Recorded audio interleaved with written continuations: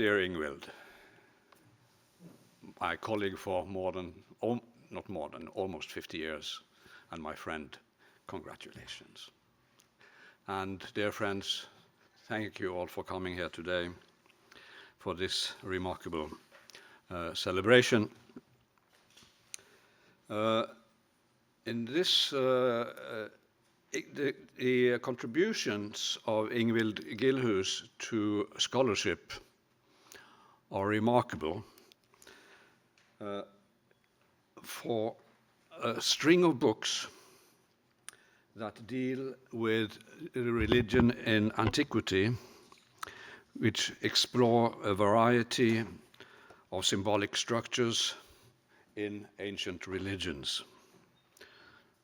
Laughing Gods, Weeping Virgins explored the phenomenon and the discursive presentation and construction of the laughter. Her magnum opus on animals discussed the relationship between deity, humanity, and animality in antiquity, how the concept of God, human, and animal are interrelated and serve to define one another, performed with great ingenuity and creativity. And her most recent book on clothes explore the notion explore the phenomenon that humans put clothes on themselves, which are part of their bodies, but still not part of their bodies, which is and this ambiguity is used by religious agents to express religious ideas in various ways. How religion can be a language that mediates between nature, culture, and spiritual transcendence. So the various levels of reality that religion is used to depict. Ingvild Gillhus is remarkable for all these very inspiring researches into ancient religion, but she is also remarkable for introducing new fields of exploration in our discipline and the study of religion. Together with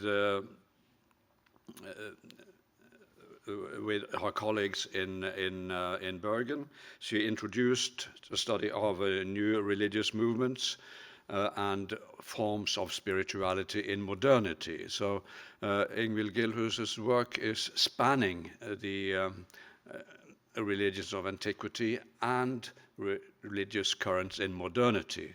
And these are not two isolated fields in the discipline, but she has managed also to see how they are related and how they are united by certain common themes. So in this respect, Ingvild Gillhus has acted, if I may say so, as a mediator, not only mediating the study of new religious movements, but also mediating antiquity and modernity by finding ways to look at religion in both those periods as having something in common. And that is very important in the study of our discipline, that history is taken into account as equally important as the contemporary world. So the theme of this conference is devoted to one of those uniting concepts that Ingvild Gillhus has explored, mediators, how deity and humanity are confronted with one another and are trying to communicate with one another with the help of intermediary agents. This is an intensely interesting topic, which can be explored in various ways, either with communication coming from the deity, coming from the top down to humans, or from the other direction, from humans aspiring to reach divinity. But it is in the nature of things that this is a dialectical relationship between the humanity and deity, because there is distance at the same time as the humans are making efforts to overcome this distance, by maintaining the distance and overcoming it at the same time. And those mediating figures express that type of ambiguity and ambivalence. Angels, of course, are one example of those kinds of intermediary figures, which a theme which Ingvild Gilhus herself has so brilliantly discussed in a recent article in a book about the Archangel Michael. So there are very many ways to discuss the concept of intermediaries, of mediators, both from the point of view of ancient religions, where you have angels, you have prophets being sent out, you have gods that are manifested in human shape, or also in animal shape sometimes, and where you also have humans who are deified and so on. You have the phenomenon, which is also a phenomenon that we have today, and also the phenomenon of channeling, for example, which the relationship with deity and humanities is not just one of sending out messengers, but also of emanating divine substance into humans, or humans that may themselves acquire a kind of blessing that puts them in contact with the divine sphere. So these are phenomena that are spread throughout a wide range of religions, and even today. So that the distance between ancient figures like Apollonius and modern figures like Madame Blavatsky is not that great, and it creates an enormously interesting field of doing comparative religion. So I'm looking very much forward to hearing what all of you are going to say, and I trust this is going to be a display of the variety and at the same time the unity and common motives of the field of religious studies. So at this point, I will then pass the word to our first speaker today, who is Professor Jan Bremmer, Professor Emeritus from the University of Groningen in the Netherlands, and who is going to start off the proceedings with a trip for us all to ancient saints. So Jan Bremmer, quo vadis, but you are coming up here.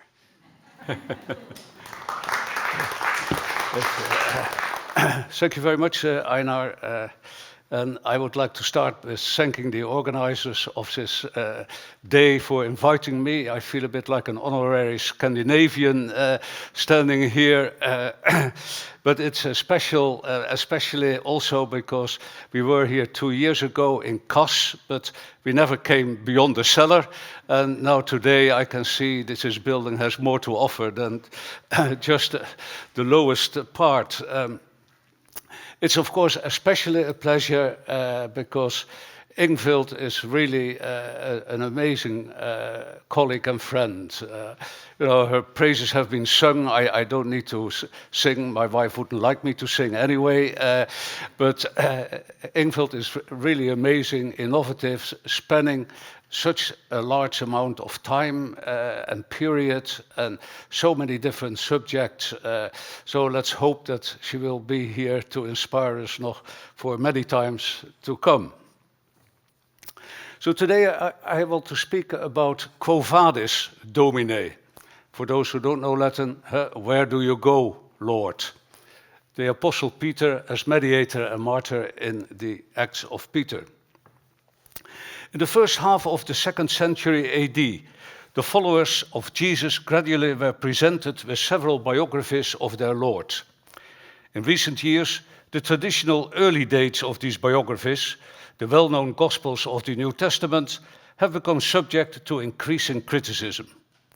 However strange it may look to us, we do not know who wrote these Gospels, nor where, or even when exactly they were composed.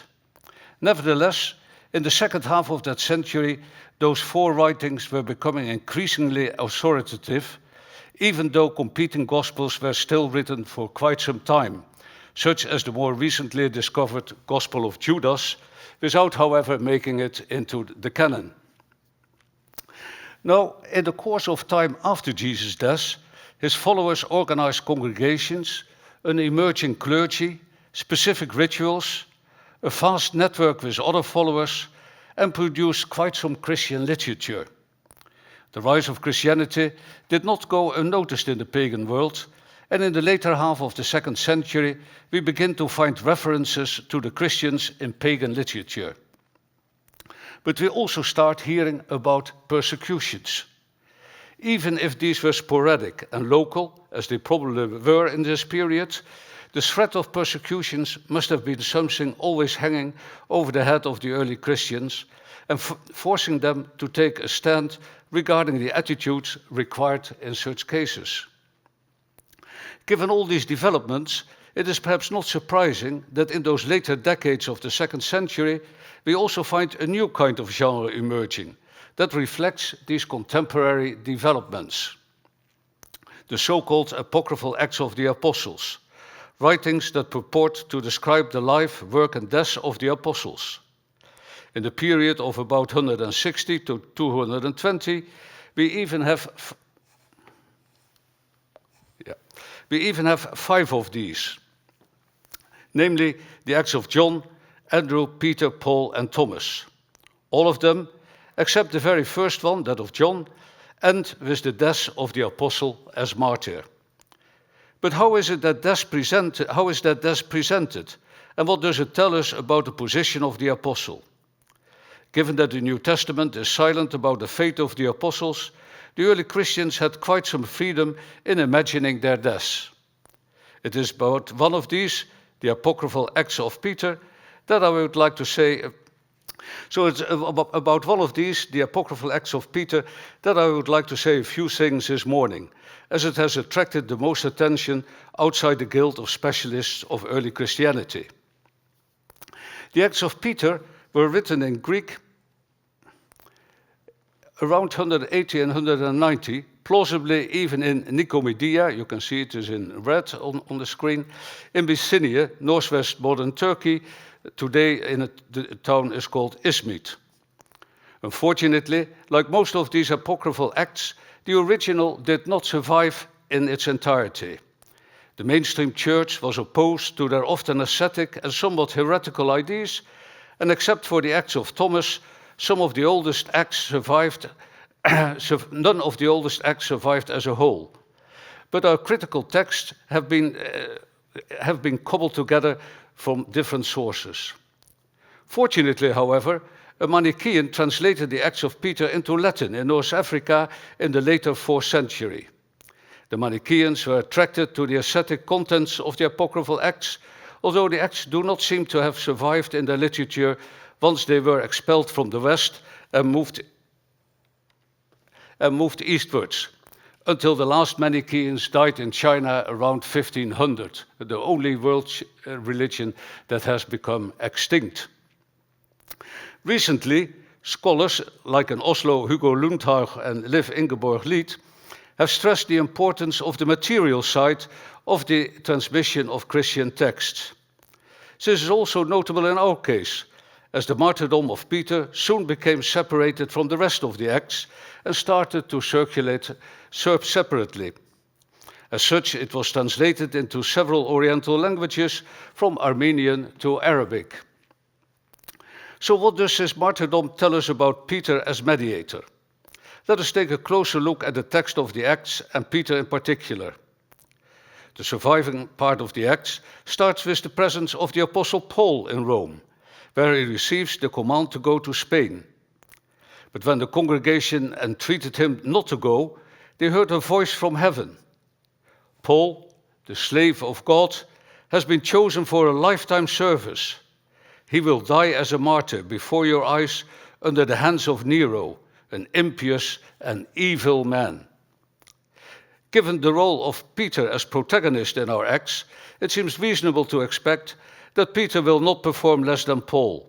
The more so, as at that time there was already an established tradition that both Paul and Peter had died as a martyr in the city of Rome. The text does not specify whose voice it is, but that is different when Peter is called to go to Rome, after Simon Magus has managed to undo the work of Paul and nearly all the followers of Jesus had lapsed, except for the presbyter Narcissus, 2 women in a Roman inn used by the Byzantines, and a few persons who were too weak to leave their homes. In other words, only the clergy, some women, and some people who couldn't listen to Simon Magus had remained true to the faith. In this critical situation, then, Peter receives a vision that is explicitly ascribed to Christ.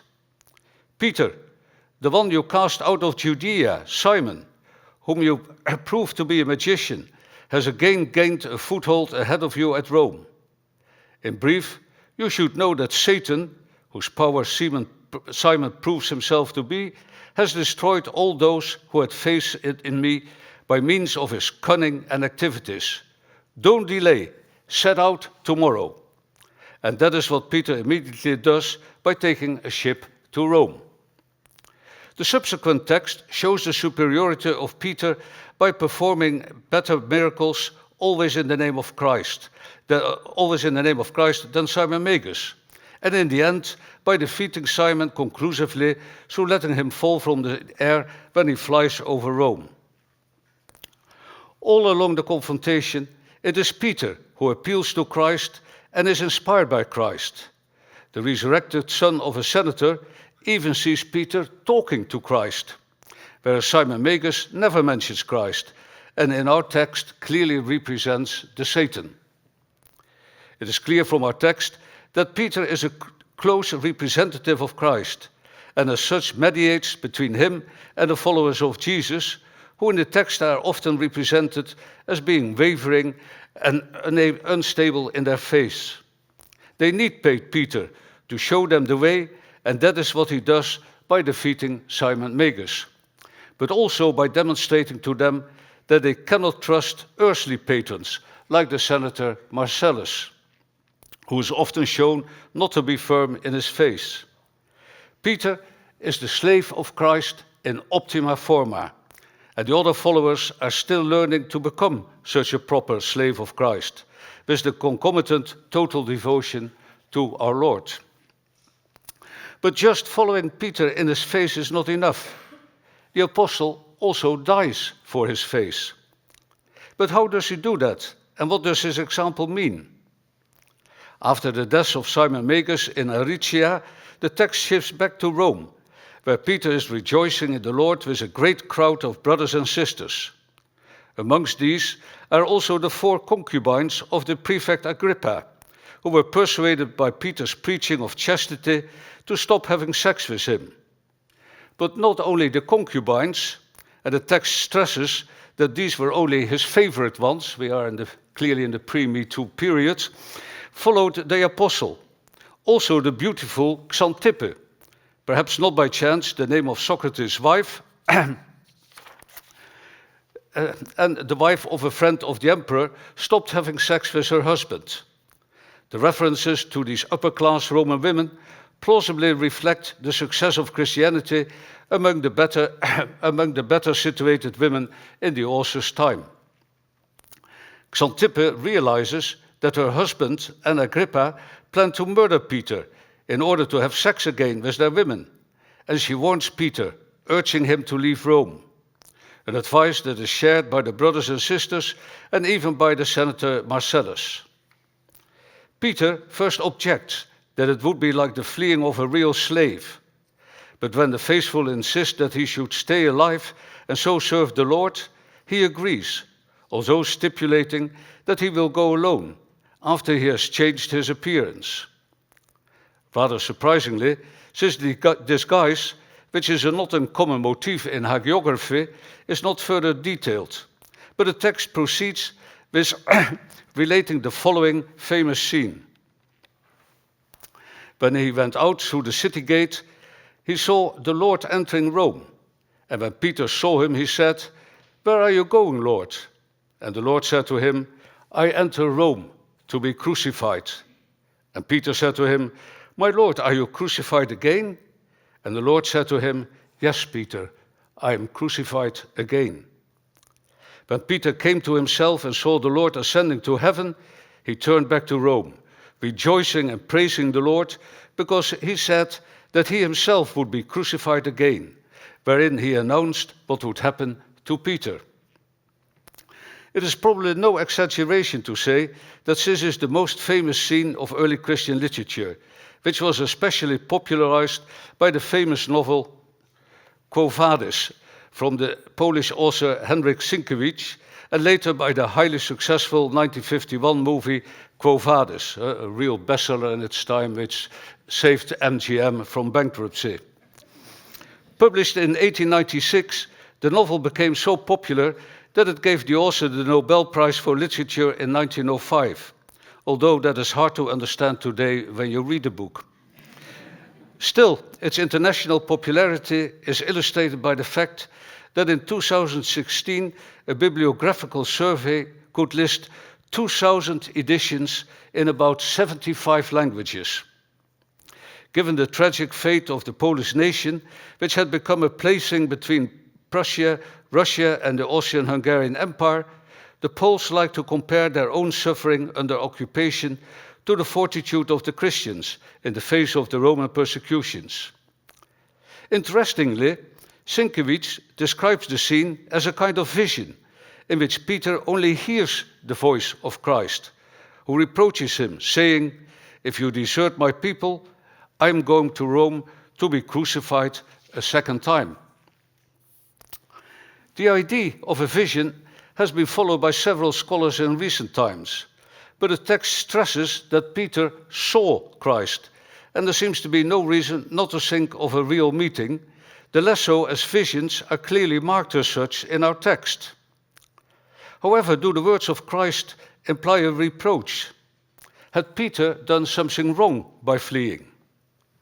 We should note that first, Peter initially did not want to flee, but was urged by the brethren, amongst whom the senator Marcellus, whose wavering faith the text has highlighted several times.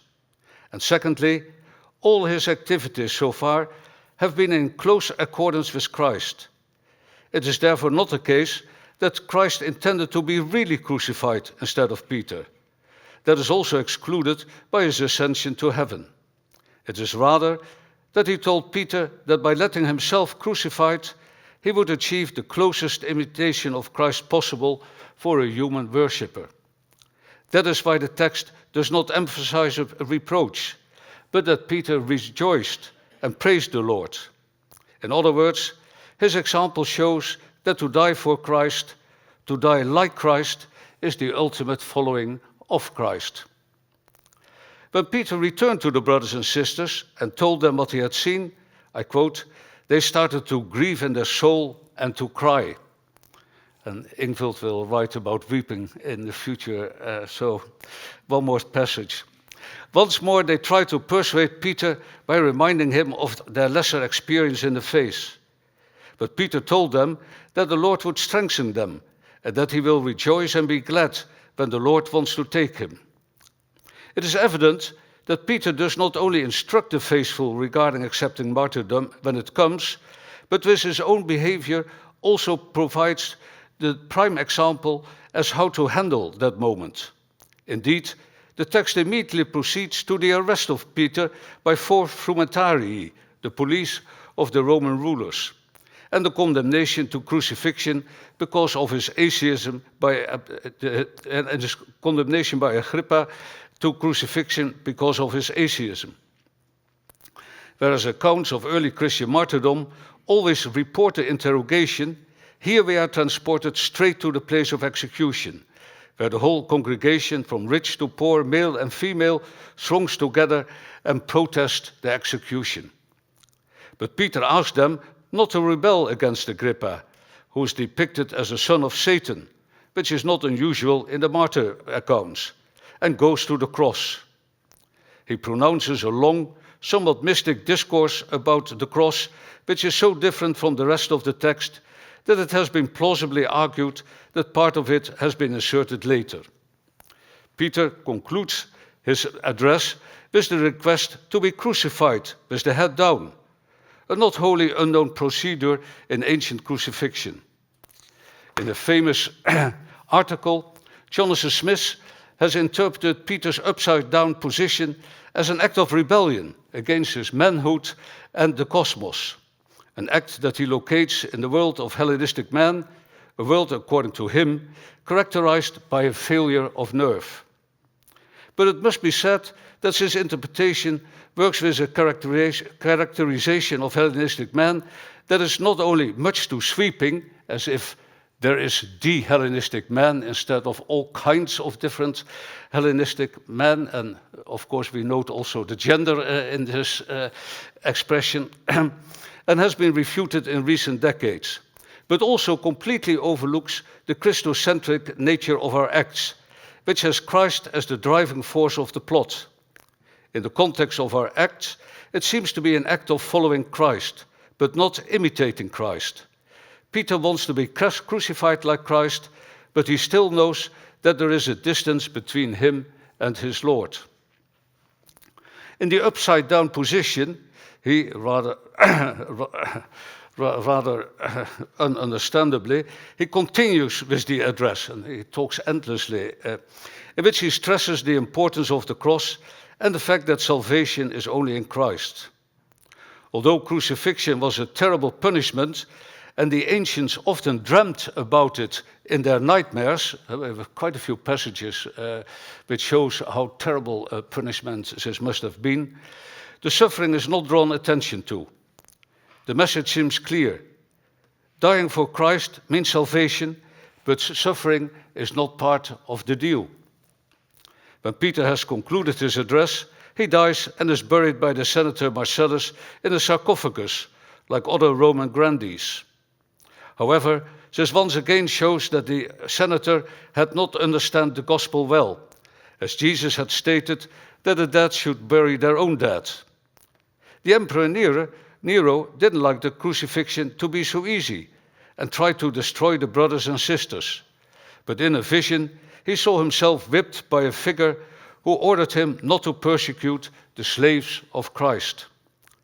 This made that the faithful rejoice, and the act concludes with glorifying God, Christ, and the Holy Spirit, thus demonstrating the usage of the martyrdom part of the act in the liturgy.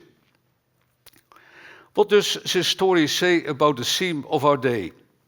Was Peter a dynamic mediator and God a distant God? This binary opposition neglects the fact that in Christianity there is Christ next to God, as is Mohammed next to Allah in the Islam. Yet I suggest that we can answer both these questions positively. Admittedly, in the Acts of Peter, God is mentioned, but his persona remains rather vague. The real important person is Christ, who listens to his followers, strengthens them, is faithful, protects his followers, and thus can be understood as a savior. Yet it is not easy to become a slave of Christ, to live a life of total devotion. That is why the apostle has to be there, to show them what proper devotion is, and also to show them that total devotion may end in martyrdom. But it is not a fighting martyrdom, as often is the case in the Islam, then, and of course especially now. Traditionally, Islam also did not have martyr literature like Christianity in so many forms, certainly not the Sunnites. The early Christians had created a new kind of literature in which the apostles became mediators between the newly converted and the figure of Christ. As the Christ movement gained in number and martyrdom became more normal, the apostles lost their mediating function, which was first taken over by the martyrs and saints, and nowadays perhaps by celebrities and influencers. Even dynamic mediators can lose their dynamism when times are changing. Thank you.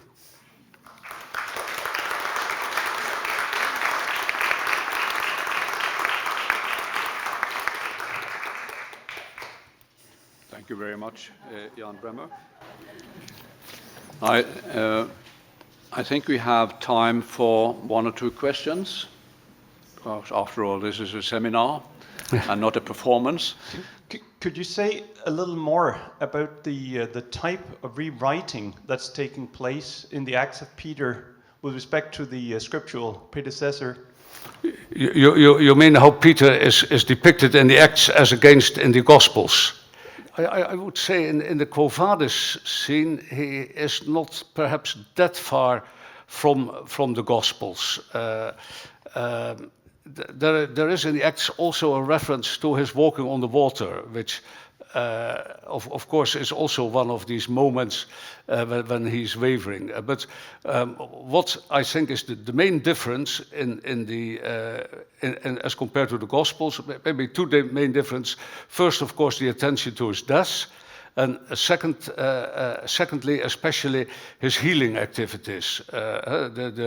You can see how the Acts fairly ingeniously starts with letting him revive a dried fish, and gradually we come to the son of a widow, and then finally to the dead son of a senator. So there clearly is a kind of, he's getting better at it all the time in a way.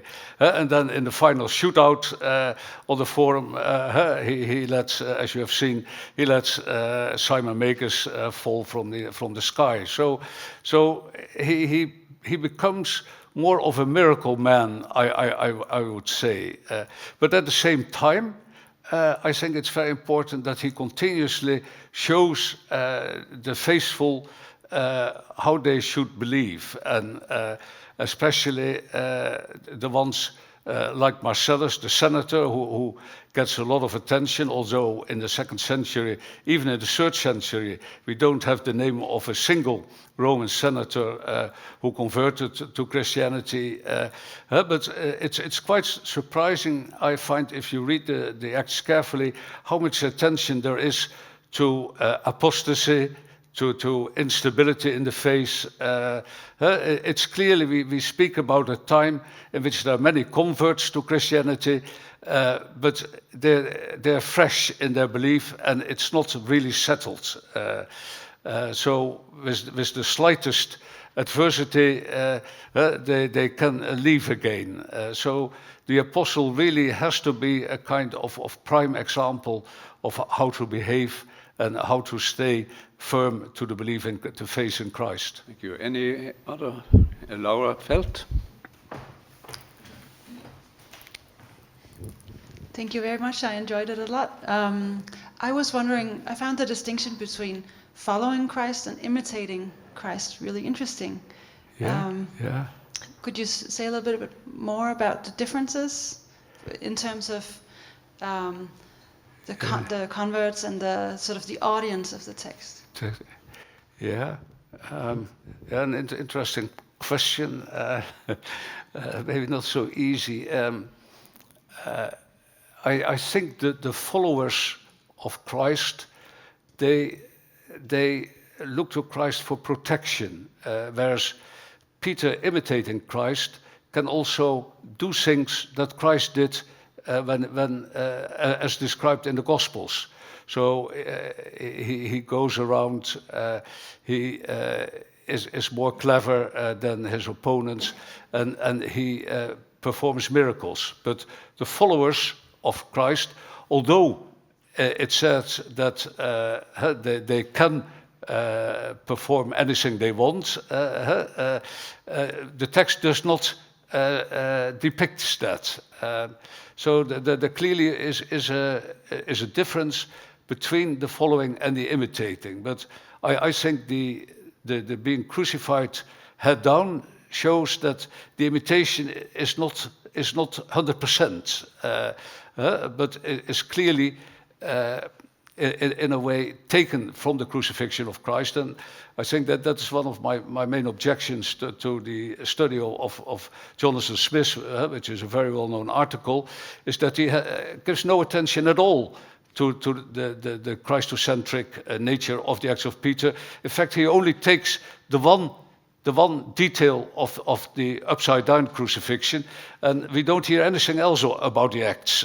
So it's, I think, even from a literary point of view, this is a very unconvincing interpretation. Although at the time it looked very convincing, because I can remember when I first read it in 1970, I was very much impressed by everything Smith wrote, but only later one becomes rather more skeptical.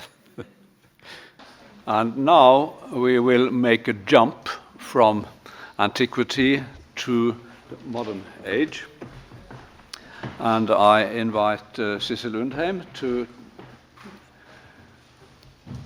come up to the rostrum and to deliver her paper on Demigods, Playful Awe.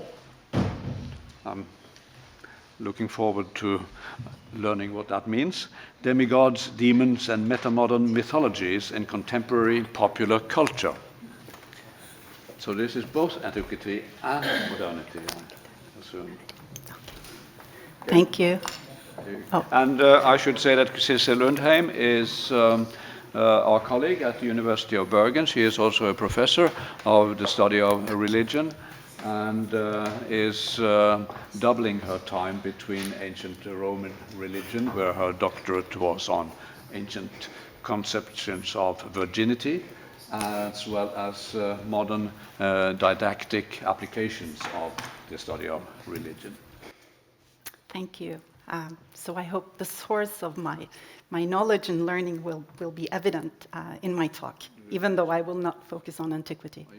I will start in this talk briefly to discuss some examples of religion and popular culture that I argue illustrate the fruitfulness of Gilhus' approach to the study of religion, before I turn to the narrative device known as Easter eggs, and to the concept of metamodernism. My argument is that Easter eggs provide means for engagement and social bonds that open for larger narratives and perhaps even truths shared by those who see them and recognize them.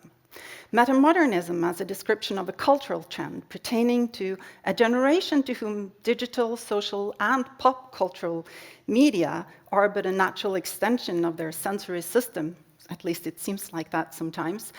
Metamodernism opens for ontology and cosmology, where there is room for a multitude of superhuman agents and forces. But just to state then, the fundament upon which the argument of the rest of my talk will be built, I think of religion as magnesium, as a wonderful model to conceptualize religion and culture, and how religion is just an inextricable part of culture. The empirical data for religion are impure and reactive, and potentially mix with everything, just like magnesium.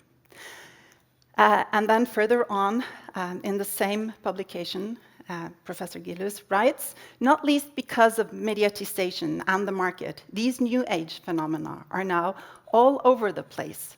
So the notion of religion as everywhere, all over the place and spread thinly, is kind of at the base of my approach. Also when I look at religion and popular culture. And I should also note that Liv Ingeborg Lid and Laura Felt, who are also here, have, of course, also provided a lot of inspiration for my own work. So, you can find religion everywhere, as in the line for a ride in Legoland, where this photo is taken, where you meet the sensei mediating, just as an example of how religion often also turns up in perhaps unexpected places. Or you can find it in the backpack of your Fortnite skin, for those of you who play Fortnite. There are, in fact, according to the sources, 350 million gamers who play Fortnite, and about 4 to 8 million who would join the game on a daily basis. So there are a lot. And they would encounter this kitsune, who probably, to Japanese, would be more familiar as this guardian of Shinto shrines, but still, as an example of this religion everywhere. So Japanese kamis may in many ways fit well into the category of intermediate supernatural beings that Ingvild Gillhus called our attention towards in her book chapter called What Became of Superhuman Beings from 2016. As Gillhus wrote then, quote, superhuman agents are no less significant in human discourse and practice than when they were thought to be in heaven or in some other similar remote and inaccessible place. On the contrary, they continue to be at the center of religious practice in almost all religions. And we might say not only religion, but think religion as everywhere in culture. The kami known as kitsune is thus not only familiar to the visitor of Shinto shrines, but also to the Norwegian school children who enthusiastically recognize their gaming pet. And I've tested this on school children, so I know that it's not only the ones that I know best. They enthusiastically recognize him, or at other times as the chakra of their favorite Naruto character, or even as a Pokemon.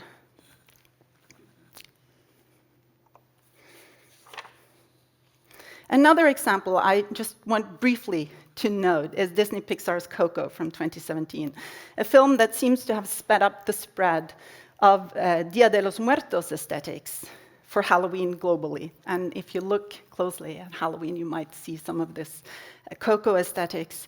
The trailer for the movie proudly proclaims, from the bottom of the ocean to the depths of space, Disney Pixar have taken you to every world except the next one. And then Coco has a line where he just calls Dante, which is the name of this dog, that is, of course, the one who accidentally brings him into this afterworld.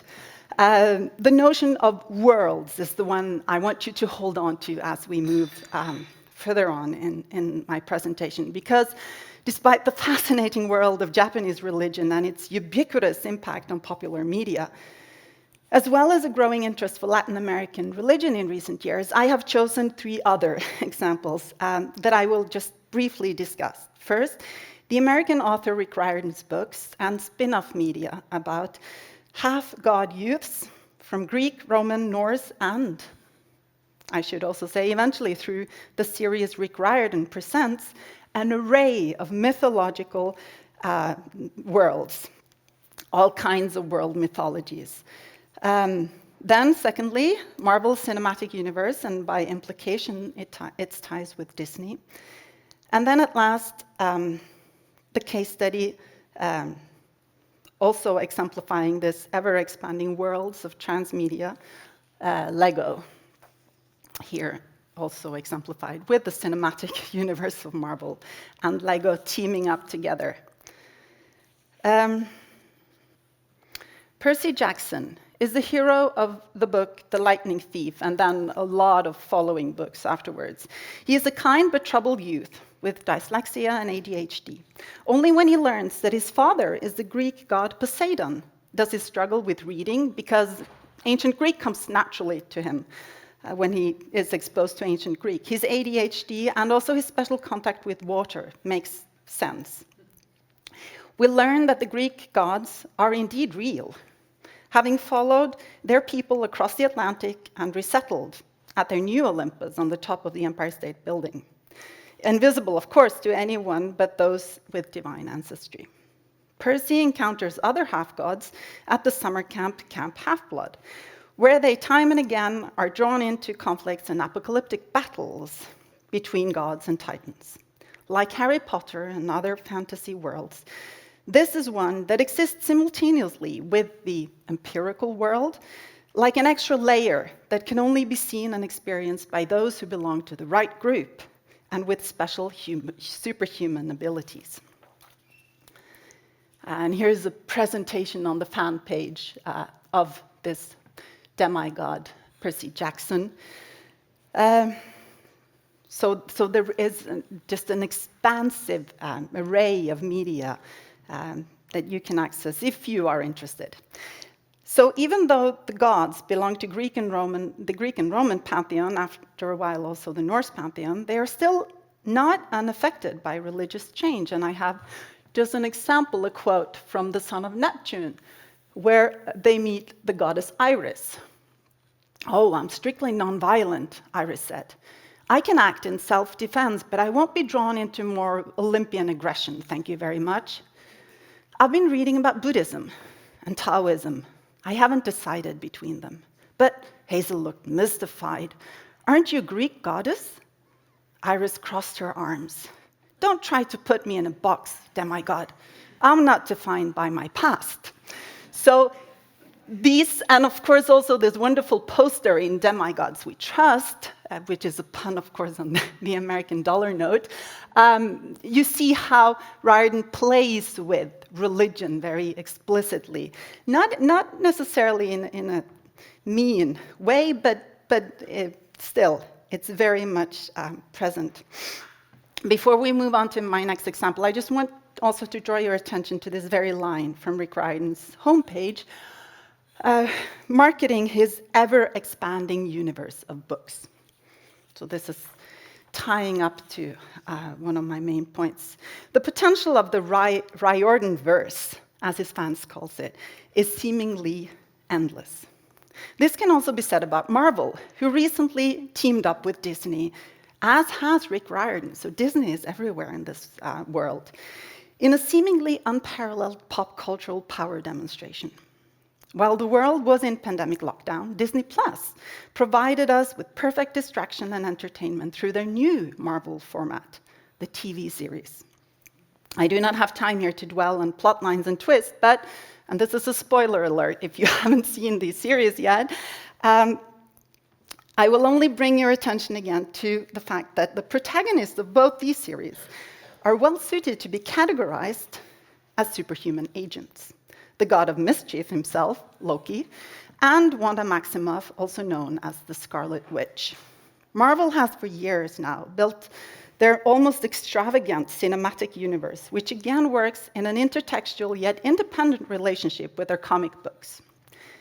The addition of TV series, where new storylines are drawn and characters further developed, further emphasize what Sarah Iles Johnston sees as the importance of episodes in mythological narratives.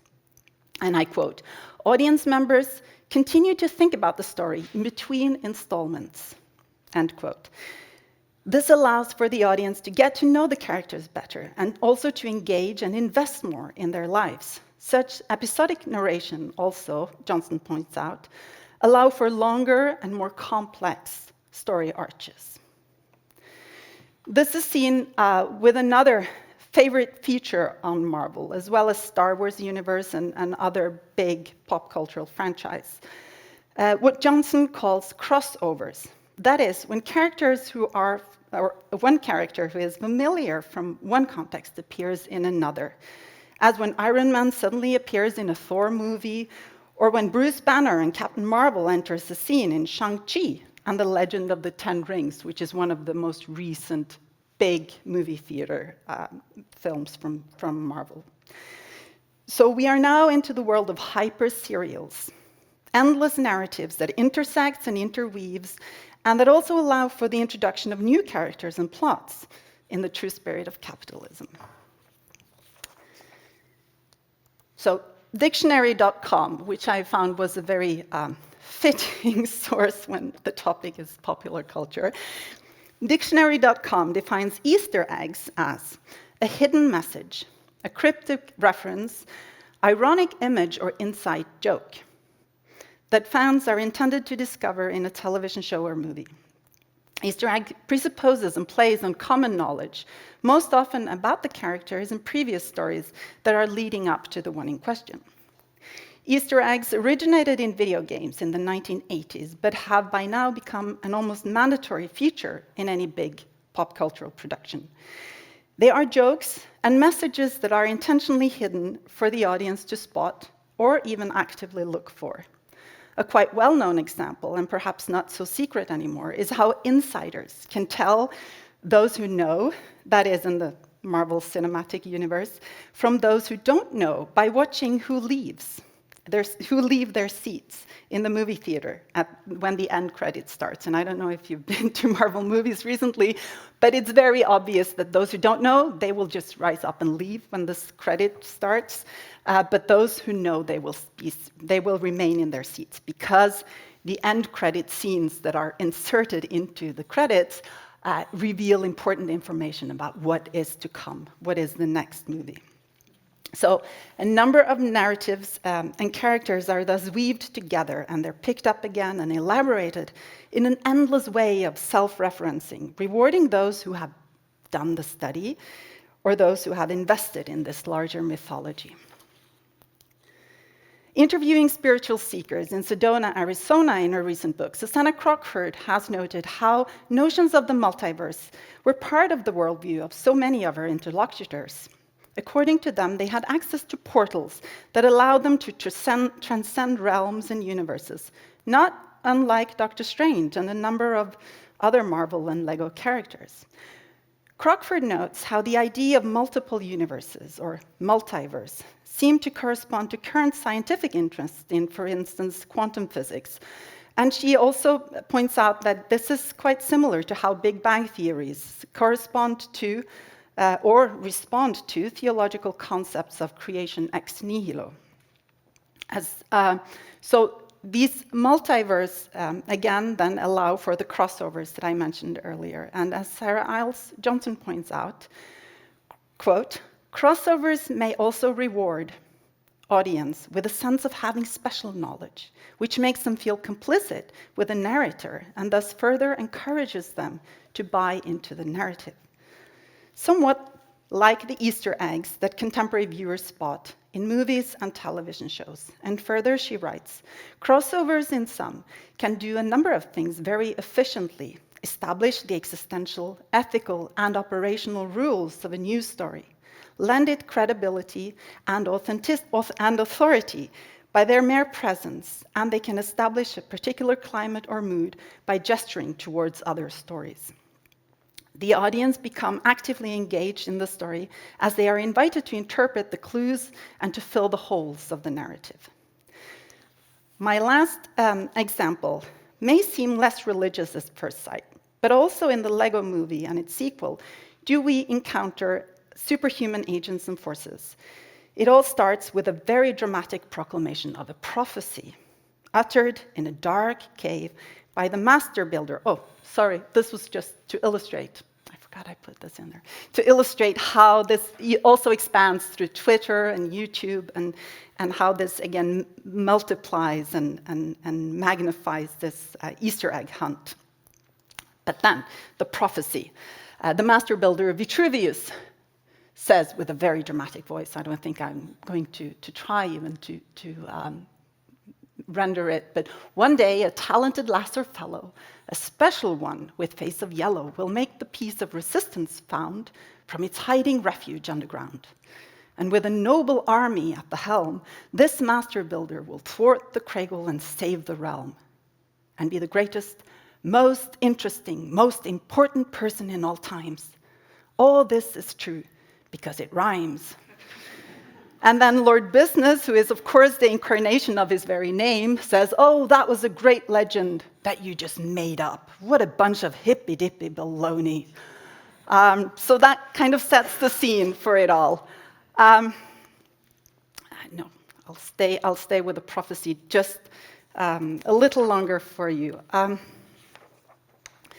The anonymous construction worker that you see here in the center, Emmett, is identified then as the special, the one destined to carry out the superhuman, heroic feat needed to save not only this world, but all the universes of the Lego multiverse. So this almost exhausting oscillation between humor, fun, but also apocalyptic scenes, and between a lot of ontological levels in the narrative. This might perhaps, and I argue, be best understood in terms of the term metamodernism, and that is in, oh, sorry, now I'm moving the wrong way. Van den Akker and Vermeulen's definition of metamodernism from 2010, where they say that metamodernism is a continuous oscillation, a constant repositioning between attitudes and mindsets that are evocative of the modern and postmodern, but are ultimately suggestive of another sensibility that is neither of them. A discourse that negotiates between a yearning for universal truths, but also an apolitical relativism, between a desire for sense and a doubt about the sense of it all, between sincerity and irony, knowingness and naivety, construction and deconstruction. So, in a crucial scene, oh, sorry, the video is, do you think I can see it if I click here? It was inserted as a meme. Okay, got it. You'll see the importance of believing. It's up to you now, Emmett.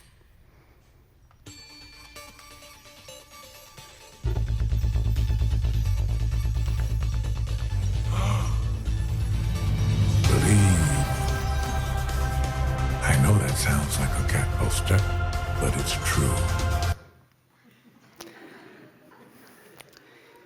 And I think everyone who's seen the Lego movie remembers this scene. I know it sounds like a cat poster, but it's true.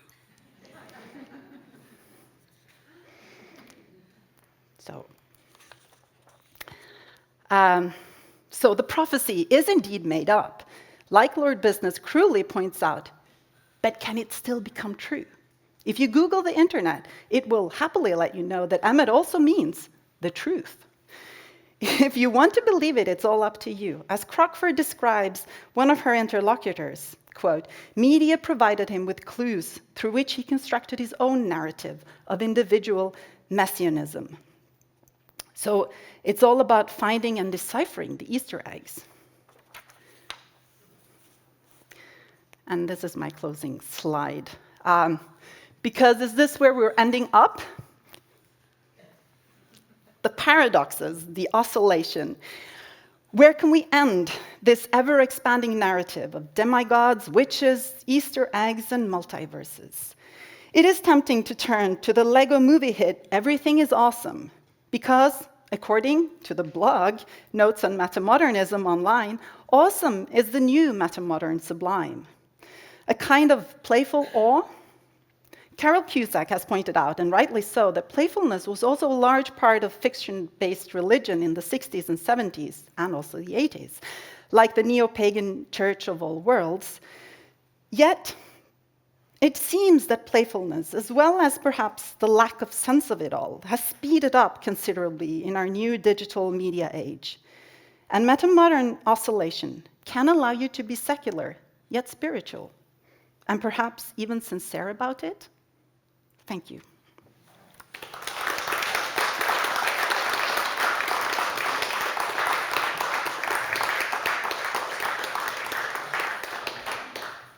Thank you very much, Sissel Undheim, for this fascinating journey into a world which is not intimately familiar to a large part of this audience, I think, but nevertheless both disconcerting and fascinating. Questions, remarks? Jorunn Økland? Thank you very much, Sissel. This is both fascinating and disturbing.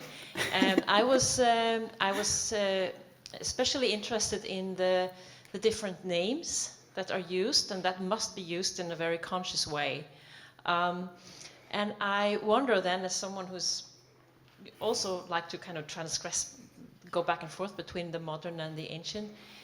Does it add any value when you know about these figures and their context and their meaning from the past? So another way of posing the same question, could you say something about what the creators of these universes add to the universe by using names that probably very few of their audiences know anything about? What do they get? I mean, Disney is known to kind of capitalize on the ancient stories, and you don't need, but the use of names here is really, really fascinating. Thank you. Well, thank you, and I think it's an important question. But the way that these YouTube accounts work is that as soon as there is something to pick up on, they will. I mean, you can Google Easter eggs on YouTube, and they will give you all the Easter eggs of each and every Loki episode. There are a number of Easter eggs, and they will also interpret, for instance, these names. And give you the real meaning or the true meaning.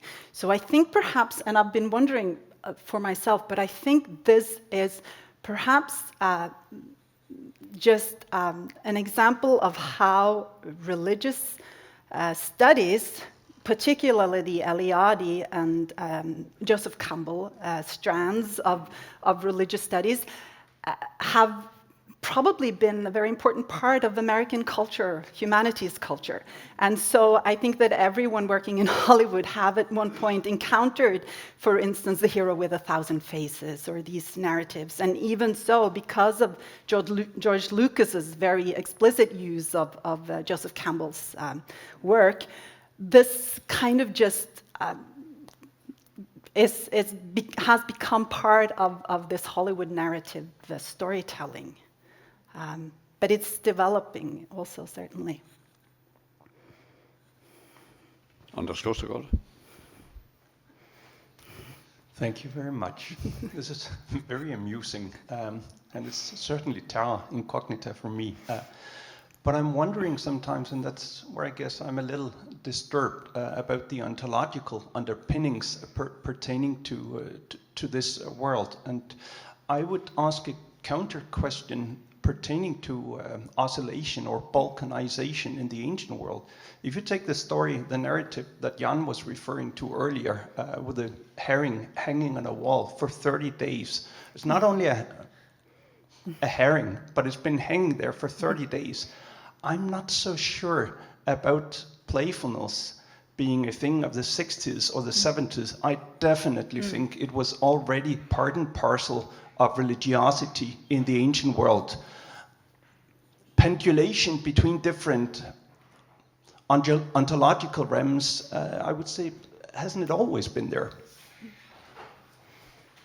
Yes, I think you're absolutely right, and I'm still struggling with seeing what is necessarily new about this. Metamodernism is a way of describing the postmodernism era. So but of course, there are so many things that you can also see going all the way back to antiquity as well. And humor and playfulness, as Ingvild has also written about, is of course no less part necessarily of ancient religion. Cecilie Andresen. This is very interesting, and I think a lot of these perspectives or approaches can easily shed a lot of light on modern or like hyper-modern conspiracy theories. Because the evil twin of all this is, you know, lizards in the White House and all this, and how they combine everything on different ontological levels, and it somehow works, no matter how you put things together in your own way. I mean, to me, this could also be about QAnon. Yes. It's more a comment or a question. No, I agree with you very much, and I think that at least Susanna Crockford's ethnographic work has really kind of demonstrated this dark side also of this, what should I say, very creative and very positive thinking, believe narrative, that of course there is also a very dark side of it. Laura Felt. Yes. Tusind tak, Sissel. That was awesome. Just to use your phrase. I was wondering, talking about crossovers, what would be your assessment of phenomena like when film stars from, for instance, this kind of scene like Batman, then reappears in filmatizations of traditional myths, like when Christian Bale is the lead character of Exodus, Gods and Kings. Oh, that's a great question. And also, I think Christian Bale actually played Christ, Jesus, in a movie about, not a very well-known movie, but still. There are a lot of interesting intersections, and of course in the fandom realm of all this too, perhaps. Certainly things that I would love to look further at, yes.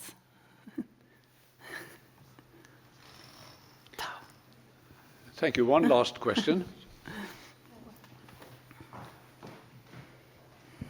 Thank you very much. That's very interesting. So I was going to ask the question about conspiracy theory as well, but one thing I was wondering if you had any reflections on was, it seems that the way of using Easter eggs and constructing sort of creative narratives in conspiracy theories is very much influenced by Christianity. Whereas the Marvel universe and a lot of this sort of popular culture is very heavily influenced by polytheism. Do you have any thoughts on that? No, but that was a great point. I need to think about that more, but thank you. I will certainly think about that, yeah. Okay. Thank you very much again, Sissel Undheim. And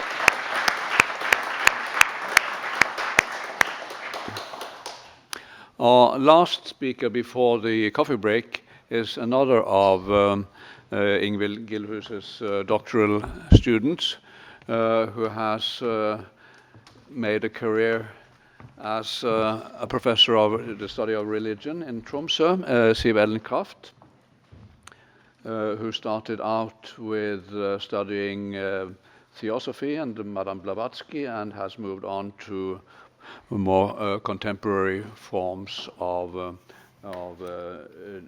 native spirituality. He's currently a professor at the University of Tromsø. Siv Ellen, the floor is yours. Thank you, Einar. I will start with 3 snapshots featuring Sámi gods in the context of indigenous afterlives. By afterlives, I mean formations which relate to the pre-Christian Sámi religion on the one hand, and to globalizing discourses on indigenous religion on the other. Notions of holism, animism, Mother Earth, and so forth. At least 3 such formations have emerged since the 1990s. Sámi shamanism, contextual theology, and Sámi spirituality, one for each of my snapshots.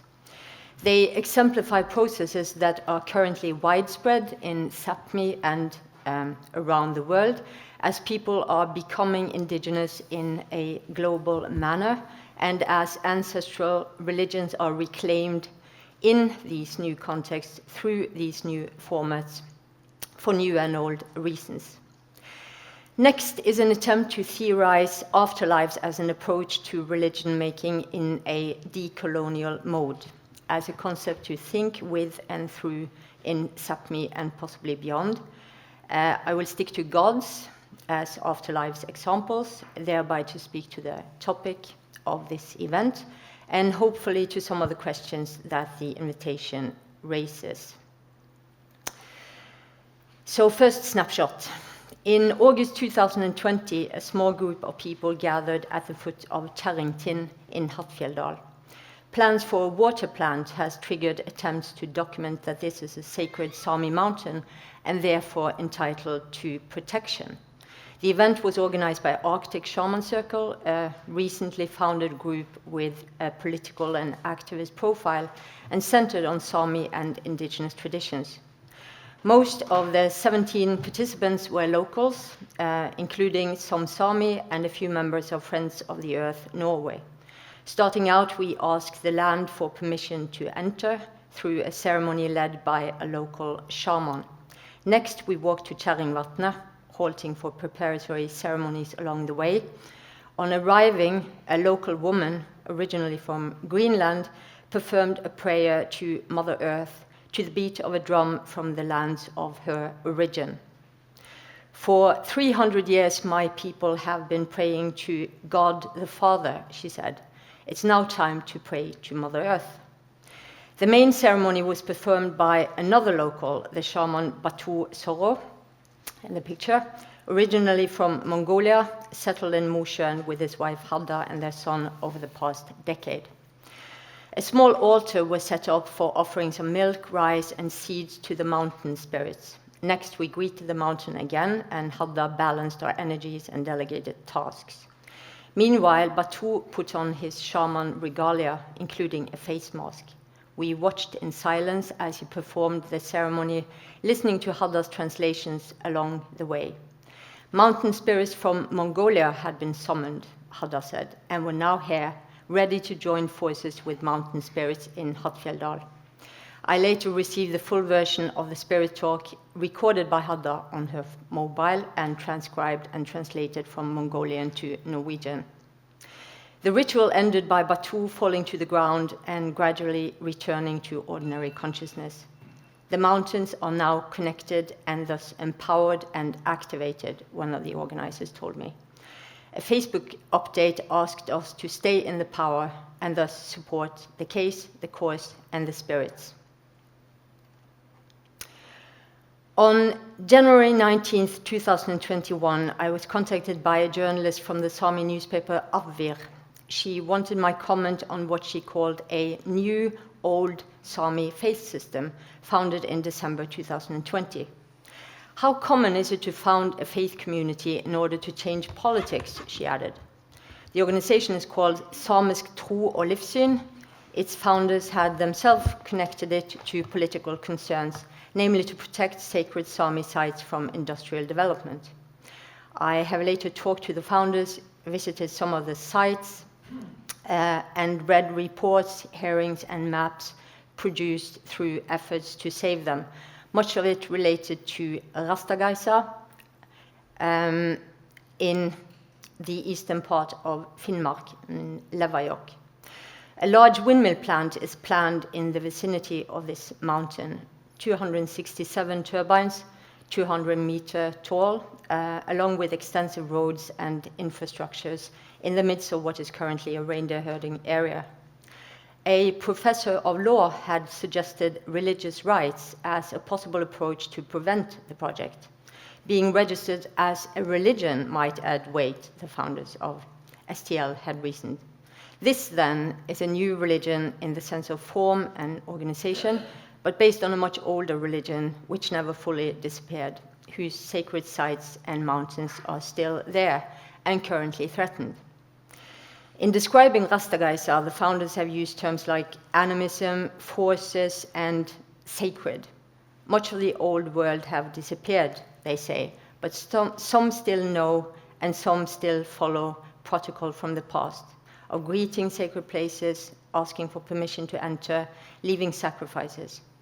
Gods have been invoked through place names and etymological connections, and indirectly through references to, for instance, cathedrals, with mountains as the indigenous equivalent of Christian cathedrals.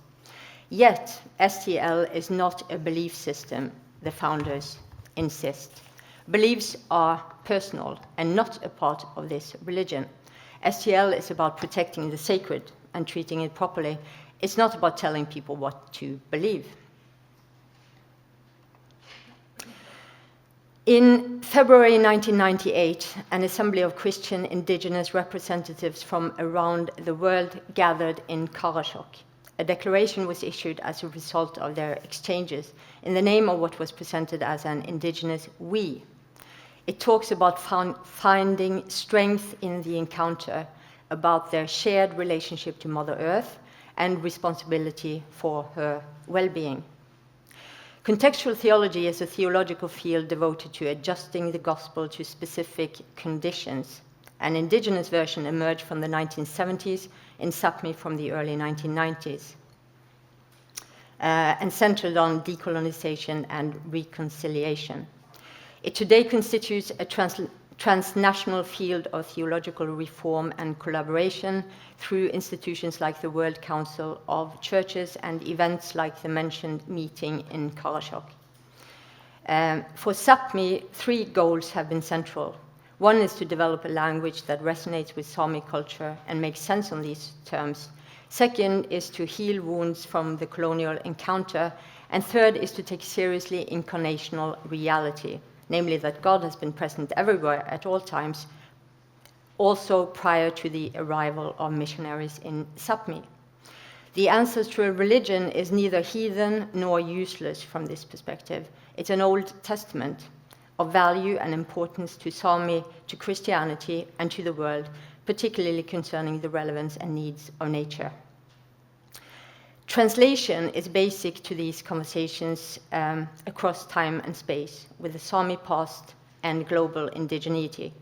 In his Sámi Catechism, Tore Johnsen translates between different historical settings, explores concepts in the present that resemble concepts in the past or in the present of indigenous peoples elsewhere, and identifies their potential for usage. For instance, by approaching old Sámi gods as symbols or analogies, he finds images of how Sámi ancestors tried to look holistically at life, and how modern-day Christians should look holistically at life. As an analogy to the Holy Spirit, the Sámi wind god constitutes a link between these worlds, as well as an image that is closer to the life world of Sámis. My Afterlives is inspired partly by Marcus Dressler's perspectives on religion making and religionization, partly by post-colonial theory, and partly by archaeological notions of remains and drift matters, the work of Thora Petersdottir and Bjørnar Olsen in particular, developed most extensively in the projects Object Matters and Unruly Heritage, and focusing on the unruliness of things on the move, like the stuff washing ashore on beaches at a distance from their human companions and their intentions for them. My Afterlives is an attempt to take seriously the ways in which remains matter and the ways in which fixed matters relate to drift matters of various sorts: mountains, rivers, grounds, movement, encounters, and collisions, and the results of such processes. A temporal dimension is implied. Afterlives imply continuity with a before, a time which is no longer, and they imply reflectiveness born from temporal distance. They thus differ from new religious movements on the one hand, and from traditional religions on the other. Indigenous afterlives, as I see this, are neither new nor simply traditional, neither invented nor simply picked up from the past. To think with afterlives is also an attempt to take politics seriously as the backdrop of a recent history of racism, Christian mission, and forced assimilation. This is religion making in a decolonial mode, centered on nationhood and sovereignty, on respect for a shared past and plans for a shared future. Connected to this aspect is an ethical concern. The term afterlives is less likely to offend the people involved and to impact negatively on their projects, including political and environmental projects. As Ingvild has pointed out many times, to be new is bad in the context of religion. It can similarly be bad in the context of law and jurisdiction for releasing rights. And then is diversity, or an attempt to cater for diversity. Afterlives is a plural term. Remains are the same, but shaped differently through different encounters. Christianity and shamanism in my examples. Indigeneity and indigenous religion are among the shared premises. They are used and developed differently by the people involved, based on their positions in shamanism and Christianity respectively, but in ways that overlap and intersect. What then are we to make of afterlife gods?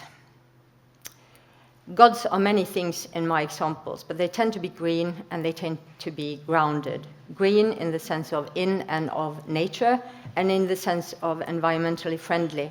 Grounded in a spatial and temporal sense as connected to homelands, belonging, and ownership.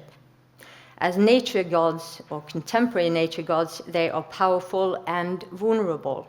Decolonial agents and victims of continued colonialism, today often referred to as green colonialism, new and expanded forms of exploitation targeting the land as such and the forms of life it enables. Sovereignty meets environmentalism in these cases, as green gods are summoned for the land to have a future, for releasing rights, gaining recognition, or doing magic. Ingvild has suggested of the contemporary angel craze that angels travel light with little baggage.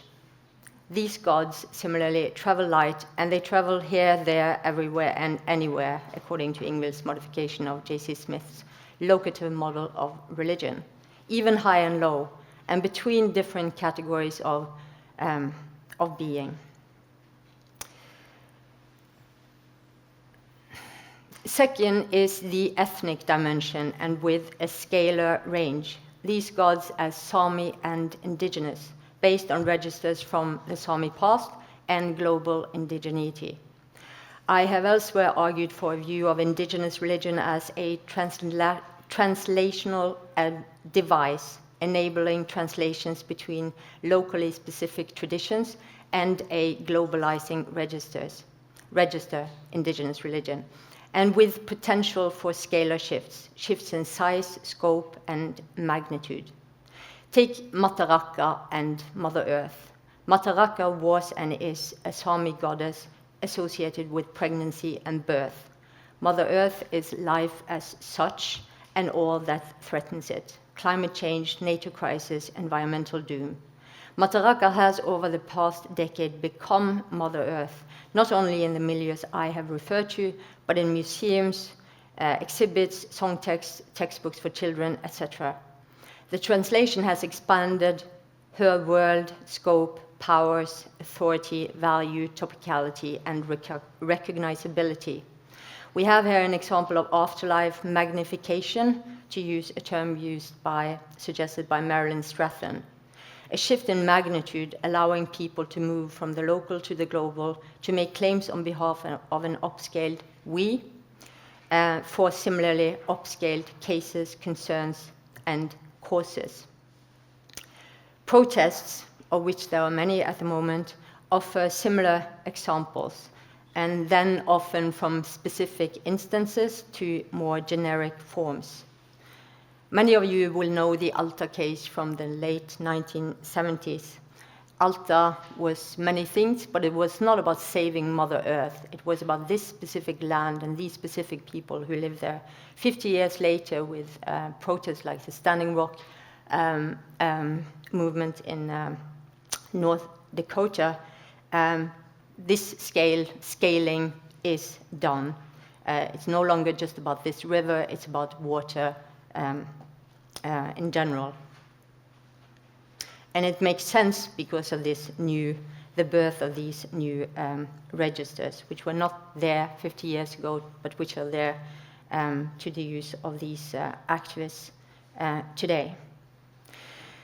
My snapshots include the same gods, and this is my third point, but articulated differently, primarily symbolic for contextual theology, independent beings or forces for shamanism, ontologically open for STL. They also differ in regard to theological development. Tore Johnsen, who I showed the book of, is a trained theologian of a religion which values the systematization of divine matters. Shamans favor individual designs and fluid theologies. STL has so far favored etymology over theology. References to gods in place names are among the criteria used in the law on cultural memories and can thus substantiate sacredness legally. To be recognizable to the law as a religion, moreover, they need to look like one in the sense of established designs and vocabulary. A main inspiration has been the Norwegian Humanist Association, based on the long-term membership of one of the founding members. My cases thus move between communication with and about hypothetical gods and powers, to quote Ingvild Gillius and Lisbeth Michaelsen's influential definition of religion. More about than with, perhaps, at least for Christian milieus and STL, but the boundaries are blurry and unsettled. Gods have not been on my radar while working with indigenous religions in Sápmi over the past decade. Being pushed on this matter has been stimulating. My neglect relates partly to my focus on the present, I think. I have heard gods referred to all the time, but mainly in the context of the ancestral religion in the past. For afterlives, terms like spirits, powers, animism, Mother Earth, and creator have dominated, along with the sacred as a, if not the, key term. These same terms work for pan-indigenous settings, even as markers of indigeneity. Their combination of fussiness and foreignness would seem to be assets locally in Sápmi, assets for maneuvering the troubled waters of decolonial religion making. They include what is commonly referred to as a culture of silence and shame, along with the overall dominance of Christianity on the one hand and secularism on the other, particularly for matters involving politics and activism. They also include a recent history of primitivism. Being close to nature was once, not so long ago, a sign of backwardness for religious concerns of heathenness and bad religion. The upgrading of green and grounded may be more shaky in the regions that were most affected by this recent history of racism and primitivism. In brief, being green and grounded is mostly a good thing, an example of good religion, but more so at the margins of Sápmi, like here in Oslo, than at what is commonly referred to as its core, places like Karasjok, Kautokeino, and Tana. By way of closing, let me leave with a note on mountains, my core matter in this talk, and faith, traditionally the core matter of religious studies. Whether faith can move mountains is beyond the scope of religious studies and seemingly beyond the interest sphere of my interlocutors.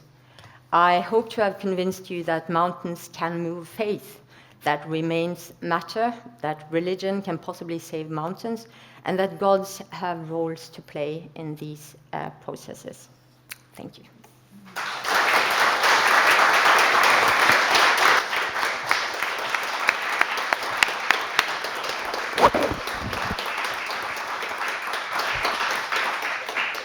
Thank you, Siv Ellen, for this fascinating and thought-provoking venture into an area of contemporary religion where physicality,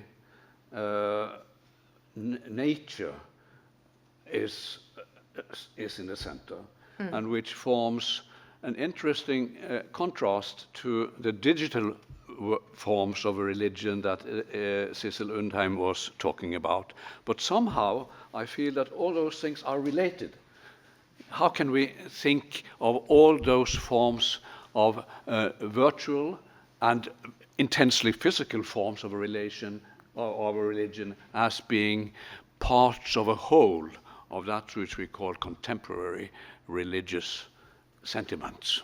So I invite discussion and reflections on this topic. Please. Okay, thank you very much. Quite a complex field that you've been studying, isn't it?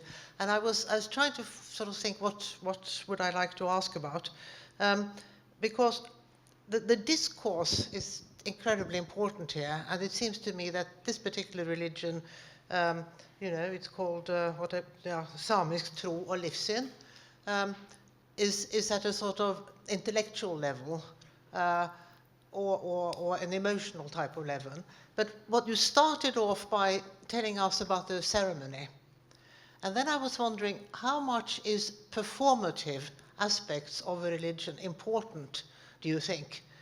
in order to not just establish, but to sort of confirm the religion itself, you know, that you need somehow to do something. You need, in order to incorporate the world in which you are living. It's not enough just to talk about it. It also has to be acted upon in a communal sort of way. I mean, does that make sense? Yeah, that does make sense. I forgot to show you, I don't know if this is helpful at all. I was very happy that I managed to make all these bubbles.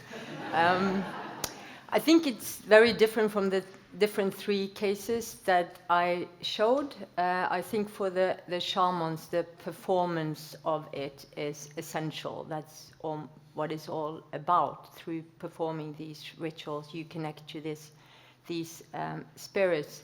I think for all of my cases, these are processes of exploration about past that never completely vanished, and there are various types of traditions still alive, but much of it is also lost. So for these STL, I wouldn't call it intellectual. This is a reindeer herding area. They have no training their training is mainly from Humanitisk Forbund.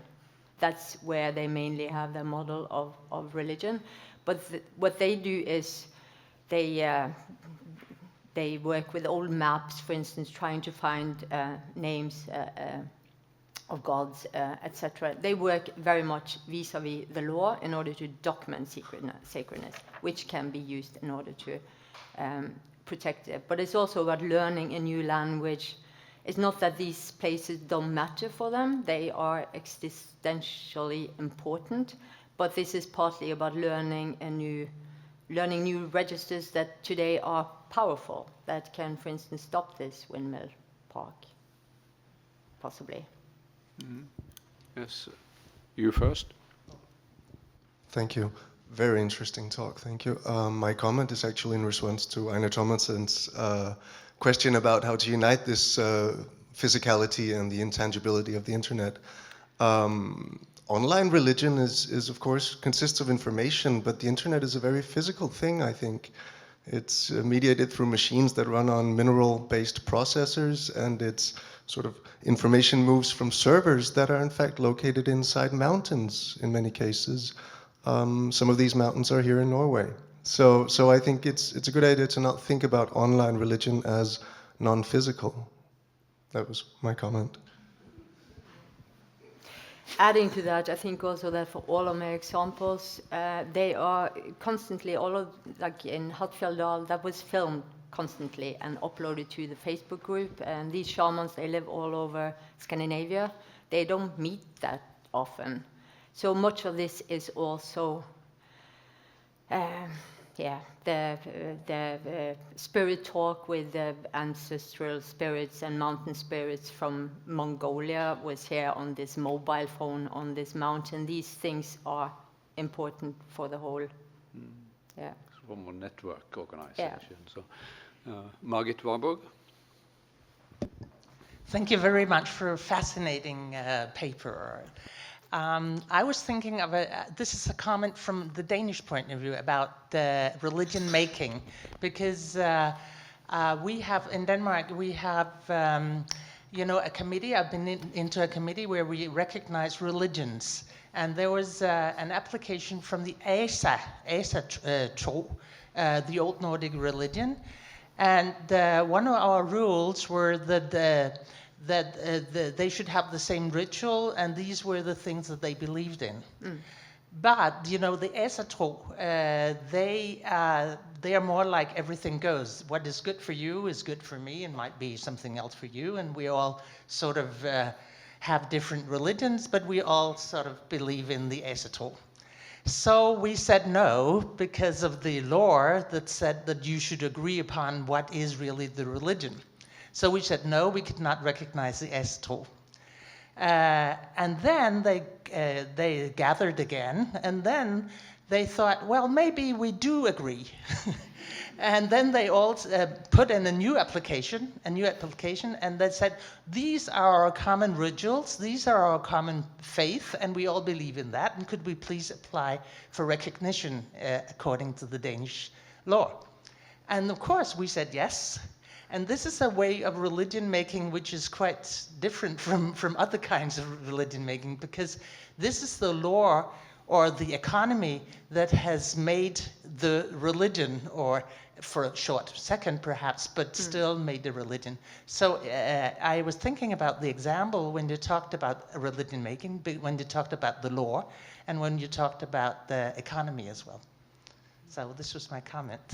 Thank you.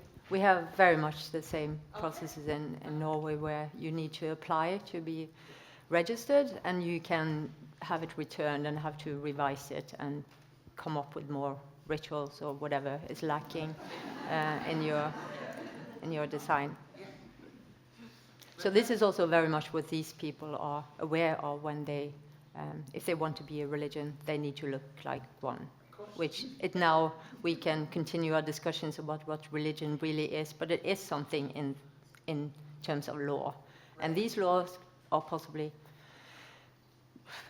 have potential for instance, these particular types of protests. All right. At this moment, I think we are ready for some physical nourishment, at least in the form of coffee. So it's a...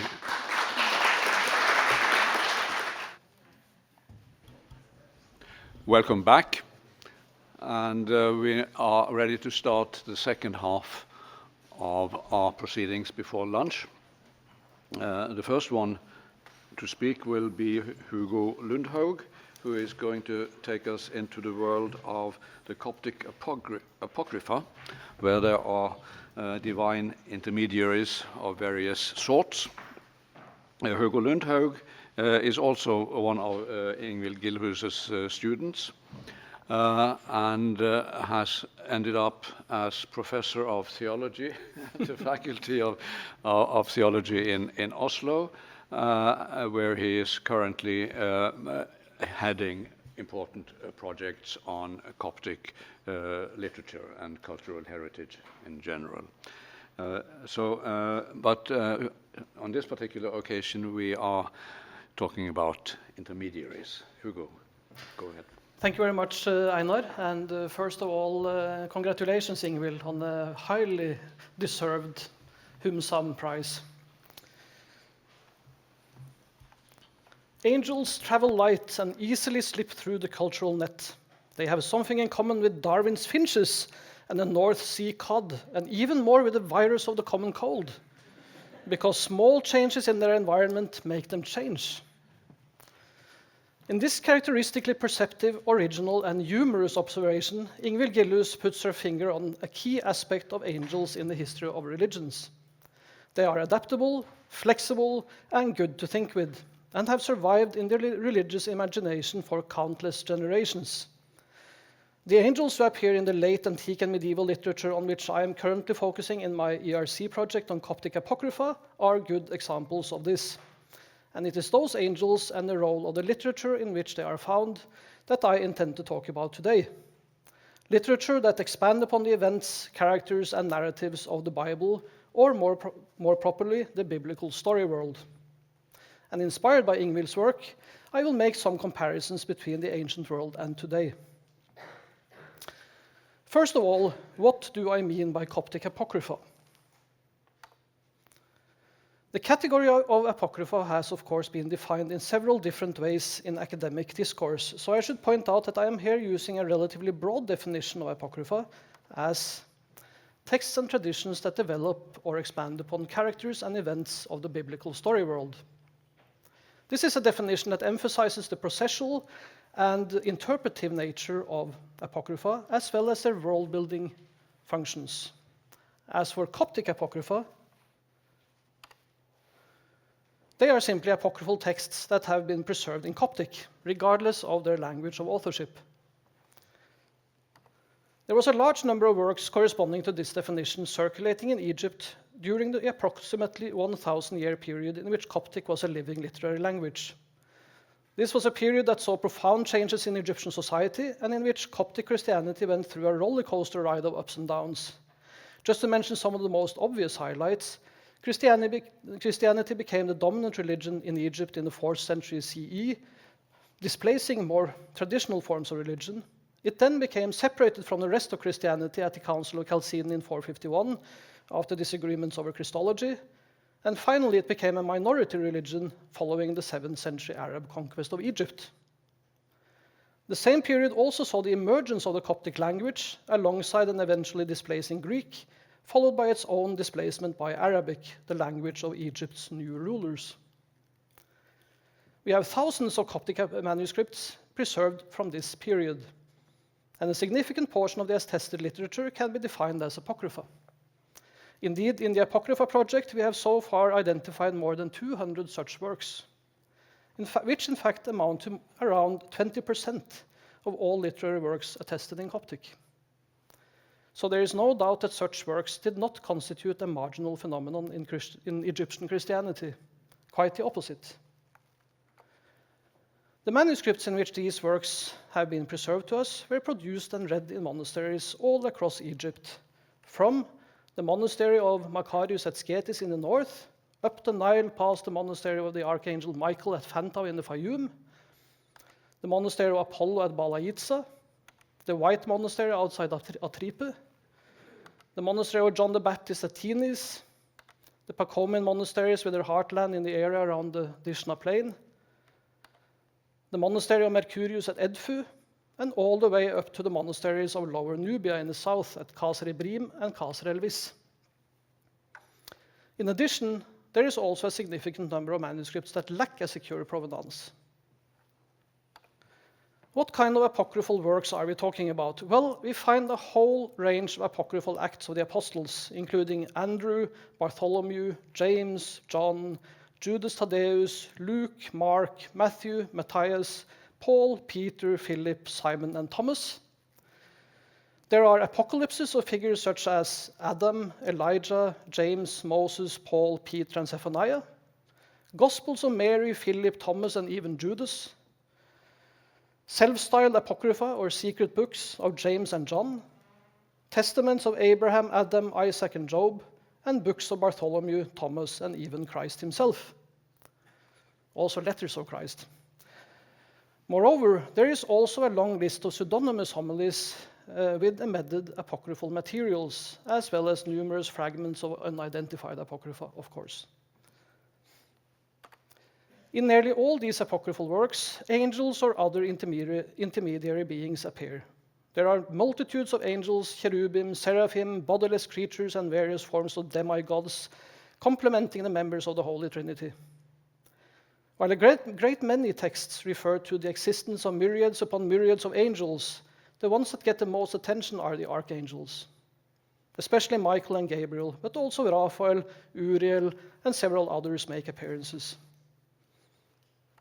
Michael is, of course, the most important. Although his biblical basis is meager, he was in fact almost as important as the Virgin Mary in the faith and devotion of medieval Coptic Christianity, and the Virgin Mary was very important indeed. According to a range of Coptic apocrypha, Michael takes over as commander-in-chief of the heavenly forces after the devil gets thrown out of heaven, and he is the chief intercessor between human beings and the Trinity. People are frequently told that they should pray to Michael to intercede on their behalf, especially on his numerous feast days, when he also brings respite to the souls who are in the punishments by bringing them up from the lake of fire on his wings. Michael is also frequently given the role of a psychopomp, accompanying souls of the dead to heaven, and he frequently helps Christ resurrect Christian heroes, an especially prominent role of his in the Coptic hagiographies. It is Michael who leads the forces of heaven in battle, and he blows the trumpet at the end of time. The typically angelic role of being a messenger is not a job we often find Michael doing. This is usually the job of lesser angels, and of course, the Archangel Gabriel, who is the one, of course, who informs the Virgin Mary about her major role in life. This is an event that is described in the canonical texts, But the Apocrypha often expand upon this story in interesting ways. Sometimes Gabriel even has a role in Mary's impregnation, as in the so-called investiture of the Archangel Gabriel, where he commands Mary to open your mouth and swallow this cloud of light, which has hidden within it what belongs to heaven and earth. While Gabriel brings good news, and Michael is often described as the most merciful of the angels and man's best friend, so to speak, there is another, somewhat more controversial and sinister angel who also has his own apocryphon, and who seems to have been popular in medieval Egypt. This is the angel of death, Abaddon, of whom we may read in a work embedded in a medieval homily attributed to the 5th century church father Timothy of Alexandria, who claims to have picked up a book written by the apostles about Abaddon in the library of the apostles in Jerusalem, while on a pilgrimage to the holy city. In the embedded apostolic book, from which Pseudo-Timothy claims to quote, we hear how Jesus tells all about Abaddon in a dialogue with the apostles on the Mount of Olives, a dialogue that the latter supposedly wrote down. Jesus here describes how Abaddon had a role in several of the major events that are described in the Bible, even in the creation of Adam, the first human being. Indeed, when God dispatched a series of angels to Eden to gather virgin earth with which he and his son could make a human being, the first 7 angels returned empty-handed, since the clay protested when they tried to take it. Then God sent the angel Muriel, who did not listen to the protestations of the clay, but brought it back to God. As a result of his mercilessness, Muriel gets promoted to king of all humanity and angel of death, tasked with collecting people's souls when they die, and is given the name Abaddon. The text gives us a vivid description of Abaddon's appearance. He does not look like this, by the way. He is black, angry, and scary, and sits on a throne of fire. We read that his eyes and face are like wheels of fire, carrying wave upon wave of fire. The sound of his nose is like the sound of a lake of fire, burning with fire and sulfur. The roar from his mouth is like the sound of 7 thunderclaps. His head is like huge pillars of fire. His teeth are half a cubit long. His fingers and toes are like knives. And last but not least, there are 7 shape-shifting heads on top of his head, with teeth 2 cubits long. In other words, he is a rather fearsome, surrealist monster. You certainly don't want to meet him face to face. And we actually know that he was an important figure in the imagination of Egyptian monastics. We can even find him in the wall paintings, the frescoes in this monastery building that was excavated by Grenfell and Hunt. And I apologize for the poor quality of these images, but that's because these are the only images we have, because these frescoes are now destroyed. But we can see in the middle here, we can see Abaddon. There he is. And you can only the lower parts. We don't see the 7 heads on top of his head and all of that, but underneath my label, there's the toes like knives. So it is him, definitely him. It even has a label, so we know it's him.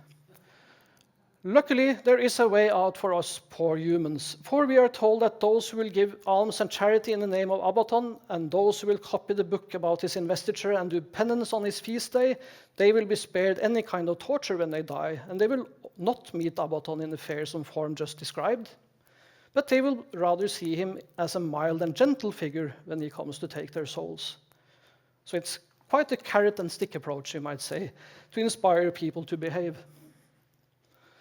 By the way, the book about the investiture of Abaddon that's being referred to here is, of course, the very book in which we read this. So we can see how this apocryphon promotes its own transmission. And we see that in many of the apocrypha.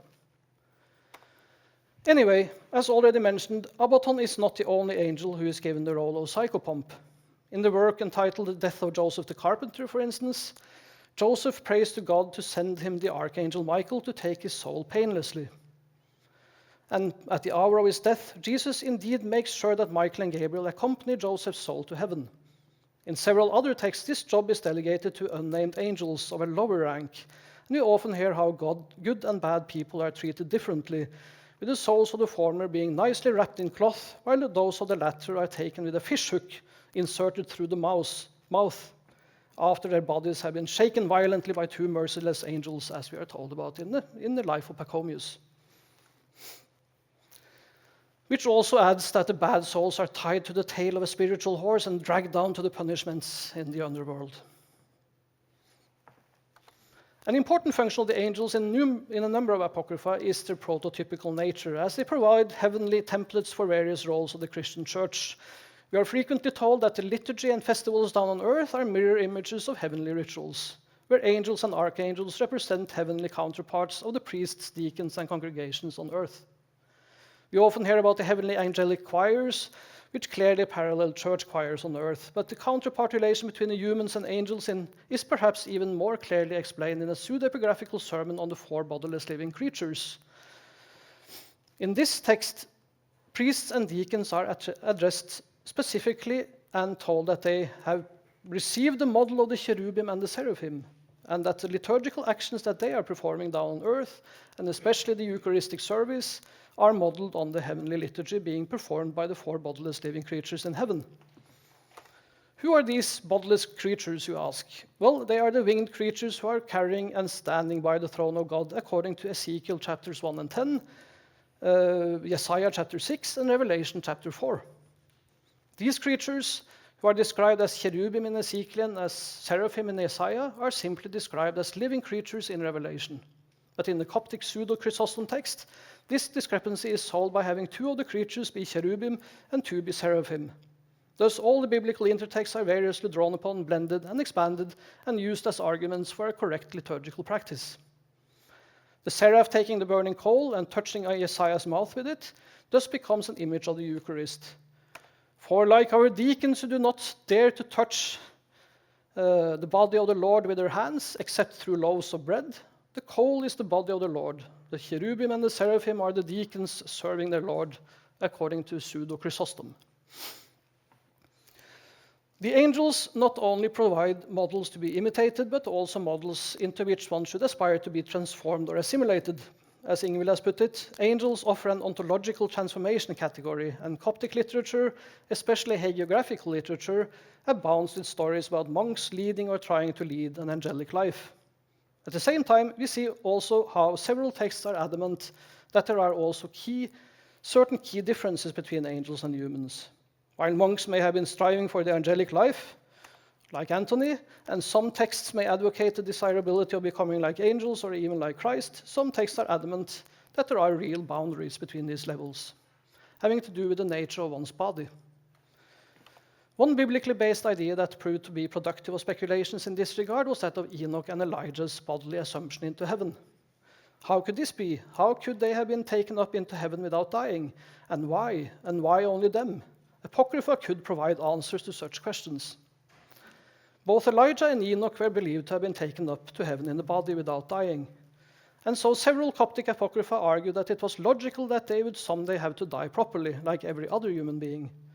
We find this idea attested, for instance, in the aforementioned death of Joseph the carpenter, where Christ tells the apostles about the life and especially death of Joseph, the father of Jesus according to the flesh. After having told them in detail how Joseph died, the apostles wonder why Joseph had to die when Enoch and Elijah were taken up into heaven in the material fleshly bodies without dying. Jesus answers that everyone has to die eventually, and that Enoch and Elijah both wished that they had already died because they will one day have to return and die in battle against the Antichrist, a battle we can read more about in a much earlier apocryphon known as the Apocalypse of Elijah. As for the reason why the Virgin Mary was not assumed into heaven directly without having to die, which one might argue that she had deserved, all things considered, was, we are told, because people might think that she was not a real human being, but simply a heavenly power. The idea that Mary was not a proper human being but a heavenly power is indeed attested in a pseudepigraphical homily attributed to Cyril of Jerusalem. Here the idea is associated with the so-called Gospel of the Hebrews, from which Cyril quotes a passage where it is stated that when Christ wished to come upon the earth to the human beings, the Father called upon a power in the heavens called Mika. He entrusted Christ to her, and she came down to the world. He called her Mary, and he remained in her womb for 9 months. Yet another text tells us how Enoch got his current role as the scribe of righteousness. So this is from the same wall that we saw earlier. Who writes down the sins of men. We are told that this is exactly because he was taken up to heaven in the body, because this makes him the ideal intercessor between humanity and the Godhead. His place is beside the bodiless living creature with the human face, and he speaks with it so that it may in turn speak to God on humanity's behalf.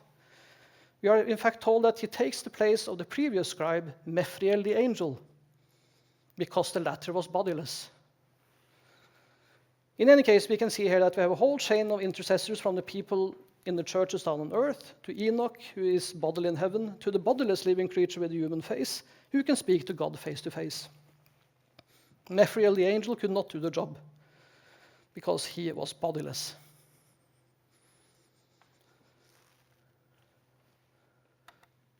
At the same time, we see, of course, a whole host of texts that advocate the desirability of becoming like angels and of acquiring spiritual flesh. We can see this in the Apocalypse of Elijah. We see it in Treatise on the Resurrection of Nag Hammadi, for instance, and also in the Gospel of Philip. We have seen some examples of how Apocrypha expand upon characters and events of the biblical story world. For people who read or heard both the canonical biblical stories and the apocryphal ones, we can assume that the latter contributed to the understanding of the biblical story world as a whole. Let me briefly explain. The concept of a story world can be understood as a reader or hearer's mental construction and simulation of an imaginary world on the basis of the text or texts that he or she is reading. The biblical story world is thus what is created on the basis of a reading of texts that are set in a trans-narrative and trans-authorial story world of the canonical biblical texts and the Apocrypha together. That it is trans-narrative means that it is based on a combination of narratives sharing the same story world, much like what Sissel talked about earlier. Because just like the movies, TV series, books, and comics of the Star Wars franchise, for instance, contribute to the Star Wars story world, all the books of the Old and New Testaments, together with a variant selection of Apocrypha, contribute to the creation of the biblical story world. And it is trans-authorial in a sense that it is not the work of a single author, but of several. Finally, the biblical story world is transmedial, utilizing not only the medium of text, but also visual arts and performance. And if you speak of modern Apocrypha, it's also movies, of course. Importantly, like all story worlds, it is dynamic. It is subject to change, as new narratives add building blocks to the reader's mental work of story world construction. And this is where the Apocrypha become especially important. Each reader's story world construction will depend on their own individual memories of what they have read, heard, and seen, as well as on their own particular context of reading. The crucial function of the Apocrypha, which kept being added to the reading lists of Egyptian Christians, was to adapt and create a more detailed, rich, and relevant version of the biblical story world, its characters and events, than what was available to people through a reading of the canonical text by themselves.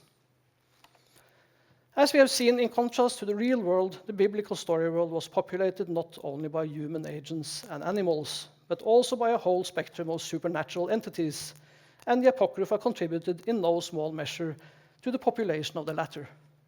Angels, archangels, demons, the devil, and the members of the Holy Trinity, all known from the canonical biblical texts, were fleshed out in these texts with additional narratives, roles, and functions, and they were also supplemented by additional characters, including a whole host of additional named and unnamed angels and other divine entities.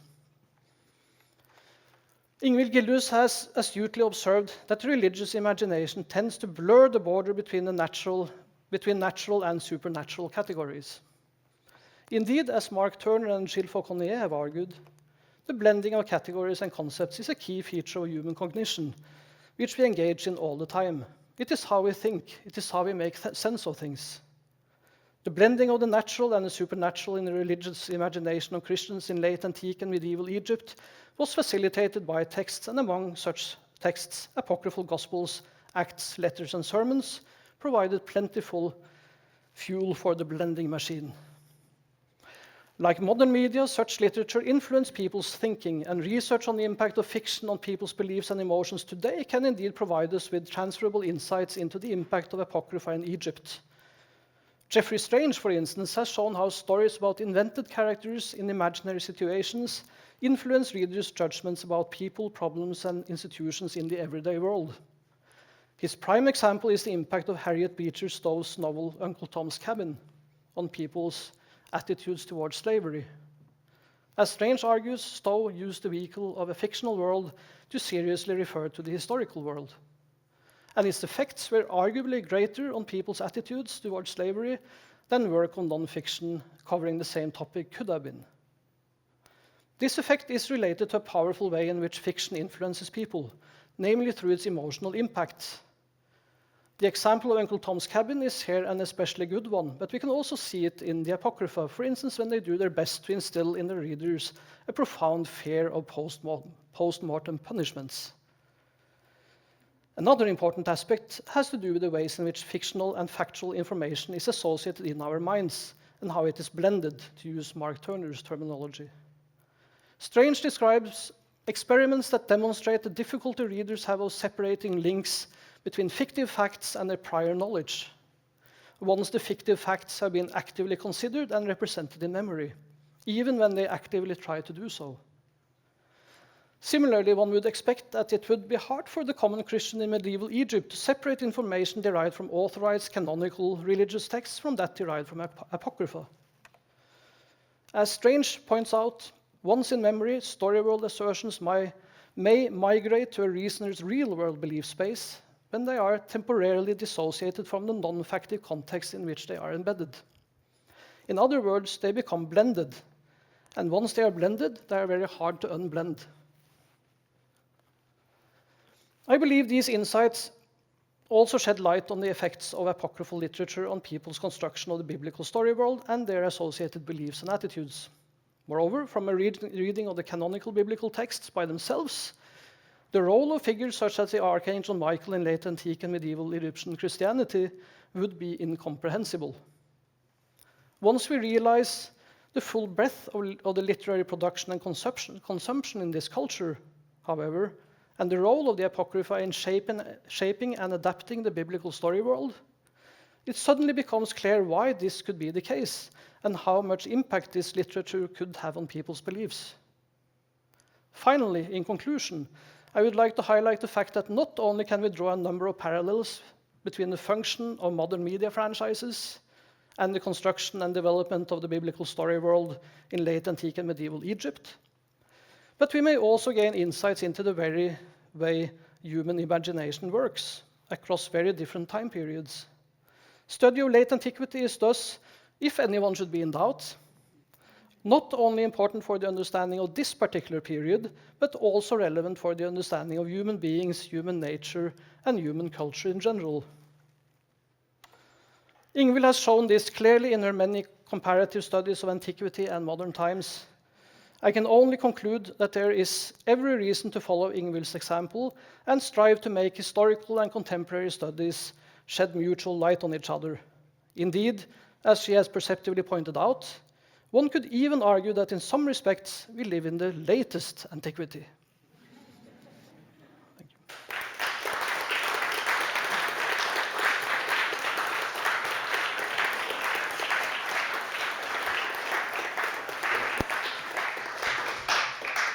Thank you very much, Hugo. This is another book that's not on there. This is the latest one. Yeah, the latest one. Comments, questions? Anders? Anders Klostergaard? Thank you very much, Hugo. This is fascinating as always, very humorous. One suggestion and a question.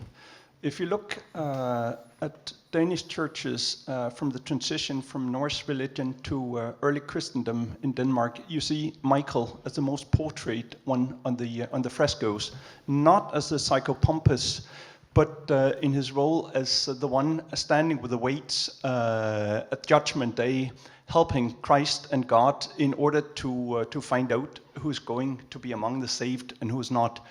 It may be worthwhile to pursue that also in the Coptic context. The question is, I'm not very happy with your use of Apocrypha. I do understand that it's the common label, but it simply doesn't make sense to me. I mean, it comes from a biblicism. We have Apocrypha already in Scripture. Chronicles are Apocrypha. Deuteronomy is apocryphal of Shemot, Jubilees, and we can go on and on. So what's the criterion in the Coptic context for distinguishing between Apocrypha and Scripture? Oh yeah, first of all, the first question, yes, Michael has a very important role to play also in relation to the final judgment, also in Coptic texts. Yeah, I should have mentioned that, of course. That's one of his major roles. For the other question, I use simply the category Apocrypha as used. I adapt the usage in modern scholarly discourse, basically, and I define it simply as texts and traditions that expand upon and develop traditions and characters and events of the biblical story world. So it's not any more difficult than that. Of course, the term had a different meaning to begin with. Secret book, something hidden, and we find it used as that. But very, very soon, the term comes to be used as a term marking heresy, and it's marking something that's not in the canonical, not among the canonical biblical texts. So the canonical is what's part of the canon. So that's, yeah, but there was not really that many canons in the period that I'm working on. So it's not really that problematic, I would say.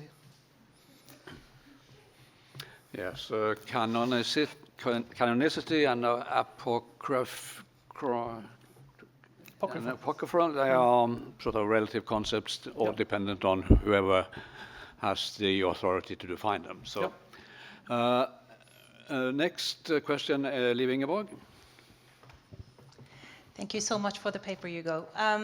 You have studied Coptic texts over, like, they span a millennium at least. And you've also been working on cognitive perspective, so I have a question for you. What kind of mediating, or mediating figures survive, and which of them die? And what is it that make a figure survive, and what is it that make a figure interesting and kind of capable of a long life like that? I would love to hear something about that. That's a great question.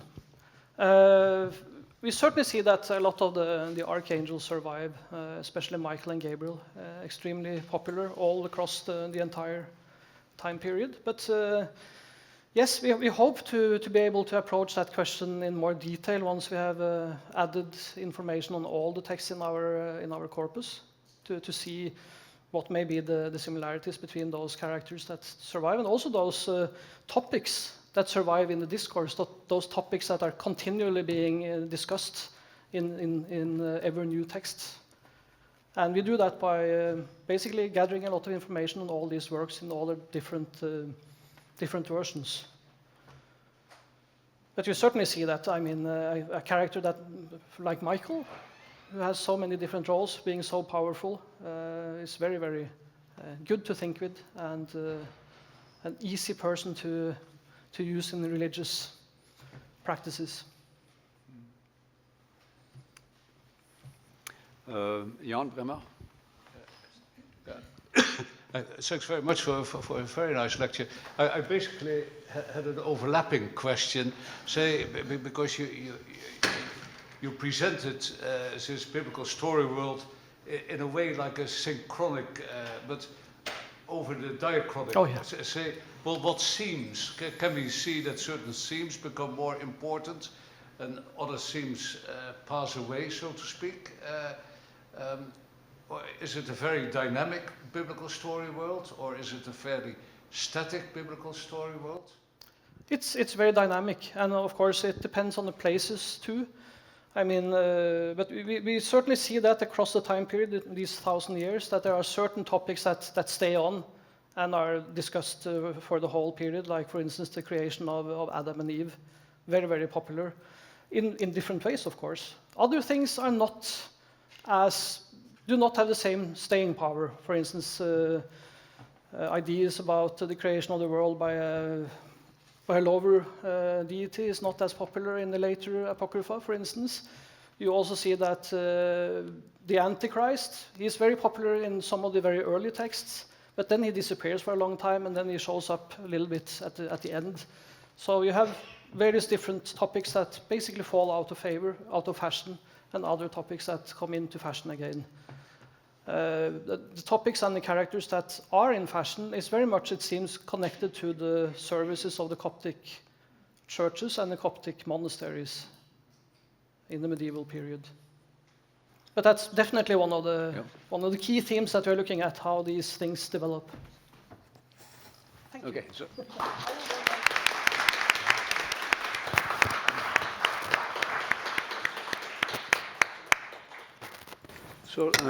at this point, we will move from angels to clothes.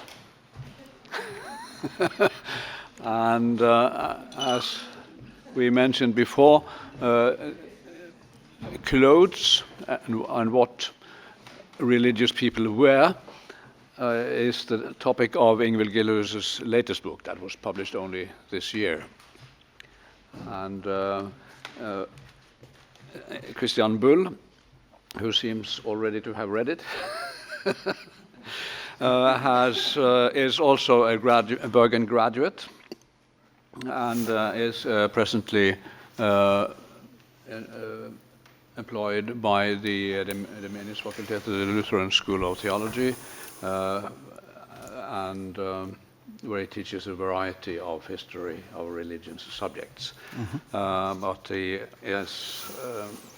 did his doctoral thesis on Hermes, Trismegistos.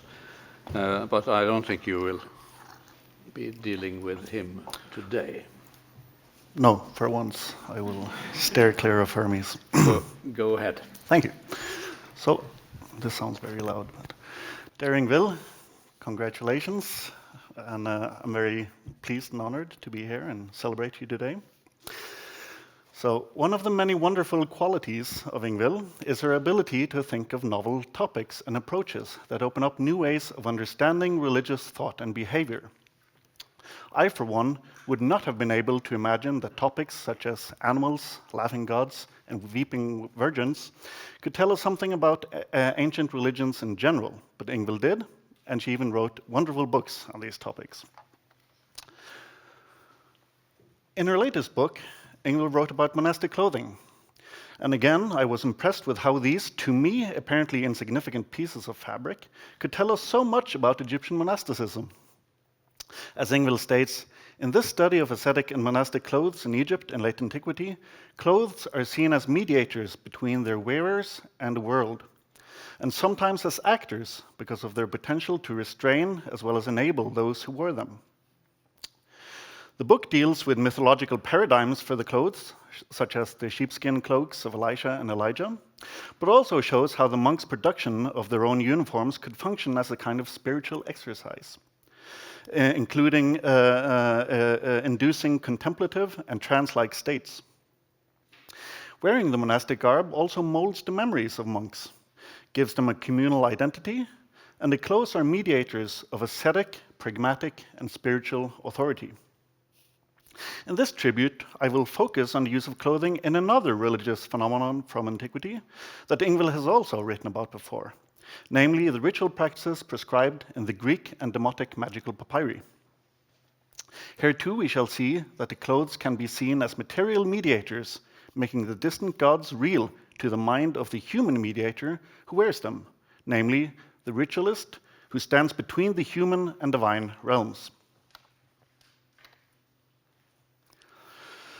The many Greek and Demotic magical papyri were preserved in the dry Egyptian desert and therefore give us a unique access to highly intriguing ritual practices carried out in late antique Egypt.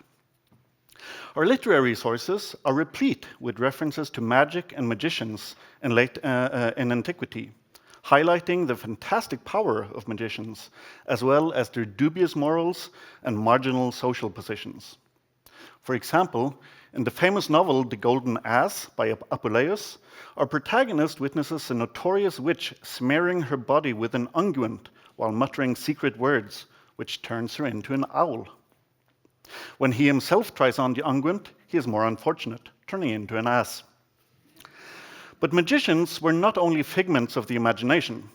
Apuleius himself was accused by the heirs of a wealthy widow to have seduced and married her through magic means. And he was brought to court. Magic was a serious crime in the Roman Empire, and Apuleius stood to lose his life, but his surviving defense speech indicates that he was acquitted. Magic in fiction and as a legal category with which to accuse others is thus well known. But the magical papyri are ritual handbooks prescribing how the craft should be practiced, or in some cases, the piece of writing was itself an active spell. Magic is, of course, a thorny category, often contrasted with its perennial significant other, namely religion.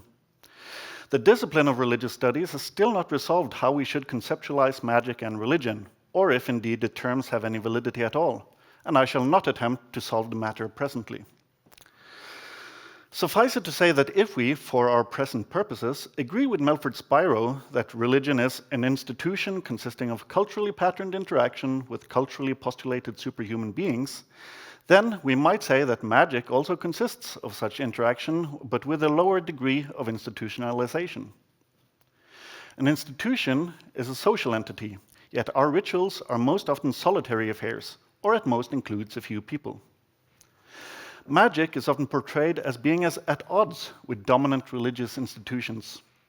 But we shall see that our handbooks operate at the margins of a specific religious institution, namely the Egyptian temples. Moreover, in pre-Christian Egyptian religion, magic was not as such considered illegitimate, but was identified with the Egyptian Heka, the creative power available to both gods and certain humans. If I mention magic clothes, most people today will probably think of wands, robes, and pointy hats, like Mickey and Fantasia, Gandalf in Lord of the Rings, or Harry Potter. In the magical papyri, in the cases where there are explicit instructions for wearing specific clothes, the predominant costume is the garb of Egyptian priests. Most of the spells containing instructions for wearing priestly garb are divinatory, granting direct visions of divine beings. In one case, this is even made into a general principle. So, let us take a closer look on this spell as an example. It is from the Great Paris Magical Papyrus, so called because it contains over 3,000 lines of text, mostly in Greek, but also some in so-called Old Coptic, a transcription of late Egyptian using the Greek letters plus some extra signs. It is dated to the early 4th century. One of the several spells contained therein is called an autoptos, that is to say, a spell that produces a direct vision. In this case, of the Egyptian god Harpocrates, who is the sun god Horus in the form of a child. Whenever you seek divinations, the reader is instructed, be dressed in the garb of a prophet, shod with fibers of the doom palm, and your head crowned with a spray from an olive tree. The prophet hair is not of the same kind as those we know from Israel. Rather, the Greek word prophetess is a translation of the Egyptian title of the high priest of a temple. All Egyptian priests were under strong taboos during their period of service in the temple, and especially so the prophet. They were forbidden to wear woolen clothes, shorn of living animals and therefore impure, and should instead wear pure linen. In addition, the priest had to shear off all their bodily hair, also for purity concerns.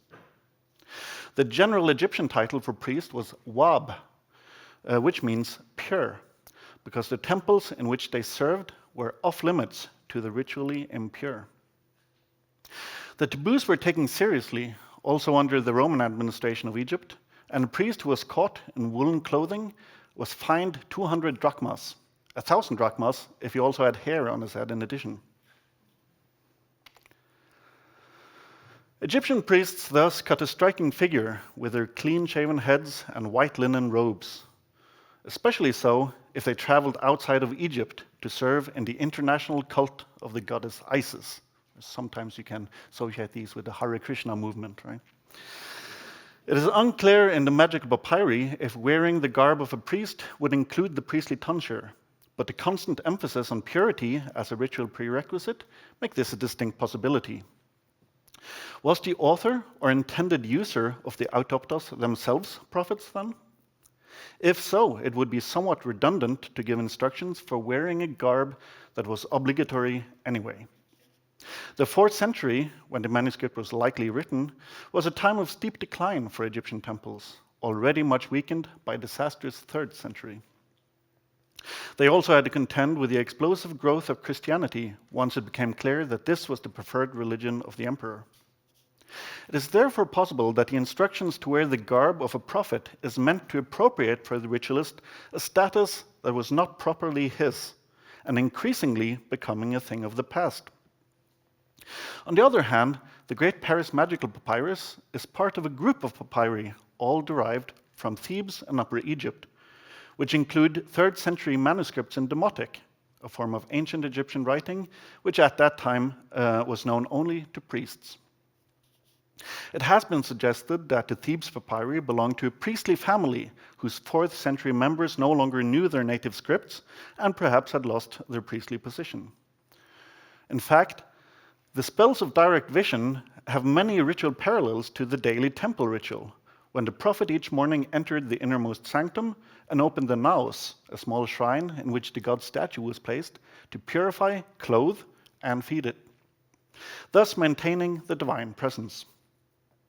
It has also been suggested that the spells of direct vision are in fact a miniaturized version of this temple ritual. But let us return to the autoptos, the spell that produces a direct vision. The ritualist is instructed to face a lamp and sing a hymn along with mystic symbols, namely nonsense syllables, thought to have a connection to the god invoked. Then he is to put on a crown of olive tree, close his eyes, and recite a light-bringing spell, photagogia, 7 times. I will recite it, but only once, so we can get a feel for the spell. I call upon you, the living God, fiery, invisible begetter of light, Iael, Peipta, Fos, Tsa, Pai, Ftenta, Fostsa, Piri, Belia, Yau, Yau, Evo, Oe, A, U, E, Oi, A, E, I, U. Right. Give your strength, rouse your daimon, enter into this fire, fill it with the divine spirit, and show me your might. Let there be opened for me the house of the all-powerful God, Al-Balal, who is in this light. Let there be light, breadth, depth, length, height, brightness, and let him who is inside shine through. The Lord, Buel, Phta, Phta, Phtael, Phta, Abai, Bainkok, now, immediately, quickly. There's a common way to end a spell to sort of expedite things. Keep in mind the name Bainkok, which we will soon encounter again. As we see, the god is instructed to enter into the fire burning in the lamp, and a light retaining spell is now recited to prevent the fire from burning out, while the crucial god-bringing spell is recited 3 times, now with the eyes open. We shall not recite this spell in its entirety, but only point out that considerable attention is given to establish the credentials of the ritualist, namely his authority to perform this audacious ritual. First, he demonstrates his secret knowledge by reciting the secret names of the god and chanting the vowels in the manner of a baboon, which was believed by the Egyptians to be sacred animals, greeting the sun every morning with their grunts. Then the ritualist proclaims, "Enter in, appear to me, Lord, to me, the one who is before fire and snow, and in the midst of them, because my name is Bainkok. I am the one who is born from heaven. My name is Balsames."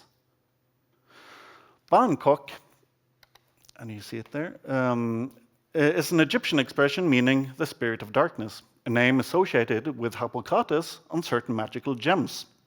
Whereas Balsames is either Baal Shamem, a Phoenician god of heaven, or Baal Shamesh, the lord of the sun. The ritualist thus takes on a different divine persona for the purposes of the spell, partly identifying himself with the very god he invokes through the epithet Baenkok. We will return to this important fact, but for now let's look at what the spell achieves. It is quite clear that the effect of the spell should be that the ritualist now sees the god he has invoked in or through the burning flame of the lamp, and that he hears his holy voice, which will answer any oracular question he might have. The oracular replies are the stated purpose of the spell. The ritual is thus far from pro forma, and if the god does not appear, it has failed. This is made clear by the subsequent spell of compulsion, epanankos, which should be recited if the god for some reason delays in showing up. This demonstrates what the classicist Richard Gordon calls ritual realism, namely that for the ritualist, the presence of the god conjured should be experienced as absolutely real, to the degree that he can see and hear him. The text itself specifies that after closing and opening the eyes while reciting the spells, the god Harpocrates should be seen, seated on a lotus, decorated with rays, his right hand raised in greeting, and left holding a flail, while being carried in the hands of 2 angels, here the angels are, and 12 rays around them.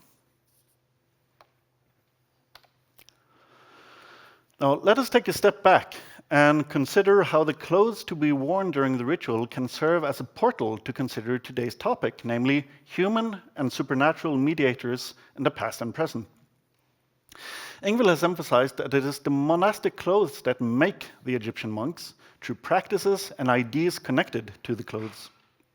In the same way, the prophetic garb makes the ritualist into a top-ranking Egyptian priest for the purposes of the ritual, whether or not society at large recognizes him as such. The priestly garb, along with the crown, also homologizes the ritualist to the gods themselves, who also wear linen and crowns. And this is crucial in order for the ritualist to enter into a social relationship with a superhuman being on more even terms. As another spell of direct vision and demotic, also from the Thebes group, states, "You see the god, he being in the likeness of a priest, wearing clothes of byssus linen on his back and wearing sandals on his feet." In this papyrus too, we find the ritualist addressing the wick he uses to light a lamp for divination. "Are you the unique, great wick of the linen of Thoth? Are you the byssus linen robe of Osiris, the divine droned, woven by the hand of Isis, spun by the hand of Nephthys?" Thoth, Osiris, Isis, and Nephthys are among the greatest of the Egyptian gods, and this spell demonstrates that the priestly costume worn is definitely instrumental in defining the ritualist as a god himself. Indeed, the word for byssus linen in Egyptian was royal linen, with the hieroglyphic determinative of a falcon, indicating that it was considered divine. And in the temples, the statues of the gods were purified and clothed with new linen on a daily basis. There is definitely an element of role play, a ludic element to the wearing of costumes, assuming other identities and invoking gods all by oneself. Yet, the ritual is serious, even dangerous, as a supplementary spell to our direct vision gives instructions for the production of a phylactery, a protective amulet also made from linen cloth, formerly used for clothing a statue of Harpocrates, similar to this you see here, and containing divine names to be worn around the neck during the rite. The vision was expected to take place and was taken seriously. Here, a comparison with modern phenomena might be useful. The magical papyri came to light in the late 19th century, and contemporary occultists were eager to put them into use, amalgamating them with their own understanding of Western esotericism. Famously, Mina Mathers and Samuel Adele MacGregor Mathers, who belonged to the esoteric order of the Golden Dawn, donned Egyptian costumes and arranged theatrical rites in honor of Isis and Osiris. One ritual, to call up one's guardian spirit, was culled directly from the edited Greek magical papyri. As a witness to another ritual describes being blindfolded and taken to a secret location. This is in Paris, towards the end of the century. When the blindfold was removed, he saw the Mathurses in full priestly garb, and several people in long robes before a statue of Isis veiled in white and an image of Osiris. In the course of the ritual, the statue and image were said to come alive, as many of the participants collapsed in ecstasy or stood frozen in shock.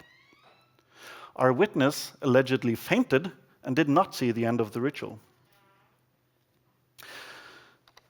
The social anthropologist Tanja Luhrmann has conducted fieldwork among modern practitioners of magic in England and emphasizes the serious playfulness of such rituals, in which, and I quote, participants create different, non-ordinary magical identities with a cornucopia of different methods, name changes, costume changes, a conscious theatricality.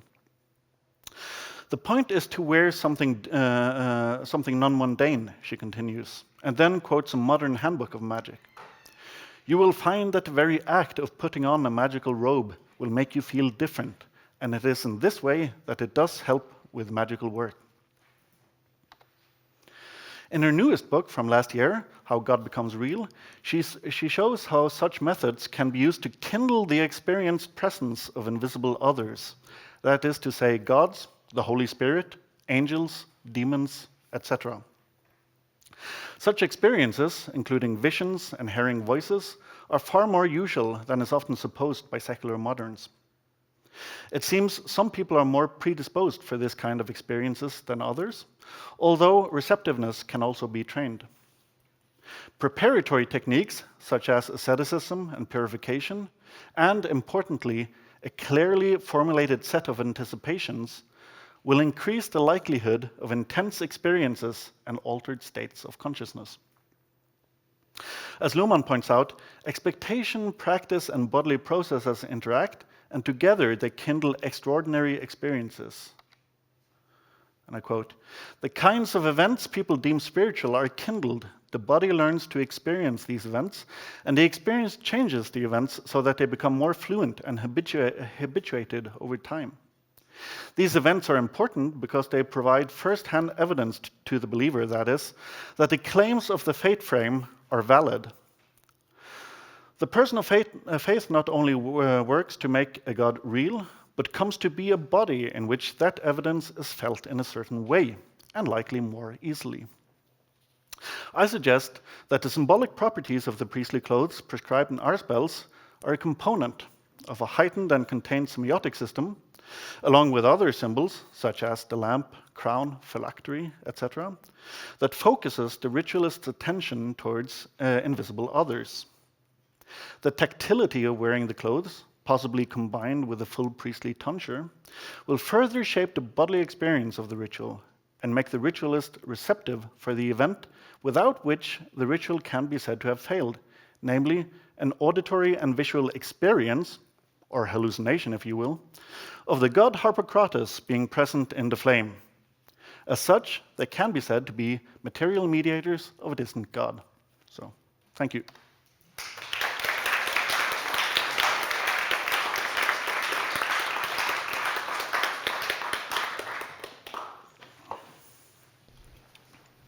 Thank you, Christian. There are some topics that are perpetually interesting, like food and clothes and so on, and we always seem to come back to discussing those topics. And so now, thank you, Christian, for bringing to our attention the importance of clothing. Any questions, comments, responses to Christian's presentation? Anders? Thank you, Christian. This is excellent. I think you're absolutely right. But I think also you can push the argument even further, because Catherine Bell already pointed to in her ritual theory, ritual practice, that it's the differentiation from ordinary actions that defines a ritual. I think that's too broad a definition, but it may use as a default assumption. And when you're thinking of this in terms of cog science, you could say that it's the decoupling of your own intentionality which makes you more prone to ascribe representations of an alternate intentionality at stake. There's abundant evidence, and Tanya has worked with some of it, but there are other people who have been working even more with it. You may look to Jesper Sorensen's book on a theory of magic, for instance. And there are also people in cognitive semiotics, and it's the idea that the more strange, the less inclined you are to ascribe the action to your own intentionality. And since we are cognitively prone to search for intentionality, if you think of Stuart Guthrie's Faces in the Clouds and some of the work of Jesse Baring, then that other intentionality, which cannot be your own, is likely to come to the fore of your representations. But it accords very well with what you already argued. It's just a further substantiation of your argument. Thank you. I think you're very persuasive. I loved it. Didn't expect that from you, Anders, but thank you. Yeah, thank you for good tips. Yeah. Can I just make a question for once? Because I was thinking that, I mean, clothes in themselves are just passive. So if we think that the clothes become significant to the extent that they are involved in actual human practice, that they are actually inviting certain types of gestures.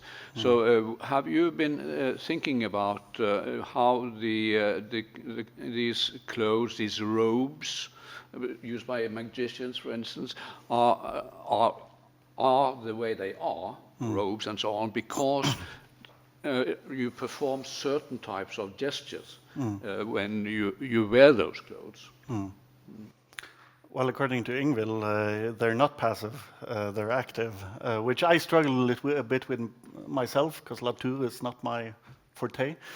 So I found it sort of counterintuitive to think of clothes as active, but in the sense that Ingvild takes it, that these, at least they act on you. I mean, you sense the clothes being on you. Jan didn't recognize me today with a tie because he's not seen with me with a tie before, right? So when you squeeze up the tie, it acts on you, right? Even though it has no intentionality, but it sort of acts on you. So I think the tactility, I was thinking about this with, if you look at behind the scenes stuff on movies, you always hear actors saying, once I put on the costume, the role came naturally to me, right? So I think this is something to take into consideration. Once you put on a certain dress that you're not used to, you become that person. You see, I looked this up and found some theater theory also on this, how you sort of slip into a character when you put in on the clothes. So this is why I think that on the one hand, the cognitive content of the clothes, so sort of the what they symbolize, and on the other hand, the tactile end of it, together, I think, work on the experience taking place during the ritual. And of course, it's not by itself the clothes that make this happen, but I think it's one of several factors that might sort of, as Luhmann says, kindle this kind of stuff, right? Often you also hear about purifications in advance, and purity, as I said, is connected with these clothes. Linen being more pure garment than others. So, but also this wouldn't entail asceticism, right? And this also has been shown that these are practices that will make your brain work in odd patterns and be more susceptible to certain kinds of experiences. Any further questions back there? Yes? Thank you very much for a fascinating lecture. So, sort of in addition to what you just said, I was thinking about the shaving of body hair. I see a few shaved heads here, and that has become more normal than it was perhaps 60 years ago, to keep very short hair on one's head. I was wondering if you could talk a bit about the notion of shaving sort of bodily hair as perhaps some sort of inverted dressing of the body, or how you see that as another form of clothing, perhaps, or sort of, yeah. Yeah, it is kind of an undressing, isn't it? I mean, and not only shaved heads, but also like picking the eyebrows and so forth, which is, I think, even more strange. And if you see people without eyebrows, it's very disconcerting in a sense. Yeah, I guess it is the inverse, that you're getting rid of these clothing articles on your head and the rest of the body. It seems to me that has to do mostly with purity concerns. Again, that everything similar like hair and so forth will sort of be in the way for the divine presence, right? So, yeah. I was also simply wondering if there was sort of an aspect of a division between performativity in public ritual and then auto-performativity for example, ritual specialists, because as you said, clothing or dressing enables states of mind as well, or states of perception, that there might be an element of auto-performativity in the shaving as well. Oh, in the very act of shaving? No, in being shaved, but even being shaved in parts of the body that are not visible to sort of other participants in ritual. Yeah, anyway, that's interesting. Thanks, I'll think about that. I haven't given it much thought. To identify. Thank you very much. It was very, very interesting. And the thing is, I mean, I have actually studied a society where in eastern Indonesia, where ritual is still very much alive. It's an ancestor religion, if you like. And so much of what you're saying has a sort of, it resonates in what I have watched and experienced amongst all those very elaborate rituals that they perform. And clothing is also very important for the sort of priest leaders, as I call them, because they are the mediators here, very, very classic mediators between community and the living ancestors. So there's a certain historicity to the clothing as well, which you haven't mentioned.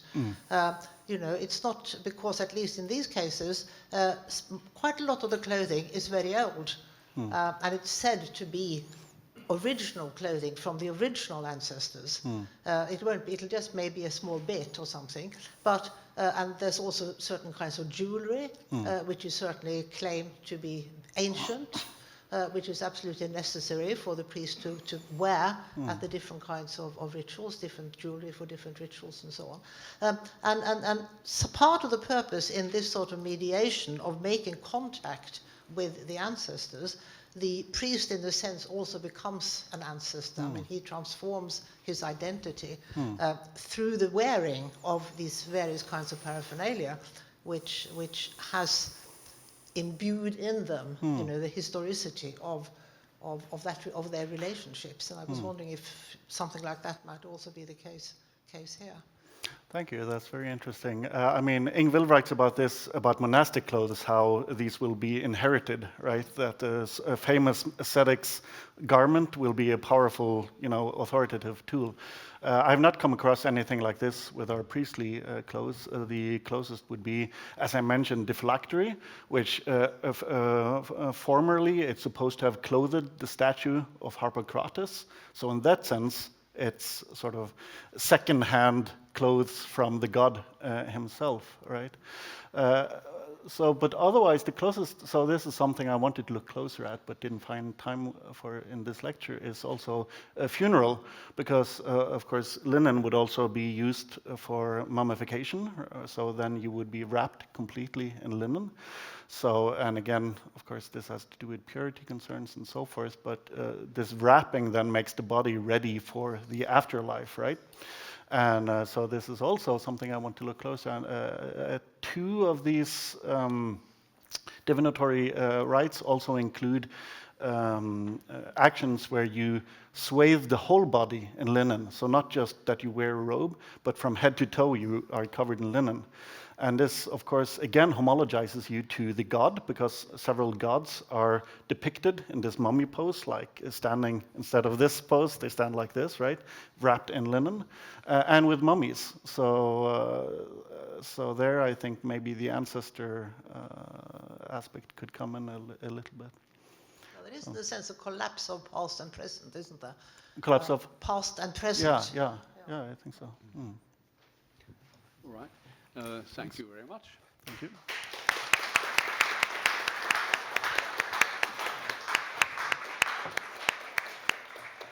And now for the last paper before the lunch break, we are moving from late antiquity until almost the present day.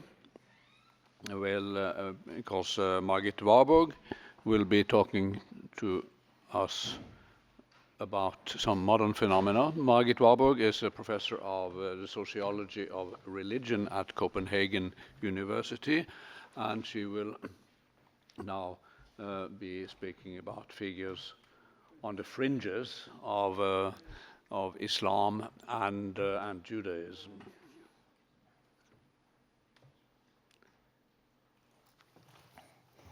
Well, I was beginning to tell you the story about Abdu'l-Baha and Lua Getzinger on the beach in Israel in Haifa in 1903. So they were working together.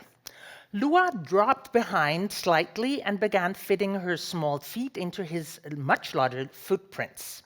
Abdu'l-Baha turned to ask what she was doing. "I'm following in your footsteps," says Lua.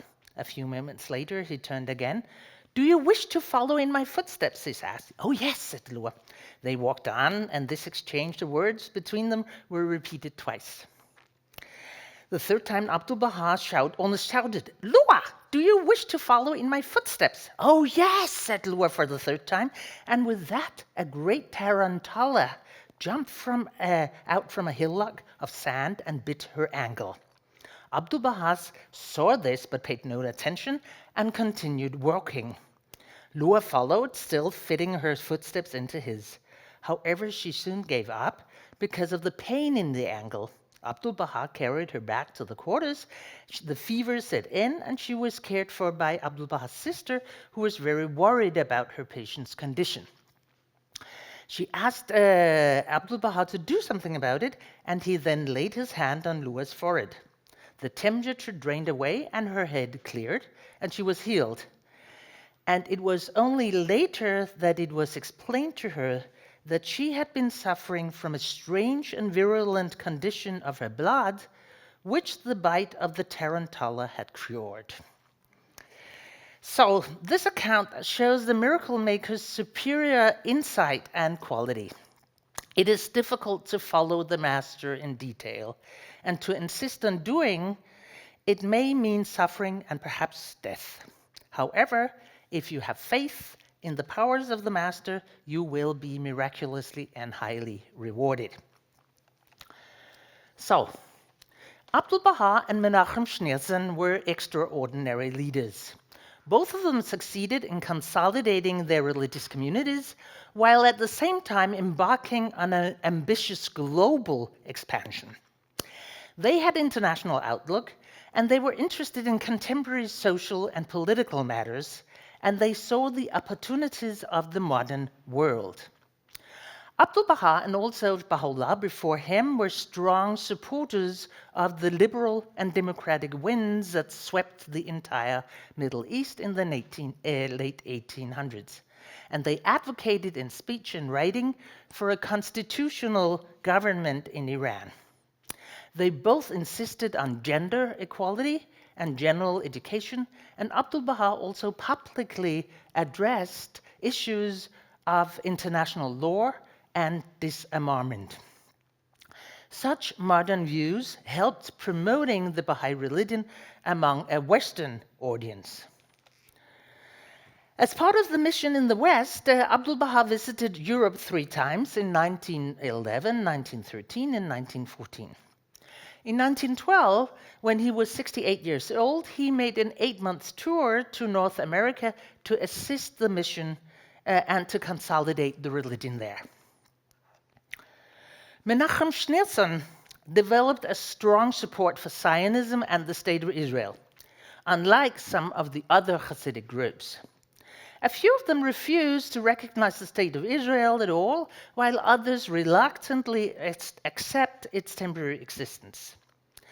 The general religious argument for this resistance is that the Jewish state should only be established when the Messiah has shown himself among the Jewish people. Schneerson twisted this religious doctrine by arguing that establishing the State of Israel would promote the coming of the Messiah. He also argued that the more the Jews lived a proper Jewish life, according to the Torah, and did good deeds, the sooner the Messiah would manifest himself. This argument is the basis for the particular Chabad form of mission or outreach directed towards other Jews. The goal is to inspire less observing fellow Jews to engage more systematically into doing good deeds and to observe the Jewish rituals. A common practice of Chabad Demigods is to make acquaintance with other Jews in the neighborhood and invite them home for dinner for Shabbat to demonstrate Jewish family practice.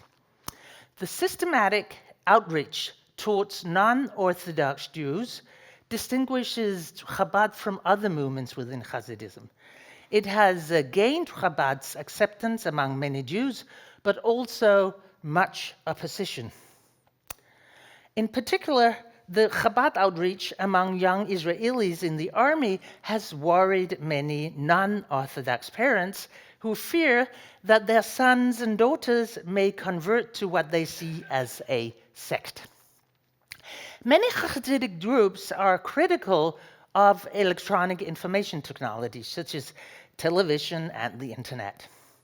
However, Schneerson, who had an educational background in electrical engineering and mathematics at Sorbonne, early saw the possibilities in the internet to promote Chabad ideas.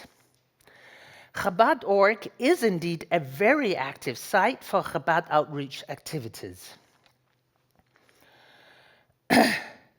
Charismatic leadership typically nurtures an unpredictable and authoritarian management culture with little emphasis on regulating of administrative power procedures, says Weber.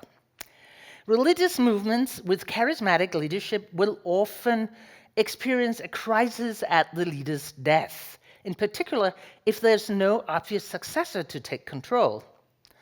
The challenge is to ensure an effective routinization of charisma to fill out the void left by the leader's death. In this context, Baha'is and Chabad have embarked on different strategies. The Baha'is established a formal organization with elected bodies where decisions of binding character are taken by a board, not by individuals. This principle dates back to Baha'u'llah's efforts in the late 1800s to develop an internal democratization of the Baha'i communities in Iran. This was further elaborated by Abdu'l-Baha, and the full implementation of the Baha'i organization was carried through by Abdu'l-Baha's grandson and successor, Shoghi Effendi, who lived from 1897 to 1959. He decided to concentrate on the American community, which at that time, that's the 1920s, had about 1,500 members and therefore sufficiently large for the project. It was not an easy task, however. The routinization of religious management did not fall in the taste among several leading American Baha'is, and it was met with resistance. To bolster the authority of the new organizational principles, Shoghi Effendi stated that the Baha'i organization, called Administrative Order of the Faith of Baha'u'llah, was an integral part of the Baha'i doctrines. This implied that the rules for the election of administrative bodies became religious ordinances, just like rules for prayer, fast, or personal conduct. Instead of separating the administration from the religious life, he just integrated the two, created what you could call a sacred bureaucracy. This makes sense for a religion of Islamic background, of course. The creation of the administrative order was an original and effective way of routinizing charisma. Later attempts within the higher echelons of Baha'i to establish personal leadership power and perhaps even gain reputations as miracle makers have never succeeded. So, Chabad has yet no successor to the deceased Rebbe, who is venerated as a still active mediator of miracles and contact to God. Schneerson's charisma was to a large extent associated with his personal involvement with the adherents who were seeking miracles and guidance. This function was adjusted to the new circumstances and routinized. For example, Chabad secretaries take written petitions and insert them at random into one of his 23 volumes of Ikros Kodesh, that's a compilation of Schneerson's writings. When the book is opened, the text on those very 2 pages is believed to provide a divine-inspired response to the petition. This religious practice, called bibliomancy, is well known in Judaism and Christianity. So, Chabad has further developed Schneerson's advisory function, so it can be carried out outline as well. The routinization of charisma in Chabad is complicated by the disputed position of Schneerson as a possible Jewish Messiah. The belief in the future coming of the Messiah is shared by all religious Jews, but Schneerson put much emphasis on the prospects of the immediate coming of the Messiah, or Moshiach, or how to promote the coming of Moshiach. Among his followers, speculations arose that maybe the Lubavitcher Rebbe himself was the Moshiach. However, Schneerson repeatedly refuted this belief, at least in writing. In 1994, Schneerson died without designating a successor. This threw the Chabad movement into a crisis. Some Chabad members refused to accept his death and claimed that he is still present in spirit and flesh, and in his old residence in Brooklyn. The majority of Chabad members, however, seem to have accepted the Rebbe's death, but emphasize his ongoing spiritual impact on Chabad and the world at large. This belief in the mystical powers and the miracles of the dead Rebbe is in accordance with Hasidic traditions. While there is disagreement about Schneerson's station among Chabad members, this has not yet materialized in a real schism. Maybe it never will, now that 27 years has passed since Schneerson died, or maybe died. Chabad seems to demonstrate a principle also observed with many groups of worshippers of Catholic saints, that it may be possible to stabilize charismatic authority structures without affecting the charismatic principles of legitimacy. In the present case, there is agreement among Chabad members that the Rebbe can still perform miracles despite the dispute among Schneerson's exact station. So, Abdu'l-Baha and Menachem Schneerson were 2 miracle men who were also strong, competent leaders. They both grasped modernity while keeping to those parts of their religious traditions that served as authoritative basis for the ties to the religious past. As a result of their leadership, both Baha'i and Chabad were able to expand beyond their traditional cultural and geographical settings to become globalized religious traditions, each of them in their original ways, appearances, and practices. Thank you.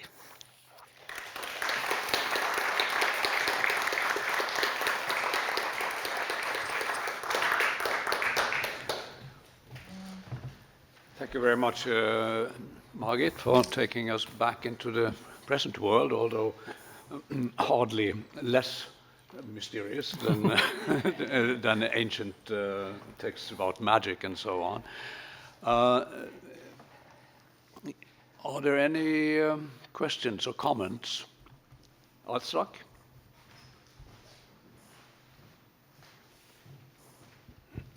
Yeah, thank you very much for a very interesting lecture. I was wondering, are there any examples or accounts of these figures where they fail?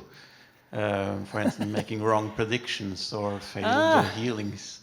And if so, how was that interpreted by their followers? I haven't come across any. It's a wonderful question, wonderful question. I haven't come across any. No. But I'll have a look. Maybe maybe you would have one when he first says something and then it shows that it actually he was right after all. But that's not when he fails, of course. No, I haven't come across any. They were miracle men after all. I had one question, because as far as I understand, the Rebbe, as a mediator, is some kind of emanation from the Kabbalah deity. So that he is then, well, he is the channel for divine presence in this world. But I had one concrete question about, is there a sanctuary? Is his tomb being visited and seen as a place where he can be accessed today? Well, actually, you know, those who still believe that he's alive, of course, they would put on a chair, and they would go into his exact, you know, just like Scientology, where you have, you know, the rooms as they always are. Then in Brooklyn, where he stays or stayed, or then there's a chair put forward where he could sit as when there are rituals. So there you could meet him, albeit you know, not in the flesh, but spiritually. But it's true that Judaism has a long tradition for visiting shrines, and the Rebbe would certainly be a possibility for visiting him, but that would assume that he was dead, of course. But there is a tomb. I think there's a tomb. I don't know about the tomb. I'm not quite sure there is a tomb. But that you saw the picture I showed with the coffin. There. I'm not quite sure there is a tomb anymore. I know that there is an exact replica of this Brooklyn house. You saw the Brooklyn house, an exact replica in Israel, where you could come, and where especially the Rebbe could come, so he could feel at home in his Brooklyn house. And they're built exactly the same. But his body must be somewhere. Or yeah, what happened I agree. To his body? I agree. The rest of it. Laura? Thank you, Margit, for a really interesting lecture. I was wondering about something that's perhaps unfolded less in Weber, namely the role of material media. So I wonder if you would comment on how they use media, and whether we see any examples of how the charisma is maintained and sometimes also transferred to material media? One thing that I've seen is that they would have a lot of stories. They would have a lot of stories. Now I'm talking about the Baha'is right now, but this would go for the Lubavitch as well. They would have stories, and they would have gossip. A lot of gossip would be within both religious traditions. And gossip, by the way, is extremely interesting by itself. And then they would discuss that internally in blogs. And these blogs are, when I'm talking about the Baha'is that I know best, these blogs are discussed very much by the authoritative, the Universal House of Justice that was, the leaders of the Baha'i religion, because sometimes they go on the verge of what is not accepted within a very traditional and hierarchical religion. And therefore, they would be shunned, these blocks, so they would not be accepted by the leadership. But they would go on discussing amongst themselves even so. And some of these would be about the miracles, but some would be academics who have specialized within the Baha'i religion, and then they would know Farsi, they would know Arabic, and they would have another tradition. They would have, the academic tradition of reading the text, and which would not be the same as the official.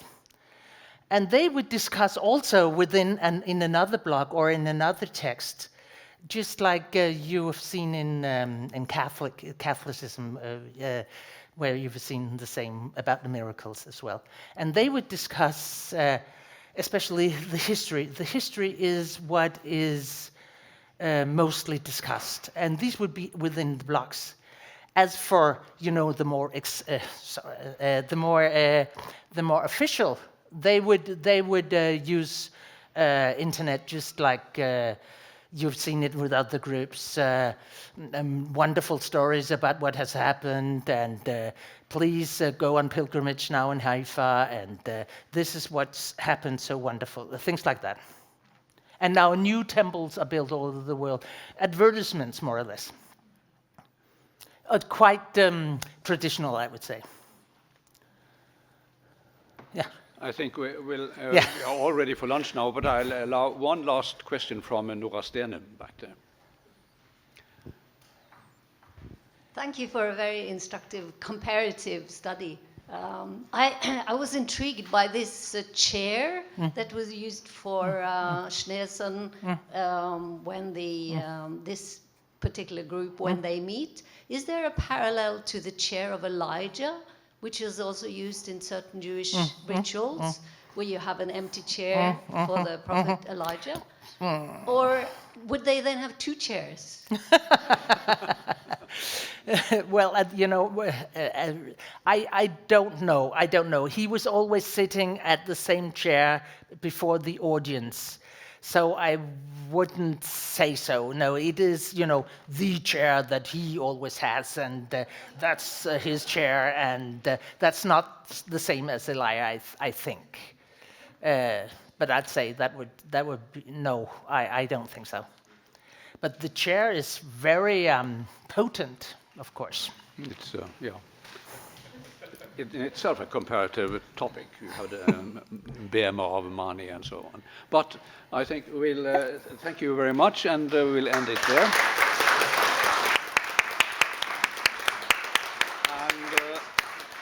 And now it is time for lunch. And so welcome everyone to this panel session where we are going to explore one of the key questions in the abstract of today's seminar in honor of Ingvild Særlid Gilhus.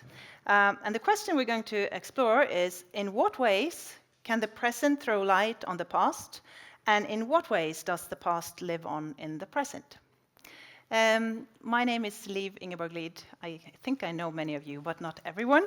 I'm a professor at MF, Vitenskapelig Høgskole, and I'm a professor there of the study of religion, and I will chair this panel today. And with me on the panel, I have an illustrious group, I would say, of Nordic colleagues. To the left, right, Laura Felt, professor of the study of religions at the University of Southern Denmark. And then I have Jorunn Økland, who's the director at the Norwegian Institute at Athens and a professor of gender studies at the University of Oslo. And here, Anders Klostergaard Petersen, professor at the Department of the Study of Religion at Aarhus University. So before I introduce the topic of the panel more closely, I would like to say a few words to Ingvild. I had the pleasure of doing my studies at the bachelor and master's level, as well as my doctorate in the study of religion at the University of Bergen in the late 1990s and the early 2000s. This means that I had the great privilege of getting to know Ingvild, to be her student, and even her colleague for a very short while. I was part of the research initiatives that Einar and Ingvild initiated, and I know for sure that my academic life would have looked very different without the atmosphere and the milieu that the two of you built around yourselves in Bergen. And Ingvild, you have been important to me as a role model and as a mentor. Your generosity, I find myself using the same words here as Sissel used. Generosity, creativity, academic brilliance, and your way of embodying the professor has been a great inspiration. So thank you, Ingvild, and congratulations on receiving the HumSam Prize today. It is very well deserved. So, on this panel today, we're going to discuss and explore the question, in what ways can the present throw light on the past, and in what ways does the past live on in the present? And we will discuss this question partly as an exciting epistemological and methodological question in its own right. It directs our attention to some of the key debates that have been going on in our field and respective subfields in recent decades. How is contemporary writing of history in our subfields dealing with issues of change and continuity, as well as claims to continuity with the past? How do scholars perceive of the goals of historic scholarship? Do they aim at precise reconstructions of the past, or do they see history in the service of the present? How do issues of access and categorization, both intimately linked to our contemporary condition, if you will, how do they factor in? What are the challenges of doing comparison between different periods, for instance? In other words, how have our respective fields dealt with epistemological and methodological challenges that grow out of the relationship between the modern scholarly gaze in the contemporary context and historical sources? We will also link the question as to the relationship between pasts and presents to the topic of today's seminar, dynamic mediators and distant gods. How is it that imaginations of the contemporary world or our academic models of knowledge may shed light on dynamic mediators and distant gods of the past? Is it so, and in what ways is it so, that imaginations of them continue to live on in the present? How have relatively recent turns to, for instance, lived religion and to the non-human factored in? How do people today live with and engage with imaginations of the past, and how do they conceptualize their connections to it? I don't think we'll manage to talk about all these questions. Let's see how the discussion develops. And, well, I happen to know these people quite well, which means that it will get interesting anyway, but I'm not really sure where we'll end up. Let's put it like that. So here's the plan for the next hour. First, each of the panelists will have like a brief presentation, each of them. And then I'll open up for questions among the three of you if you have questions to each other and comments and so on. And then I'll call upon the rest of you to join us and to discuss these fascinating issues that we are here to engage with today. Yes, so Jorunn, do you want to start? the task for us was to talk about how, in what ways can the present throw light on the past. And it was asked especially for concepts from contemporary religion and culture in order to understand the past, and also in what ways does the past live on in the present. My interest in models and concepts from contemporary critical theories and their application on historical materials, potentially relating to all cultural phenomena, including the practices often labeled under the term religion. I will say mainly something about how the present can throw light on the past. As scholars living within the limits of our own time, we have no other way, and we constantly have to reflect metacritically on both our own limitations as thinking creatures bound within fixed space and time borders, but also what we then do when we strive to transcend those limits to understand the past as much as possible on its own terms, and the extent to which that is possible at all. I claim that in order to transcend our own limitations as situated beings in time and space, still wanting to throw light on the past, we have to present some kind of bridge. And first, this bridge can be human cognitive patterns, very common today, and I wouldn't be surprised if Anders will say something about that afterwards. But I have another colleague in Greece, and Norway actually, Apostolos Panos at the University of Agder, who analyzes currently, with a book coming out hopefully next year or the year after, on Greek mentalities, and saying that many of the patterns you find in Greece today are still kind of driven by synapses in the brain made in the Ottoman period. So it will be, I had hoped to be able to refer to his finished work, but we will have to wait for that a little bit longer. The second way of making such a bridge is to study the shared material conditions of human life, so various types of materialisms. And related to this is the project that Ingvild herself ran together with Gunhild Widén, who is also present here today, and Turi Karlsen-Seim, who is unfortunately no longer between us. That means the study of the human body itself with its processes of life, which limits the number of ways a human life can be unfolded, and hence there is something recognizable. A third way of creating a bridge of continuity is the bridge of human concepts, canonized texts that continues to be discussed, and language, especially basic concepts that survive over time. Although this one is fraught with difficulties, since concepts can mean different things in different periods, it is probably the area where I myself have found most material of interest. This point also leads over to a second question, how the past can live on in the present. For the discussion over historical concepts and canonized texts also ensures an eternal life for those concepts and texts. In 2015, two of our Oslo colleagues, Terje Stordalen and Safinas Naguib, published an edited volume called The Formative Past and the Formation of the Future. The subtitle, Collective Remembering and Identity Formation, already suggests that the past lives on in the present as collective memory, that it forms modern culture and identities. Much research is now undertaken under the heading of cultural memory, as a kind of continuity between the past and present. And it often invokes the name of one of the inspirations and contributors to that volume, Aleida Assmann. In which way is the past formative? It is formative to the extent that it has managed to establish institutions. If you wish to have a formative role in the future, not only should you bring your ideas to the world, the best you can do is to establish an institution of some kind and embed your ideas there.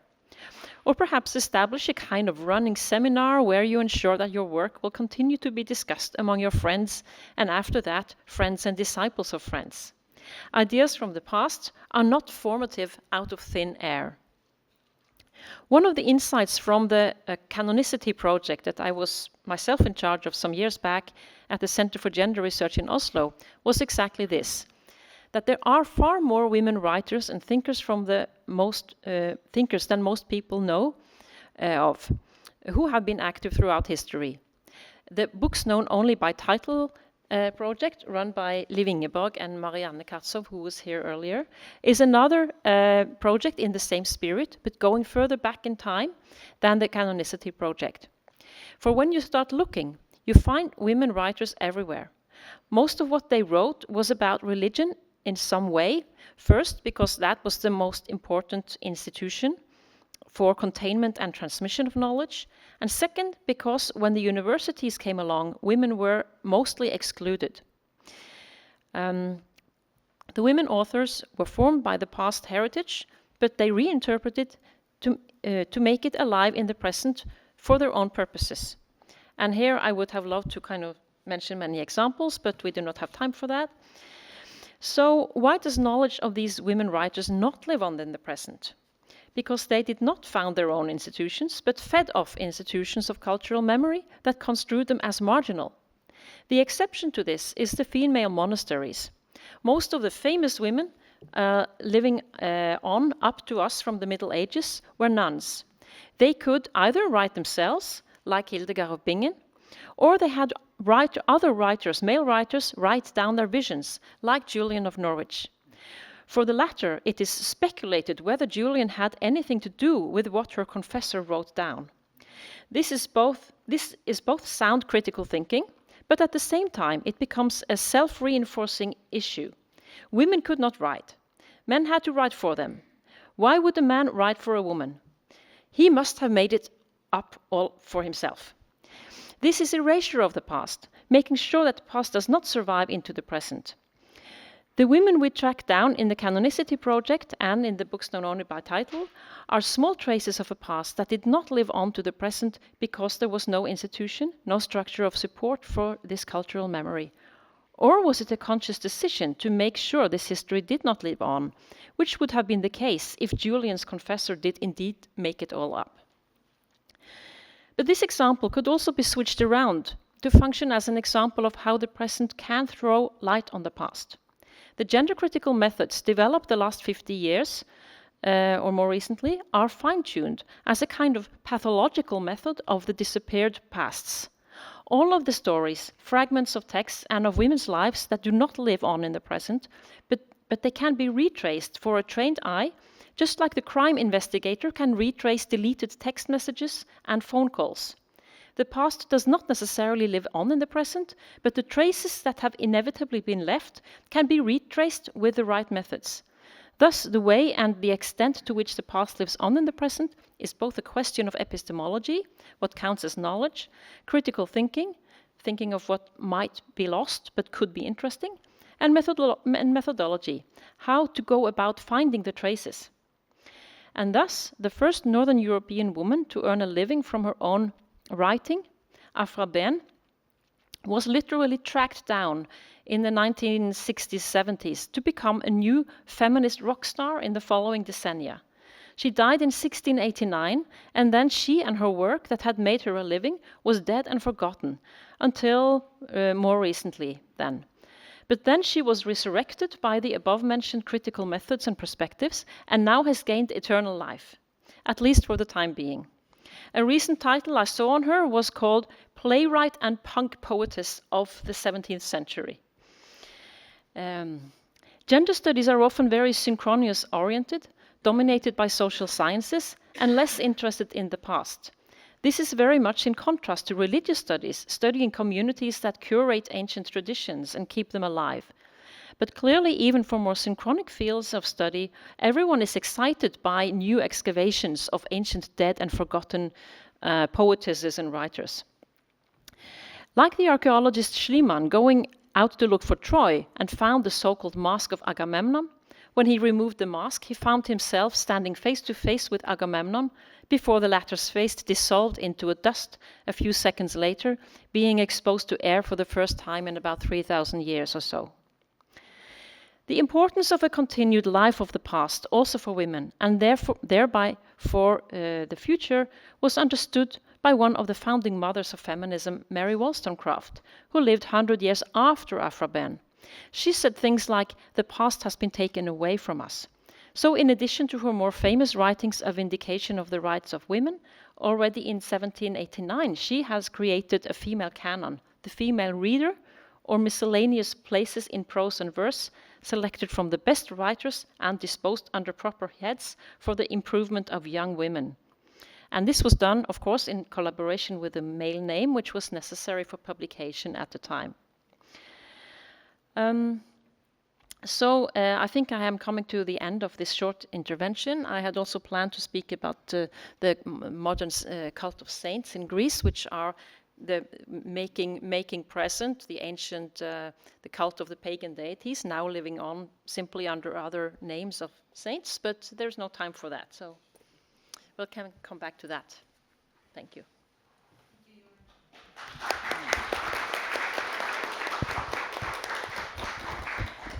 So I've chosen for this brief presentation to focus on monsters, because I think it sums up a lot of what dynamic mediators is about.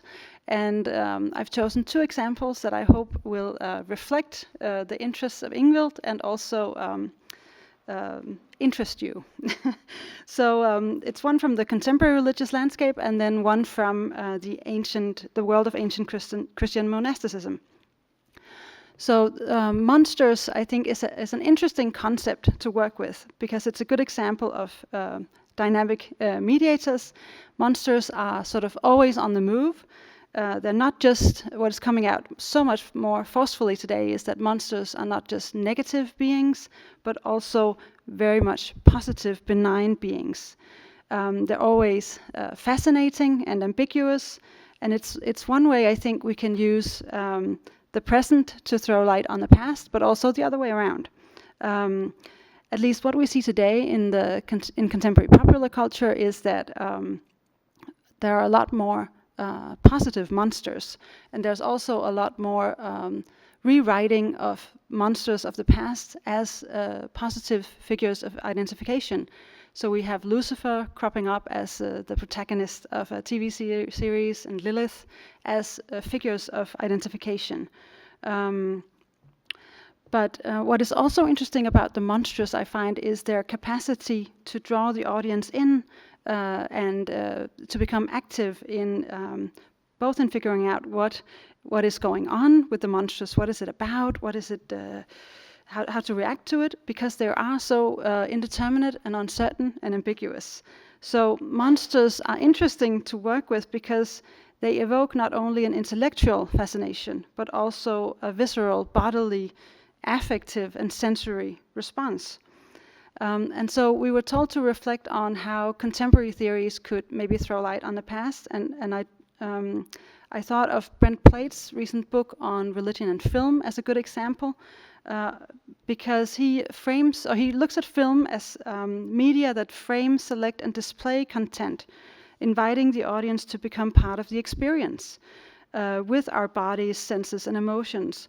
And at film always, as media, try to anchor the other world presented on the screen in the audience's bodies. So we all know this when we, move in our seats when we watch a horror movie, or when we cry when the protagonists cry. Perhaps some of you also do that.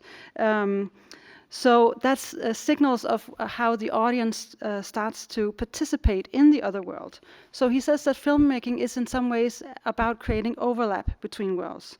And I find that this is also what monsters can do. Enable the meeting of two worlds, one that is human, everyday, and one that is other, a superhuman, out of this world. And this brings me to my first example, which is a movie from 2016 by David Yates, Fantastic Beasts and Where to Find Them. With a screenplay by J.K. Rowling. So it's like an offshoot from the Harry Potterverse. It's about the putting into film of a school book from Hogwarts. So it's part of this story world that Hugo Lundhaug also talked about, this broader story world where you pick up one element and then expand it. And in this movie we see a lot of positive monsters. All of them are portrayed, the monstrous is wholly benign. Like, some of it may be dangerous to humans, but it doesn't mean that they're not good monsters. It's all about how you handle them. And it becomes, we see it in the establishing shot, where 3 worlds are presented. It's the first few minutes of the film. We see the lead protagonist, Newt Scamander, and his setting in an ordinary New York world, an ordinary human world from the 1920s, 30s. He enters customs at New York after having sailed there from Britain. And then right next to this ordinary human world, we have on another magical plane, we have the sort of Hogwarts world, the magical world. And then inside his suitcase, he has a whole world of fantastic beasts, a whole wildlife, different habitats for all the different monstrous beings. And Newt is portrayed as a regular David Attenborough, presenting all these different species of fantastic beasts. So in many ways, this is a movie that also stimulates sort of green religion, we could say, if you know the term from Brown Taylor, dark green religion. At least it contains many forms of overlap, a creation of overlap between these 3 worlds.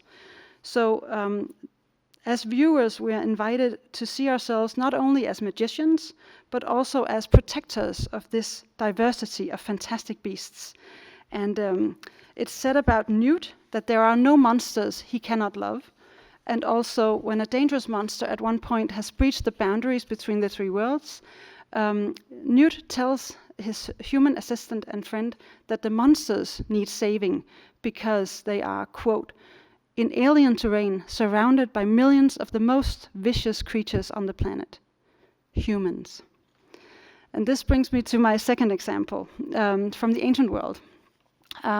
We have a text called Historia Monachorum in Egypto, or Inquiry about the Monks in Egypt. And this presents us as a story of a journey made by 7 monks from Palestine to visit famous ascetics in Egypt in September 394 to January 395, Common Era.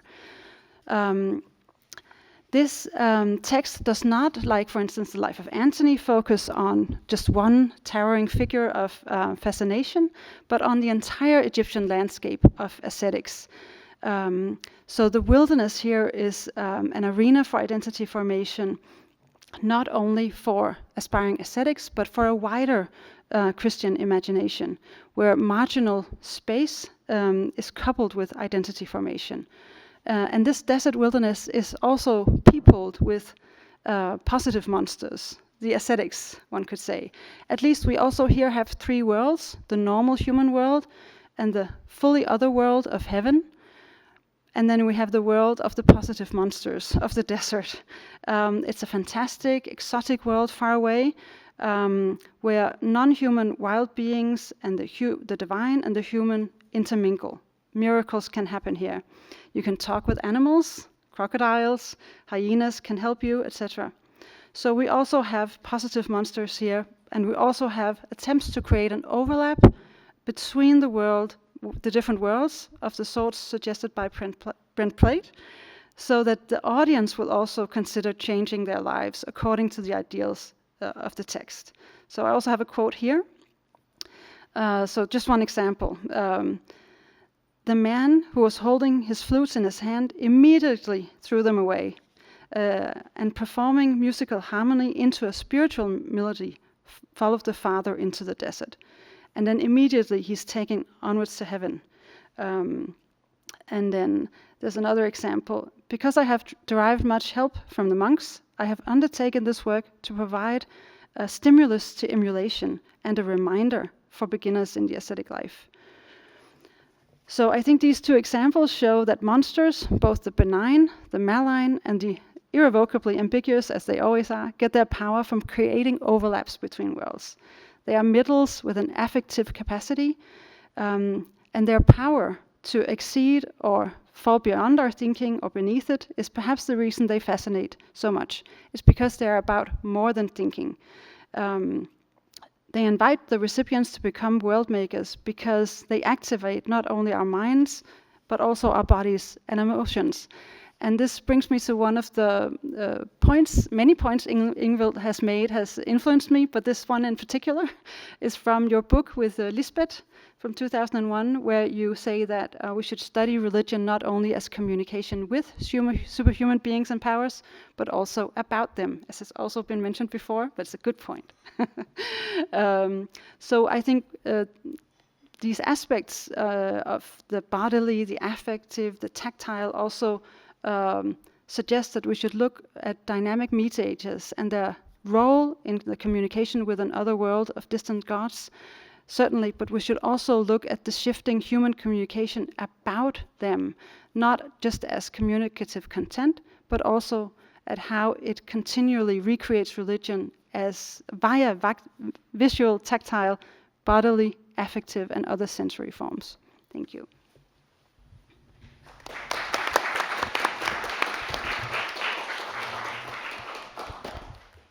I will speak to you now as the Agathos daimon, not the ferryman, but the ferry woman between the present and the past and the past and the present. I have 3 points and 1 suggestion. Sit mihi fas audita loqui. In 1819, Goethe wrote the first edition of his famous Westöstlicher Divan. Wer nicht vor 3000 Jahren sich Rechenschaft zu geben weiß, bleibt in Dunkel unerfahren, mag von Tag zu Tage leben. Karen Blixen, famous Danish author, later took it and repeated it in a very, in a more simple manner, saying that he or she who's not able to conduct, to present a historical overview for 3,000 years is not worth conversating with. It may be a little arrogant, slightly arrogant. I think she was wrong, and Goethe was wrong too. We need to go 6.5 million years back in time. And I still have 7 minutes left. Now that raises, of course, the crucial question for a session on the past and the present, and how we may use the present to shed light on the past, and the past to cast light on the present. Does history teach us anything at all? I don't think so. History is dead. So somebody needs to revivify history in order for history to come alive. And that brings me to the second point, namely one that was perspicaciously and astutely elaborated upon by Michel de Certeau in his very influential work, Comment on écrit l'histoire, in which he argues that history is basically an apologetic endeavor. We never have recourse to history were it not for some sense of a lack in the present. Every element extrapolated from history is used by the present in order to compensate for the deficiencies of the present, with the aim in mind to create a better future. And therefore there can be no study of history that is not of an overly presentist nature. I'm not saying anachronistic, I'm saying presentist. And I do think that Michel de Certeau was absolutely right in emphasizing the apologetic tenor to any historical enterprise. That leads me to the third point, namely, to what extent is history in the past anything worth today? Well, we should never forget that history can be very cruel, and that often history is used in order to legitimize the most horrible and atrocious agendas of the present. And certainly we do not want that. Primordialism, in whatever form it appears, is a dark, beastly, and ghastly business. I don't want to take part in that. Can we then impose ourselves on history and just do whatever we want to do with it by upholding certain ethical standards. No, I think that is just as wrong. I insist on being a ventriloquist of the dead people. And by the way, that's why I never became a sociologist or an anthropologist. I don't like people who respond to my work. I prefer dead people. They can be used as clay in my hands. I'm modeling just the way I mean to model them, neither less nor more. That was a joke. So how to go about if we are to use not only the past, but also the present with respect both to a high degree of plausibility, with respect to an extent of proper ethical conduct, which I think is just as pivotal, and third, as regards aesthetical complexity, because we don't want any simple use of the past, nor do we want any simple-minded usage of the present with respect to the past. That is exactly the kind of bridging of which Ingvild has been a very brilliant and illustrious fairy woman. And if you're a little struck by my terminology here, it comes from the Symposium of Plato, where he speaks about the hometaxy, the one bridging, mediating between not past and present, but between the celestial realm and the earthly realm. And that's the whole focus of the symposium today. But we can also apply that to the horizontal perspective, namely past and present, present and past. That can only be done in a proper way. First, if we acknowledge with Goethe that, of course, there can't be any proper, reasonable engagement, behavior, thinking in the present unless you carry the past with you.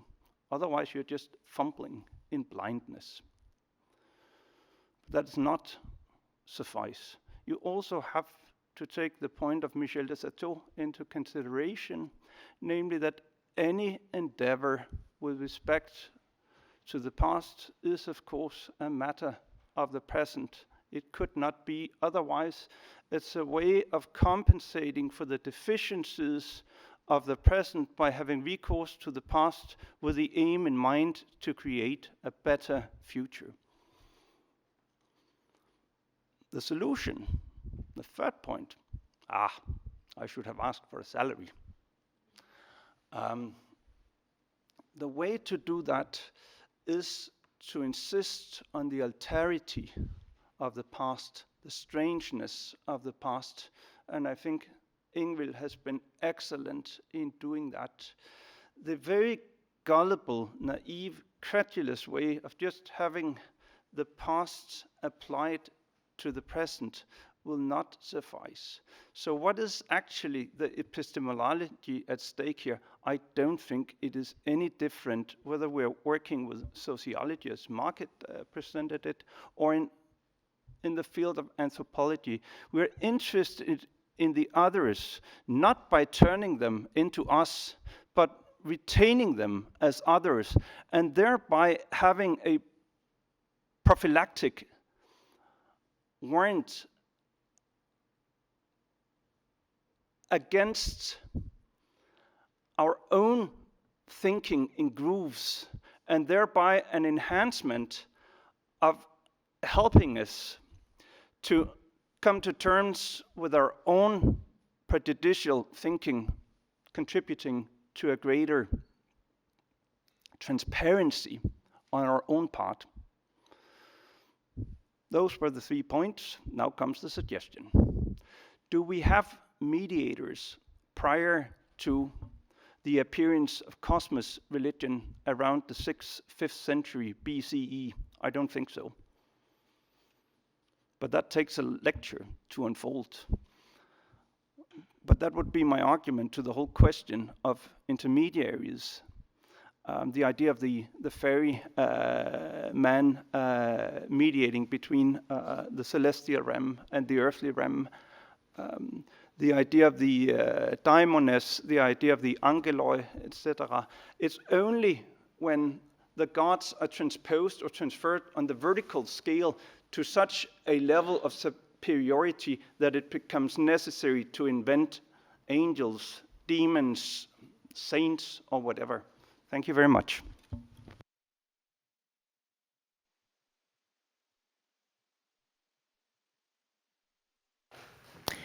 Thank you, all of you, so very much. We've come to the stage where I will allow you to, ask questions for each other or to comment on each other's papers if you have anything you want to say. Who wants to go first? Yes, Laura. I have just a comment for you, Jorun. Thank you for your presentation, which I enjoyed a lot. So I really very much like these bridges that you spoke about. But I thought, don't we also need simply to have another aspect, namely, if our contemporary theories and approaches and concepts, like another criterion should be, if it works. So if we use it on the material, like a more practical kind of criterion, because in many instances, applying these perspectives, another important criterion I would think is also that the proof of the pudding is in the eating, if it actually is fruitful in understanding the material. Go ahead. Yeah. Yes, I fully agree with that. I guess I didn't mention it because it is a more subjective criterion in a way, so that whether you find the proof in the pudding depends on whether you personally like that pudding or not. So that's why I was a bit cautious about it. But I think we have all read wonderful work that is highly speculative, and we find of high academic work. But then it has this quality that is much more difficult to pin down and put as a criterion. But I fully agree with you. But I just found it a bit kind of difficult because these other kind of bridges are kind of they are a little bit more obvious. But it wouldn't have to be wholly subjective, I would say, because you could also have the criterion, how many aspects of a given source can you be included by using that perspective, or is it convincing to others, to your peer reviewers? That could be part of that does it work question. So is it actually convincing to the scholarly community? How is it substantiated in the material? What kind of evidence can you adduce to, so not wholly subjective, I wouldn't say. Oh, okay. You have to say. The very fact that you have criteria already makes it non-subjective, because that opens for a reasonable discourse about the issue. I have one point to each of you, or a comment. I like their talks very much. To Jorun, the whole idea of stabilization, I think, is so crucial. And I would argue from a biological perspective, now I'm playing the role of the biologist, not the cock scientist, but the biologist. And that has to do with the fragility of culture. Culture is, at its very nature, extremely fragile, continuously susceptible to annihilation. The only way a culture can be undergirded is by imbuing an institutional dimension to it. You can see that already in the work of Roy Rappaport, but then again, Rappaport was an old Durkheimian. And I think one has to acknowledge, when it comes to the hominin species and the hominin lineage, in contrast to the other hominids, gorillas, orangutans, chimps, and bonobos, in order to understand hominin evolution, we need to add other selection mechanisms on top of natural selection. And of course, natural selection is just not It's not only one thing, it's 5 different theories that are ingrained with each other in Darwin and in the new synthesis. But those other selection mechanisms, the second one of those would be a sort of Durkheimian selection, and that has to do with the stabilization, and we're seeing that particularly at the very incipient level as regards ritual. And you can see ritual, some strong ritual behavior already with chimps and bonobos, but of course it takes a far more extensive role when it comes to apes who are able to lie. Well, yes, we are very strange apes. And to Laura, it's very interesting what you're arguing with respect to monsters. But if I were to think of the intermediaries of today, I would look into my own soul. Because where would you get divine power from today, or culturally postulated superhuman power, depending on how sterile you want to express it? I think it's a matter of the vulgarization that happens in the wake of Romanticism, from Caspar David Friedrich, from Heine, from Kierkegaard. This idea that you're gathering power from your own soul. That's the work you have been doing together with Lisbeth on spirituality. I think this is a marvelous example of this. These so-called mammals, middle-aged men in Lycra, they can be horrendous, and they're racing bikes that cost 100,000 Danish crowns, and they're really a horror in Aarhus to avoid these middle-aged men. But they are the kind of mediation, the kind of reliance on a powerhouse or a storage battery, effervescence in the Durkheimian sense. I'm not sure if it's coming from monsters today.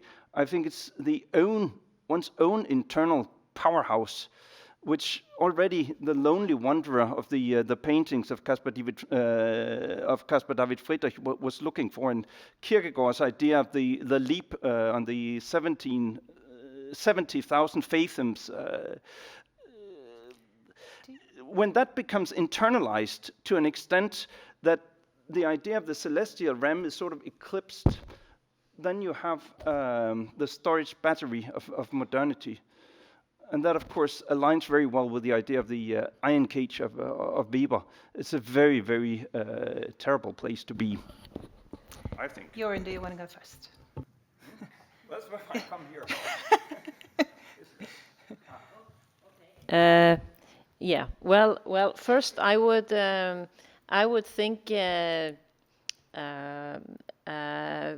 idea of bicyclists in pink lycra is kind of. I haven't thought of that, but as an avid cyclist myself, I think I have more sympathy. No, it's Sloterdijk's idea. Du musst dein Leben ändern. But I wanted to go just to kind of. Go back to this issue of what you called stabilization. I was talking about institutions, but stabilization also catches the ritual aspect, and I think that is very important actually. And because this has also then been. I've been mostly focused on texts and how texts are transmitted, and then you have the canonization and the institutions that have copy texts, etc. But of course the rituals have survived in other domains, and also women's involvement in those rituals. So this is again goes back to the Greek context, where many people have many scholars have studied the dances, the Greek folk dances, as kind of containers of cultural memory. So there you do have. That's a good stabilization is a good term, but I wanted to go back to also to respond to your question about why we do history, because I think that it's not to and all of the modern agendas, but I think the history, maybe the most important thing history does is to teach us what the human being can fathom. What the human being can be, for better and for worse. And this is why it is important to think about it.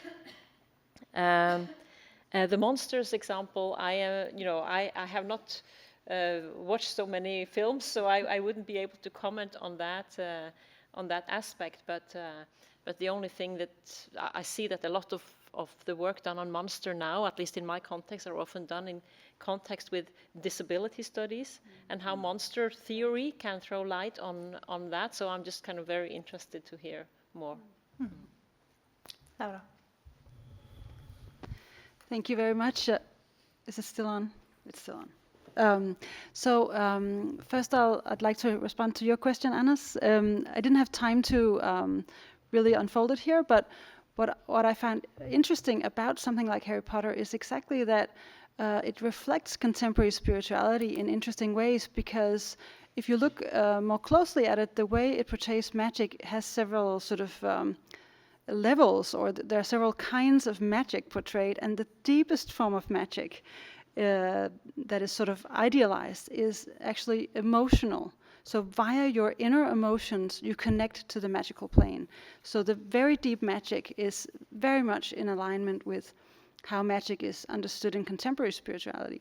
And also in the new Fantastic Beasts movie, I would also say that the sort of idealization of green religion also shows some of these aspects that you also point to. So it's not just monsters as mediators, but it's more complex. So so what's interesting about popular culture is that how it reflects contemporary aspects of the religious landscape.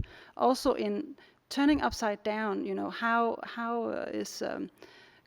concepts like magic or a witch or like Siv Ellen also said, being connected to nature is suddenly a good thing now in religion, whereas, earlier it was,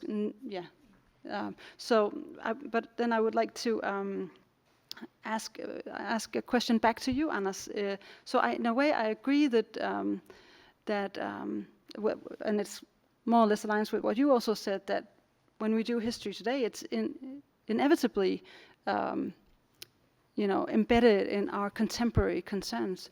But what would you then see as, what would be the role of the humanities now? What would be the agendas that most strongly, we probably don't have time to talk about that now, but that affect us most vividly now? And then finally, with respect to your question, I haven't done so much work on the whole disability part of monster theory studies, but I've noted it, and it's of course super interesting. So, I would love to hear your answers to Laura's great question, and then I would like to open the floor for questions and comments from the audience. But please, if you want to engage Laura's question. Two points. The first one is, as regards the emotional side,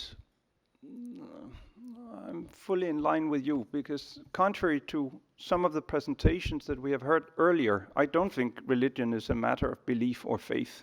That's just a very thin surface.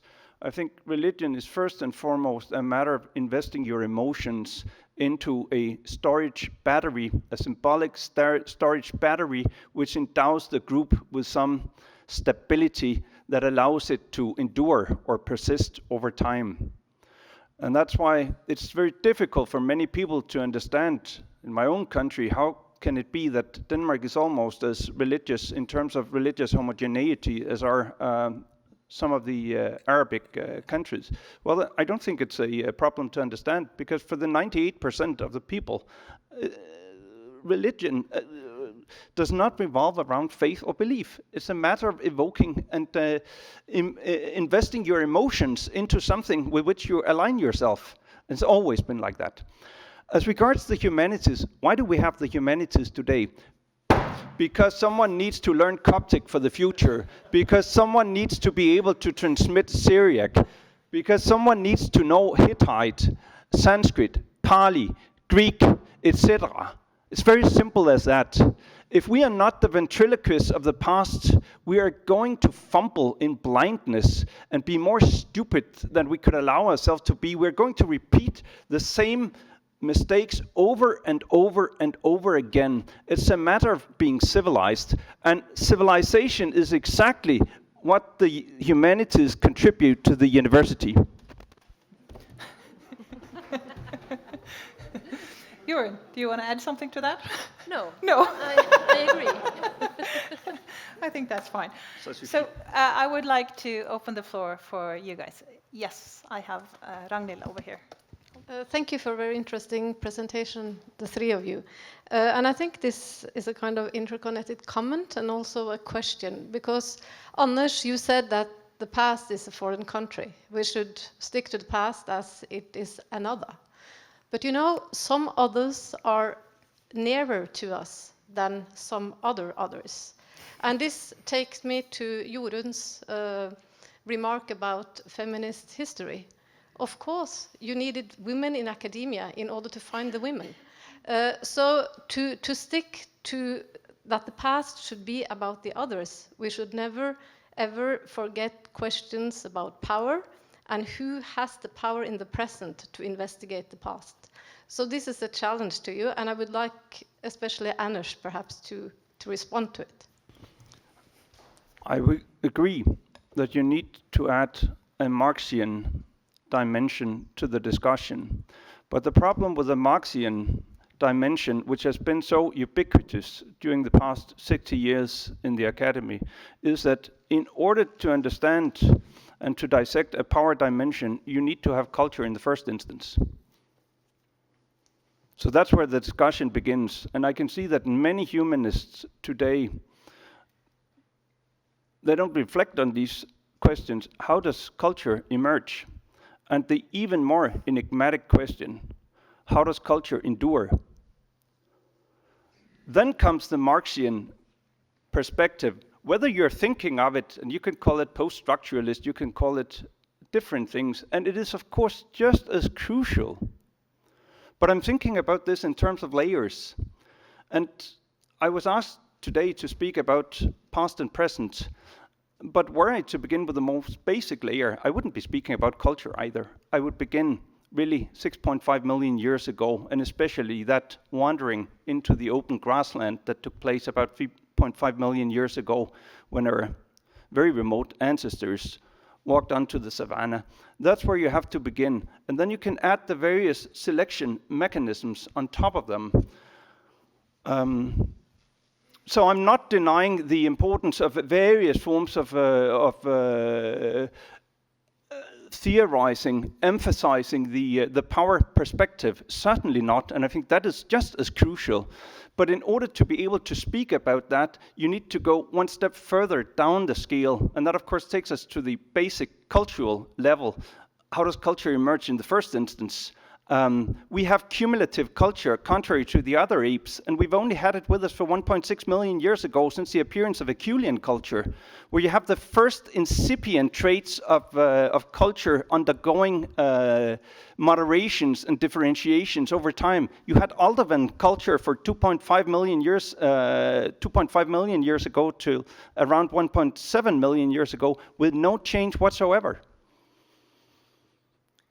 And to understand then how power is exploited with these apes as we are, that takes us much higher up the hierarchy. Good. You wanted to? No. Jørgen or Laura, do you want to comment or answer? I think that, I don't have any particular comment to that. I agree with you, but I was trying not to connect, well, now there is a comment anyway. I was trying not to connect it to the gender of the investigators, but actually the methods and approaches that they develop, which I think in theory could be done by variety of identities.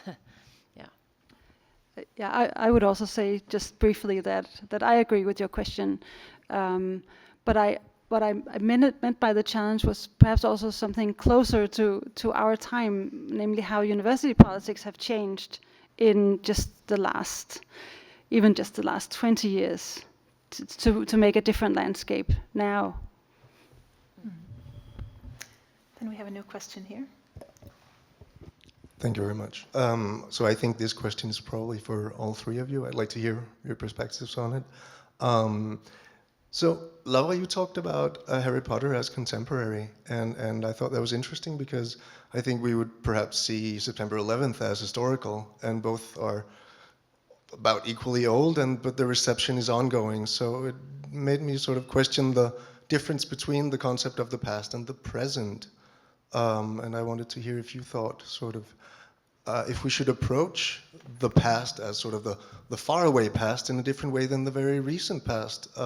Is it sort of a qualitatively different academic endeavor to study a mandala or a meme that was made yesterday, an apocryphal text or fan fiction in a discussion board?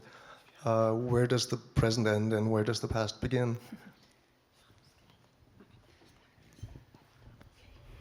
Thank you very much for these reflections, which it's kind of difficult to answer. But I think at least I can say I think what the value of studying the distant past is that it sometimes makes us see things in the near past in a different light, at least. So yeah, I think that would be it.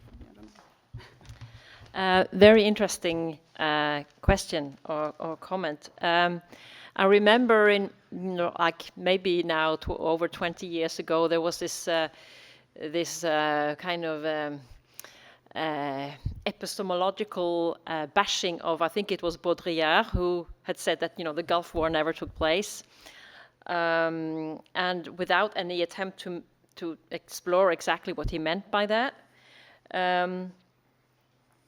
And I think it's, thinking about the past, when we write history, when we explore ancient texts, we do write a form of fiction. So I myself, I have to admit that I don't, in a way, know when I believe in something as kind of true fiction or something that is persuasive fiction or something that is kind of external hard fact. And I think that at least in many of the texts or works that I explore, this is not always that is not the most important question. So when people when people don't understand like such a statement that the Gulf War never happened, never took place, I get a bit disappointed, because I would say, well, it's rather a challenge to try to explore what is meant by such a statement. And in historical literature, you find such statements all the time. And I know that also that our perceptions of what is kind of what has actually happened is also blurred by our stories and our associations with happenings. And I think that also some of this is now what we are seeing unfolding in the growth of so-called fake news, alternative facts, or whatever. Yeah. So thank you. Keep it short, Anders. Yes. 2 more questions. What you said about the proximity of the other and the distance of the other is not only, of course, a question of temporality, is not only a question of spatiality, but also of temporality. What is past? I have a very vivid memory of what Sissel Undheim said this morning. I don't remember anything from what Christian Bull said. It's very past. I mean, this is a matter of how you define it. What is the pastness? It's on a scale, continuum. And what happened 2 days ago may be very past for me, whereas I feel very much at home in the 1890s. It differs all the time depending on the kind of oscillation that I'm engaged in. Okay, then we have 2 more questions, and I think we'll leave it at that. The first one is from Jens Brodvik, behind them.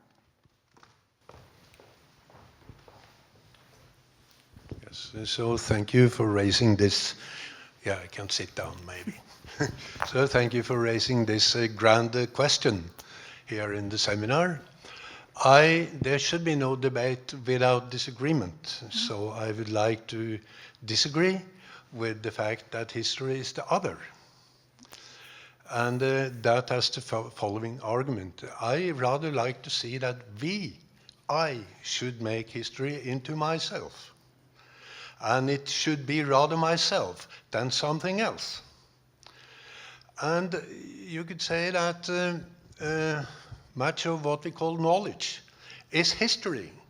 The empirical kind of material we always use is, yes, it's made in near or distant future. And the more we can make this part of our present existence, I would say, the better. The more we can make history us, the more knowledge we have. And you could say that knowledge is always historically generated. And to learn something is to start early in history. And few of us end up in the present. For example, in the case of mathematics. Then we start maybe 3,000 years BC to learn addition and so on. And then mathematics go on. Maybe we reach Euclid in antiquity. But who reaches Newton? And who reaches the mathematics of relative theory? So I think that the ability, the extent to which we can absorb history and make it part of the present, the better, and the more knowledgeable we are, for the good and the bad maybe, but still to study empirical things, what is out there, yes, as material in the present, but as symbol of the past. The more we can integrate in ourselves, the better. So history is us. And I think we shouldn't forget Herodot, what he says, that historia, it means investigation. It's to learn the background of what was happening, why the Persian Wars happened. It's historia, it's investigation into some material which can explain the present. And then, of course, it's important that it's critical, that it's not fake history. And of course, we also make history every time we read historical material, and we create history. We create the present, and we create the future. And we make it part of ourselves. So history is us, not the other. Please protest. Would you be comfortable with us having one more question, and then you answer to both of those? I have a final question here, the gentleman in the purple jacket. Yeah, I'm a bit of an outsider here. I think my field is history of science, biology in particular.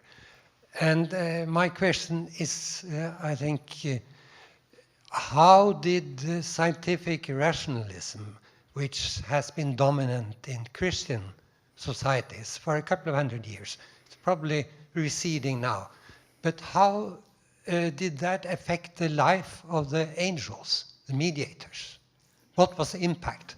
I mean, I noticed that Anders even used the term he called the kind of discipline which we are now discussing, the science of religion. Yeah. Please. I insist very much on science of religion because it's a way of protecting myself and my field against certain currents, especially prevalent in the UK and in North America, where it becomes difficult to differentiate between a university study of religion as a subject and very strong religious agendas. Potentially, I could have used study of religion, but I want to accentuate the scientific component of it, and that of course has to do also with the fact that I don't consider myself a humanist only. I also consider myself doing work in the natural sciences. I work especially in the life sciences, but also in behavioral sciences. And I insist that the study of religion is a comprehensive field which cuts, and that's why it's the most interesting field among the humanities, because it cuts across all the faculties. Natural sciences, life sciences, the social sciences, as well as the humanities, and theology. So that was the reason. As regards Jens Borvik's question, I don't know what to say about what history is. I'm not saying anything about history per se, because I wouldn't know anything to say, but I'm saying something about an epistemic stance, which is something differently. And the idea that as a default, as an epistemic default assumption, that you're assuming that history is myself, I don't really see how that can methodologically protect you against making those impositions and self-reflections, which I think we should be very keen about avoiding. There are great parts of historical tradition which I couldn't care about. Doesn't interest me. I think the past should just be left as the past. I don't want to take it into the present. The whole discussion, I have colleagues now arguing that we can't use such a word like male chauvinism with respect to the ancient world, because there was no word for male chauvinism. That to me is so naive in terms of philosophy of science. Of course you can distinguish between second order language and fourth order language. And that is so crucial because it allows us to make transitions between different levels of analysis. And coming back to the question, I'm sorry, I don't know your name, but the question pertaining to the power perspective, this is exactly the importance of the power perspective. In order not to be taken hostage by a tradition of the past, you need to have an alertness, you need to have an very strong awareness of how you're mingling with history, and therefore I certainly would not agree that to make myself much too acquainted with history and to transpose it to myself at the outset. On the contrary, I try to keep it out at a distance, because I'm adhering to the same kind of methodology as any sociologist or anthropologist would do, and I think we would have a serious problem in terms of the study of religion, or as historians of religion, were we to say we are adhering to a different methodology than our colleagues in anthropology and in sociology. They may conceive this, understand this differently, because they're working on a horizontal scale, but as soon as we're working on a vertical scale, it has to be different. We should abide and adhere to the very same criteria. I have to stop you there. Yes, go on. First to Jens Bråvik, I also would be very cautious to say kind of history is me, because of course on the one hand we know that we are all products of history in a way, our predecessors and our culture, but as a critical project, as a scientific project, this is not enough. You know, then it would be kind of a psychological maybe study, but to single out particular trajectories, particular methods, and to in a way use history as a selective mirror. I still believe that some kind of analysis in this is necessary, and not just kind of history is me and we are all one and everything. For the other question about, I wasn't quite sure whether you mentioned mediators or I didn't hear it, but I was thinking of the mathematics, the sciences. No, I'm thinking of the angels. The angels.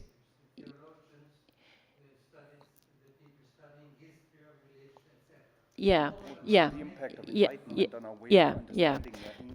So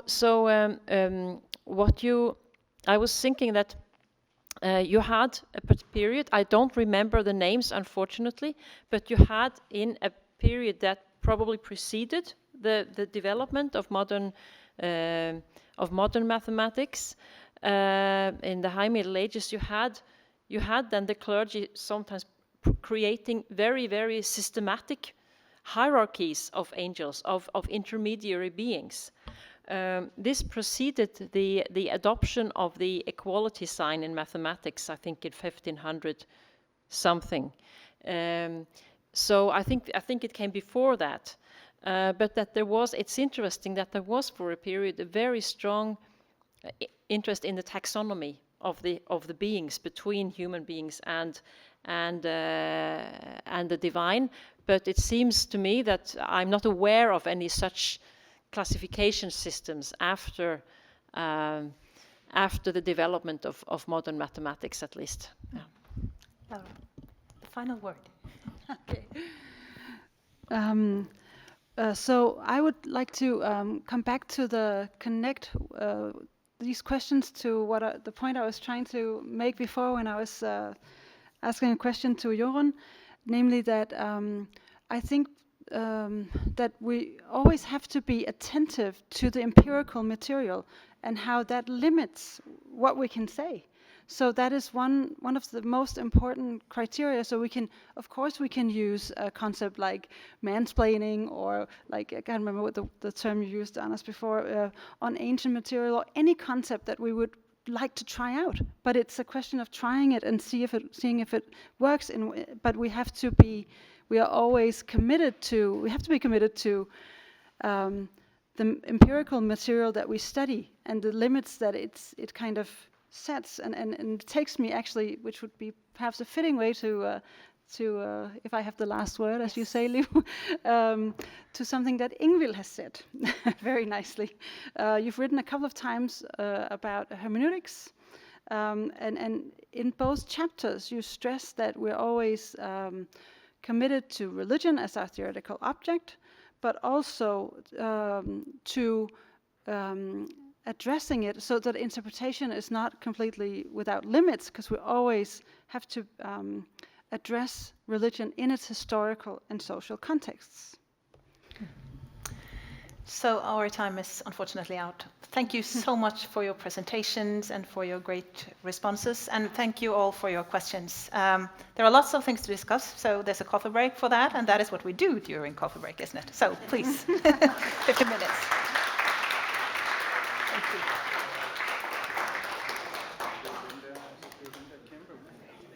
Hello? Stephen? Hello, Einar. Hello there. Can you hear me? I can hear you. Apparently fine, you can, you. yes. How are you over there in Scotland? I'm okay. It's very Bergen-like weather here. It's raining, yes, wet and cold. I would expect so, yes.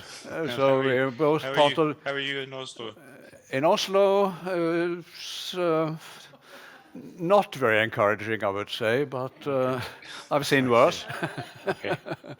So we are very glad to make you part of this event, Stephen. Thank you. And to the rest of you, Stephen Sutcliffe is a colleague from the UK who works at the University of Edinburgh, and he's been working very closely for many years together with Ingvild and Lisbeth and all those other colleagues in Bergen who are interested in modern religious movements, as they are called, or contemporary forms of spirituality. And so this is our most international outreach during this event. So you are a special element of the program, Stephen. So we are looking forward to hearing your presentation on Zoom across the North Sea. Please go ahead. Okay. Thank you very much, Einar. And just to say warm congratulations to Ingvild on this wonderful occasion. And I'm really sorry, and indeed my wife, Jo Miller, whom Ingvild met on a previous visit to Edinburgh, is also sorry that we're not able to be with you in person, which would have been much more fun all round, I'm sure. But nevertheless, it's great to be with you, at least on Zoom. And greetings also to Nils Eric, and I can report that Stirling Albion are currently doing quite well in the Scottish Second Division Football League, Niels Eric. So I'm going to talk to you about the gentleman on the screen below as a contribution to Ingvild's historical interests. And this one doesn't go back to the ancient Mediterranean world, but we do go back to a much more proximate period, the first half of the 20th century. Now, one of Professor Gilhus's many productive interests has been making sense of the New Age movement in Norway and the Nordic countries. In this paper, I'm going to add a comparative perspective from Scotland in the first half of the 20th century, and I'll present this as an episode within the life reform movement in Europe and the Nordic countries. Life reform is an important precursor to contemporary New Age and holistic networks and shows the deep roots of alternative spirituality in post-Romantic and post-Christian cultures of the self.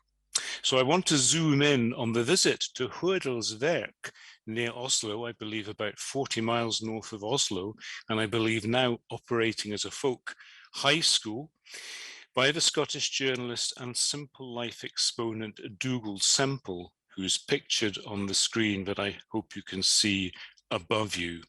And in 1938, Dougal Semple visited the conference at Hurdalsverk of the International Vegetarian Union, or rather the International Congress. At the time when he made this trip, Semple was living on a small, rural, back-to-the-land colony near Glasgow and was president of the Scottish Vegetarian Society. Other delegates at Hurdalsverk, for example, from Finland, Switzerland, and of course Norway itself, were significant authorities in local and national life reform circles. So Semple's visit illustrates the personal connectivity of life reform networks in a pre-digital age and the transnational transfer of common themes, including an ambiguous political register, which is resonant again today in the occurrence of anti-vaccination and conspiracy thinking in some areas of alternative and holistic spirituality. In his lifetime, Semple was quite well known as a vegetarian, conscientious objector and amateur naturalist, not only in the UK, but following, in fact, his visit to Hurdalsverk, he was known in Switzerland, Germany, and North America. For around 50 years from 1907, Semple worked as a journalist, a photographer, and a public speaker, publishing around 20 books and pamphlets. In 1916, he served for a year as secretary of the London Vegetarian Society, whose patrons then included George Bernard Shaw and Mohandas Gandhi, whom Semple later met. And later still, Semple served as president and vice president for the Scottish Vegetarian Society and the International Vegetarian Union, respectively.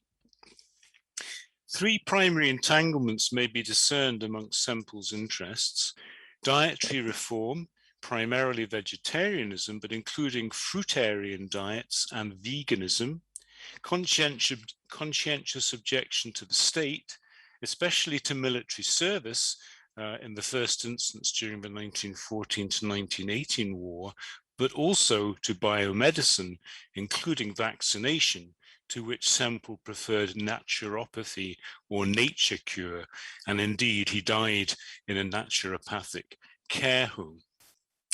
And finally, the restorative power of the open-air life in nature, including camping and nature observation of flora and fauna.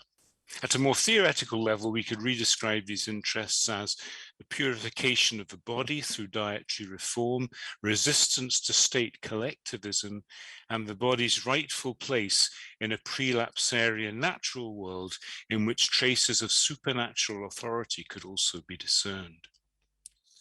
I'll stop reading a second just to scroll through a couple of slides to give you a bit of a flavour of his biography before we get to his visit to Hurdalsverk. There he is in around the late 1940s, something like that. A crafted picture. He was a photographer, he took his own pictures. Obviously someone took this, or he might have set the camera up on a delayed shutter, and he's sitting on the steps of his old omnibus in which he first lived or started to live the open air life.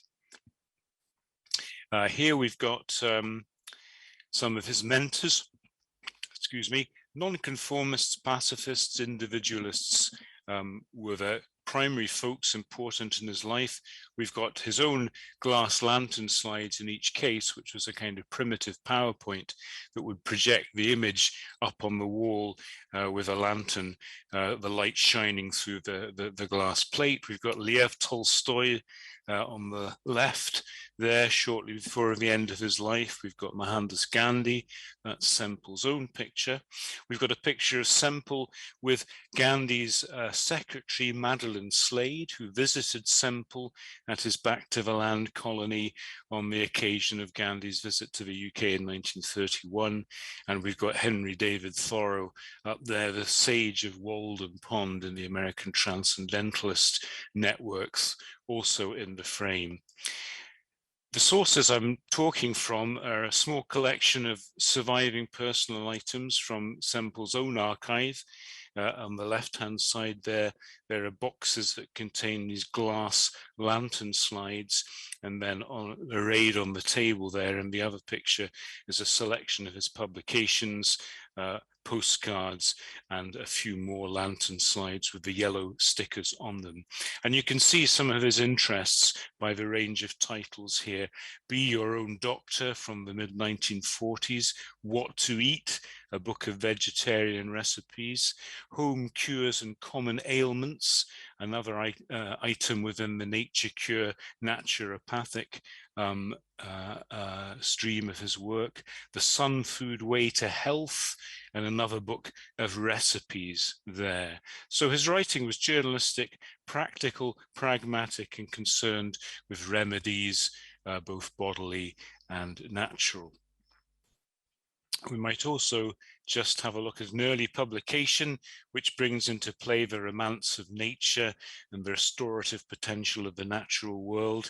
Living in Liberty also suggests a Thoreauian ethos. We have a picture there of Semple in a kind of rural idyll there, working with his books and papers surrounded by trees and greenery. And of course, on the cover of the book, we've got a tent and we've got a thrush singing in the boughs of the tree.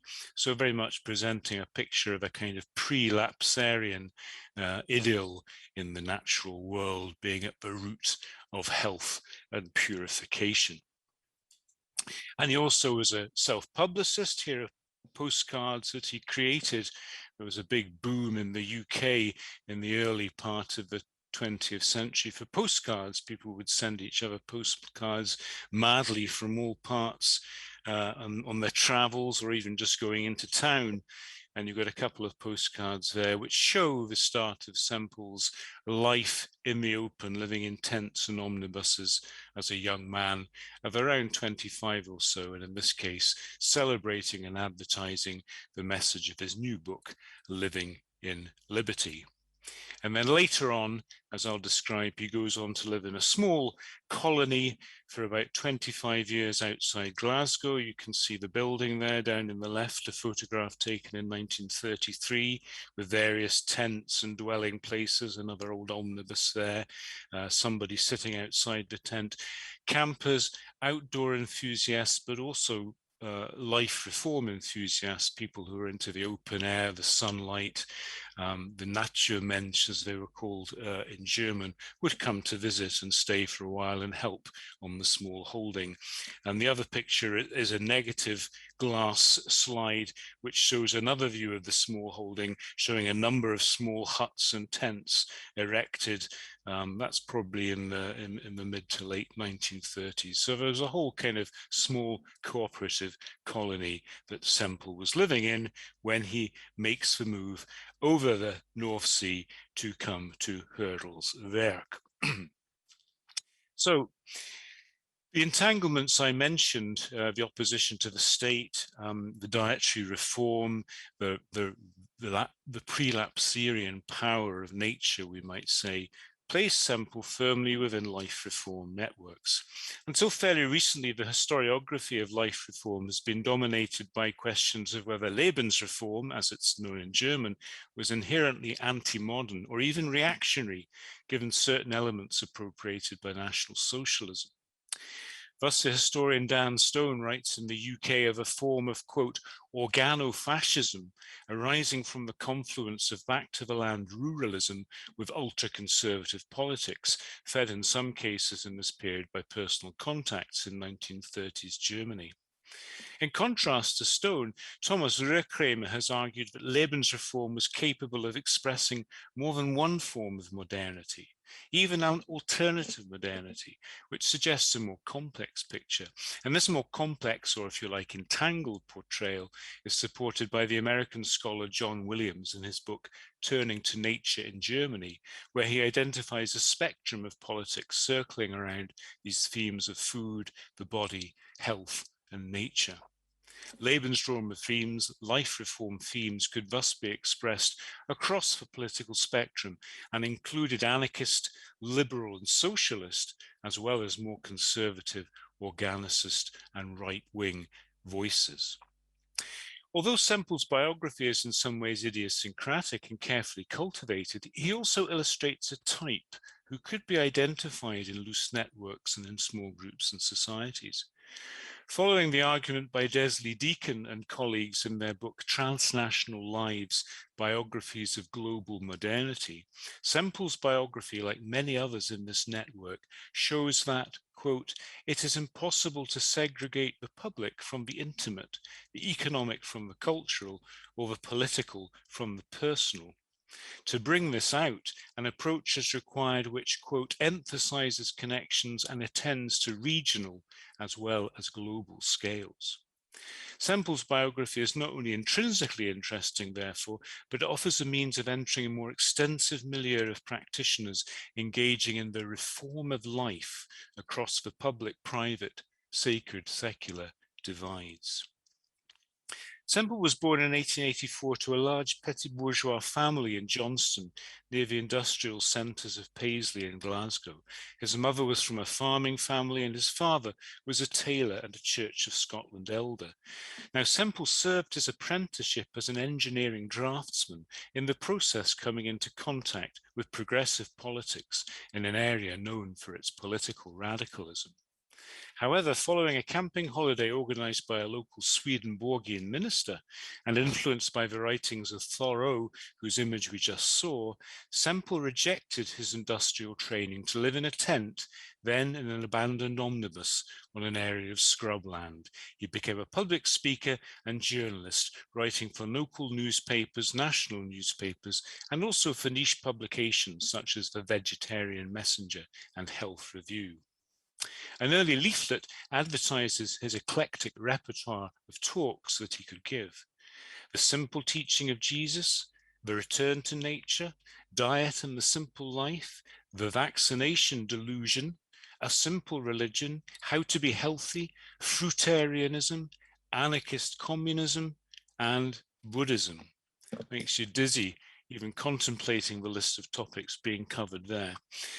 Over the years, Semple met or corresponded with Tolstoyans, Theosophists, Buddhists and Sufis, nature cure practitioners, vegetarians and fruitarians, and charismatic reformers like Edward Carpenter and Mohandas Gandhi.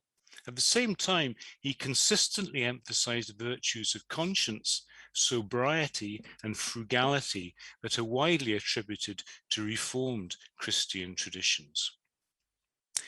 After a series of events when, for example, Semple applied and was granted exemption from military service on grounds of conscience, and the acquiring by himself, his wife, and a group of friends and colleagues of the small holding in the picture on the screen in front of you, we then moved to the next stage in Semple's career, which takes us directly over the water to Hurdleswerk. Because until 1938, his career had unfolded entirely in Scotland, England, and Northern Ireland. The journey to Hurdleswerk via steamer from Newcastle to Bergen propels him into the midst of a transnational Nordic European movement and at a charged political moment. And you've got a picture there of a brochure in English advertising the International Vegetarian Union at Hurdleswerk there in 1938. And you've also got a cartoon from the Danish newspaper Lørdagsavisen from July 1938, showing presumably the folks who are going to be attending Hurdleswerk munching on grass in the meadow, one of many kinds of cartoons poking fun at vegetarians. Not many vegetarians, it have to be said, actually ate grass, but in fact it could also be said that Dougal Semple has an article on eating grass in one of the vegetarian publications. So unusual, but not completely far-fetched. Now, the visit to Hurdleswerk was evidently a stimulating experience, so Semple went on after the war to visit Zurich, Paris and Hanover, often on the back of personal connections, which he made just outside Oslo. About 90 delegates attended this 10th Congress of the International Vegetarian Union. It opened with a reception in the Festival Hall of Oslo University, thereafter meeting at Hurdleswerk. And here on the top right hand, we've got a picture of the British delegates to the conference with Dougal Semple sitting at the front there. At the bottom, we've got a picture of the international delegates, I presume outside the festival hall at the University of Oslo, and Semple is in the crowd there. I don't know if you can see whether my pointer is working or not. And then we have on the left-hand side a family portrait of the gentleman who organized, curated the conference, Dr. Røgle, who I'll come to. In a short article called Vegetarianism in Norway in the July 1938 edition of the Vegetarian News in London, Dr. Hans Jakob Røgle, there he is, dates the Norwegian Vegetarian Association to 1903, following a Swedish society in 1895 and a Danish society in 1896. Dr. Røgle at this time was secretary of the association, which he described as being centered in Oslo, with branches also in Bergen and Stavanger. He describes the association as working on the most modern lines. Quote, natural diet is the first point in its program, and it excludes flesh meats, fish, and eggs. In its struggle for the defense of animals against all forms of scientific cruelty, it works in harmony with the nature cure movement, whose pioneer in Norway, a certain Ole Olvik, was the founder and first editor of the health magazine Naturlegen. Olvik, I've discovered, was a theosophist and also an anti-vaccination advocate. Dr. Margit Løv, who has very kindly helped me on some of the Norwegian connections here, tells me that Naturlegen, the magazine, was published from around 1909 to 39 and then continued as Pioneer from 48 to 51, and latterly as Helse for All, Health for All, 1951 to 55. In Dr. Løv's summary, the main themes of these Norwegian periodicals is vegetarianism and healthy lifestyle, with a particular emphasis on the healing abilities of raw food, and also articles that promoted organic and biodynamic farming. There were also some articles that argued against vaccination and some traces of conspiracy thinking, similar to alternative health food circles today. Now, many speakers were advertised to appear at Hurdleswerk, and no doubt the biographies of the names would yield further information on contemporary connectivities. Semple's brief account in his own memoir, Joy in Living, mentions only two speakers, a certain Werner Zimmermann from Switzerland and Are Weerland from Finland, who became a naturalized Swedish citizen. Werner Zimmermann, the Swiss gentleman, spoke at the Congress on My Way from Disease to Health, and he also led early morning gymnastic exercises, which were described as a popular feature. Zimmermann was a leading figure in Swiss Lebensreform who spoke and published widely and who, like Semple, had also met Gandhi. Are Weerland spoke on a healthy life, which was followed, we're told, by an interesting discussion to which Semple himself contributed. Weerland was a prominent figure in Nordic Lebensreform, already known to English readers through his book In the Cauldron of Disease, which Verlin describes as the record of a 30-year search for health, and also as the most serious and comprehensive attack hitherto published on the present-day system of treating disease, and consequently on the representatives and supporters of that system. And of course, Verlin here is meaning biomedicine. At this stage, the National Health Service in the UK had not been founded, but the model of health was very much based on a biomedical etiology of disease causation. And Verlin, like many people within this network, was struggling against that. Semple himself gave a concluding address to the Congress at Hurdleswerk entitled Vegetarianism and World Peace, and the fact that he gave a concluding address suggests his rising status in these circles. In this address, he argued that, quote, vegetarianism is not merely a matter of food reform, it's a philosophy of life, and war will only cease when we cease to live as beasts of prey. So long as we prepare for war, we shall get war. We must not only study Darwin, but Kropotkin. Vegetarianism is the first great step. The killing of human beings is akin to the killing of animals, and so the exploiting of animal life leads to the selfish exploitation of human beings. It's reported that following the address by Mr. Semple, a resolution was passed by the Congress calling upon all peoples and their governments to maintain and work for peace. This resolution expressed disapproval of the repeated air raids on defenseless towns, on unarmed vessels, and on peaceful peoples in Europe and Asia. The worsening European crisis is clearly implicit in what are otherwise rather anodyne remarks. In his later memoir, Semple further alludes to the wider context in a rather odd aside. He writes, owing to some trouble at the former Congress in Denmark in 1935, Hitler had forbidden a German delegation to the Hurdleswerk Congress.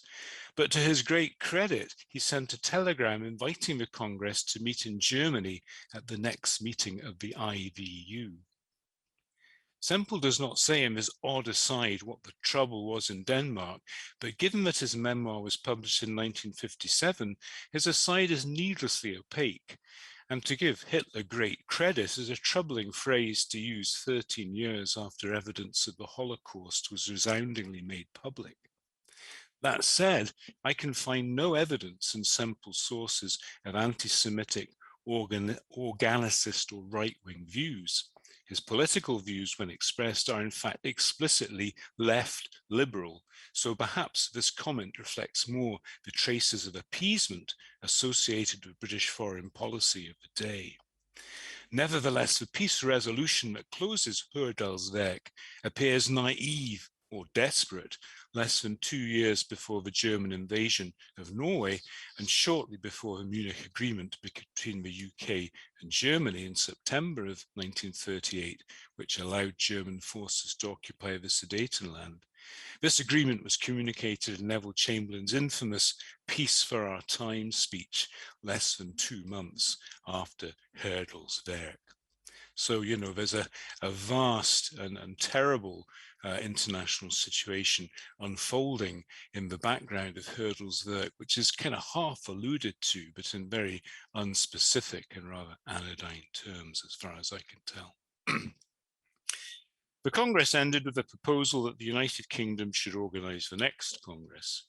Delayed by the war until 1947, the eventual venue for the next one was a place in England. A new development at this Congress was veganism, a term coined in 1944 by Donald Watson to describe a person who does not eat or use animal products. Semple was sympathetic to veganism and chaired a session with Donald Watson, the founder of the Vegan Society.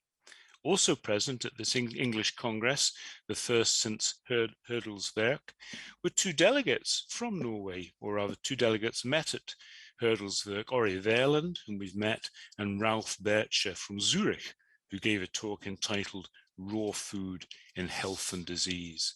And Semple would go on to visit the Bircher Benner Center in Zurich later at the invitation of Ralph Bircher. And now I come to my quick conclusion after this largely descriptive paper. After 1938, then, Semple came into regular contact with a network of transnational contacts concerned with dietary reform, the purification of the body, and the healing powers of nature. Hurdal's werk marked the moment when Semple stepped out of a local Scottish-English nexus and began the transnational stage of his lengthy career in life reform, with many of the ambiguities that this entailed. No wonder Semple concludes the brief account of his visit to Hurdal's werk with the phrase, Norge je elsker deg. Thank you very much. And we'll just finish with a picture there, zooming in on the representations of the male bodies of participants at Hurdal's werk.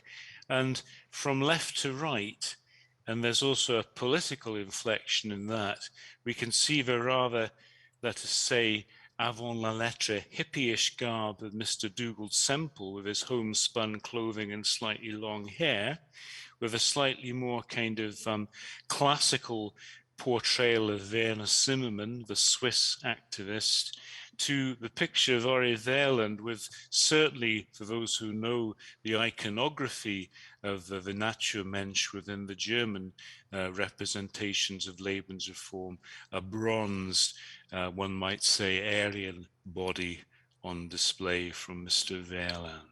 Something there about the political spectrum and the ambiguities of this most interesting milieu. Thank you very much, Stephen. This was a rather thought-provoking lecture that makes us all wonder about the ideologies associated with this kind of movement. We will take a few minutes for questions and comments. You can see us now, can you, Stephen? Yeah, I can see you. It's nice to see you, actually. Yeah. So, Jan Bremmer. Thank you very much. A most interesting lecture, I thought. Though one point that you, as far as I noticed, didn't really discuss was his interest in transcendentalism and Swedenborg, which, in a way, I would say, is also already projecting the interest of New Age. Could you perhaps say noch a little bit more about his interest in this transcendentalism? Yes, that's very interesting. It just so happened as an accident that there was a very vigorous Swedenborgian church in the town of Paisley, which is more or less where he grew up. And he first went camping and hiking in the outdoors with the local Swedenborgian minister, who was also a writer of, amateur naturalism books on identifying the fauna and the flora in the hedgerow. And I think this was quite an influence on Semple. I haven't really kind of quite worked out the depth of this, but certainly the idea in a lot of his photographs of the natural world in his later writings, which I didn't really concentrate on in this talk, there's a sense that, nature is a book with the signs of a divinity written in the birds and the bees, the flowers and the trees, and to be deciphered by those who have the knowledge of Swedenborg's revelations. But I need to do more work to work out just how important that was in Semple's overall thought. Thank you. All these interesting things going on in Hurdal, it's amazing. Do you know anything more about how Sufism ended up in his catalogue?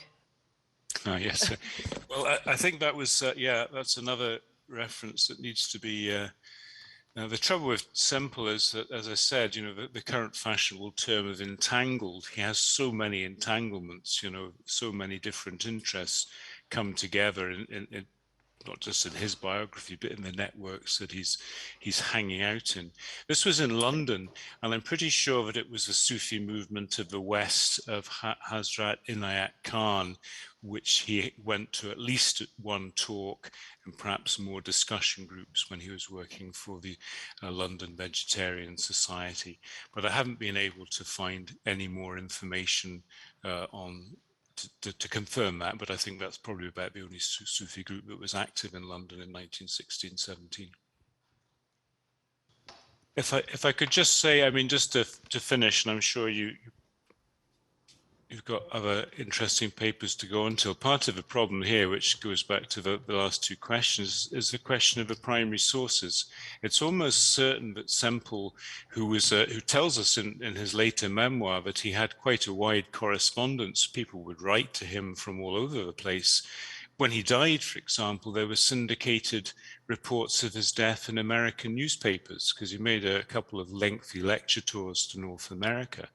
So this one gentleman from the west of Scotland, who in one sense looks somewhat idiosyncratic, you know, slightly eccentric, turns out to have an extraordinarily busy life, particularly after he'd sort of wet his you know, when you wet his feet at Hurdlesvik, when he actually got out of the UK scene and got onto the Nordic and European networks. He starts to travel along these networks and engage folks. So he had a big circle, but hardly any of this remains because most of his stuff on his death was thrown out.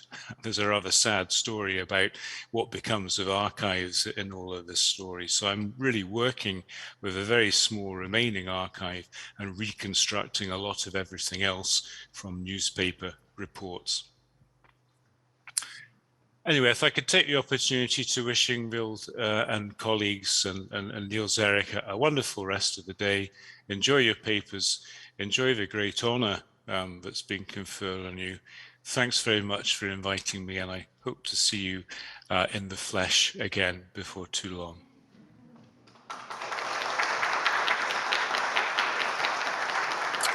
Farewell. I'll log off now.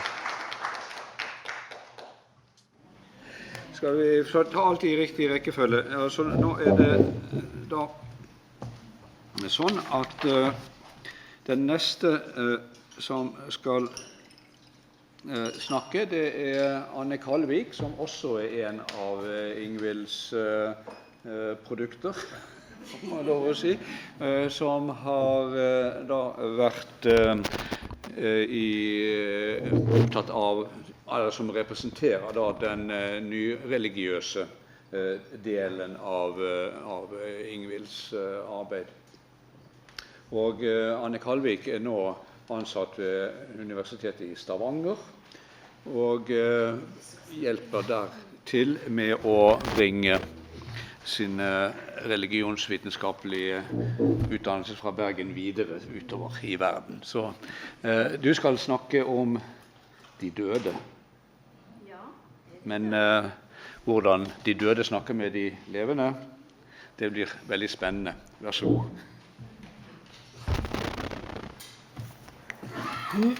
Okay, so my paper is familiarized necrodialogues across culture, and I switch here, yeah.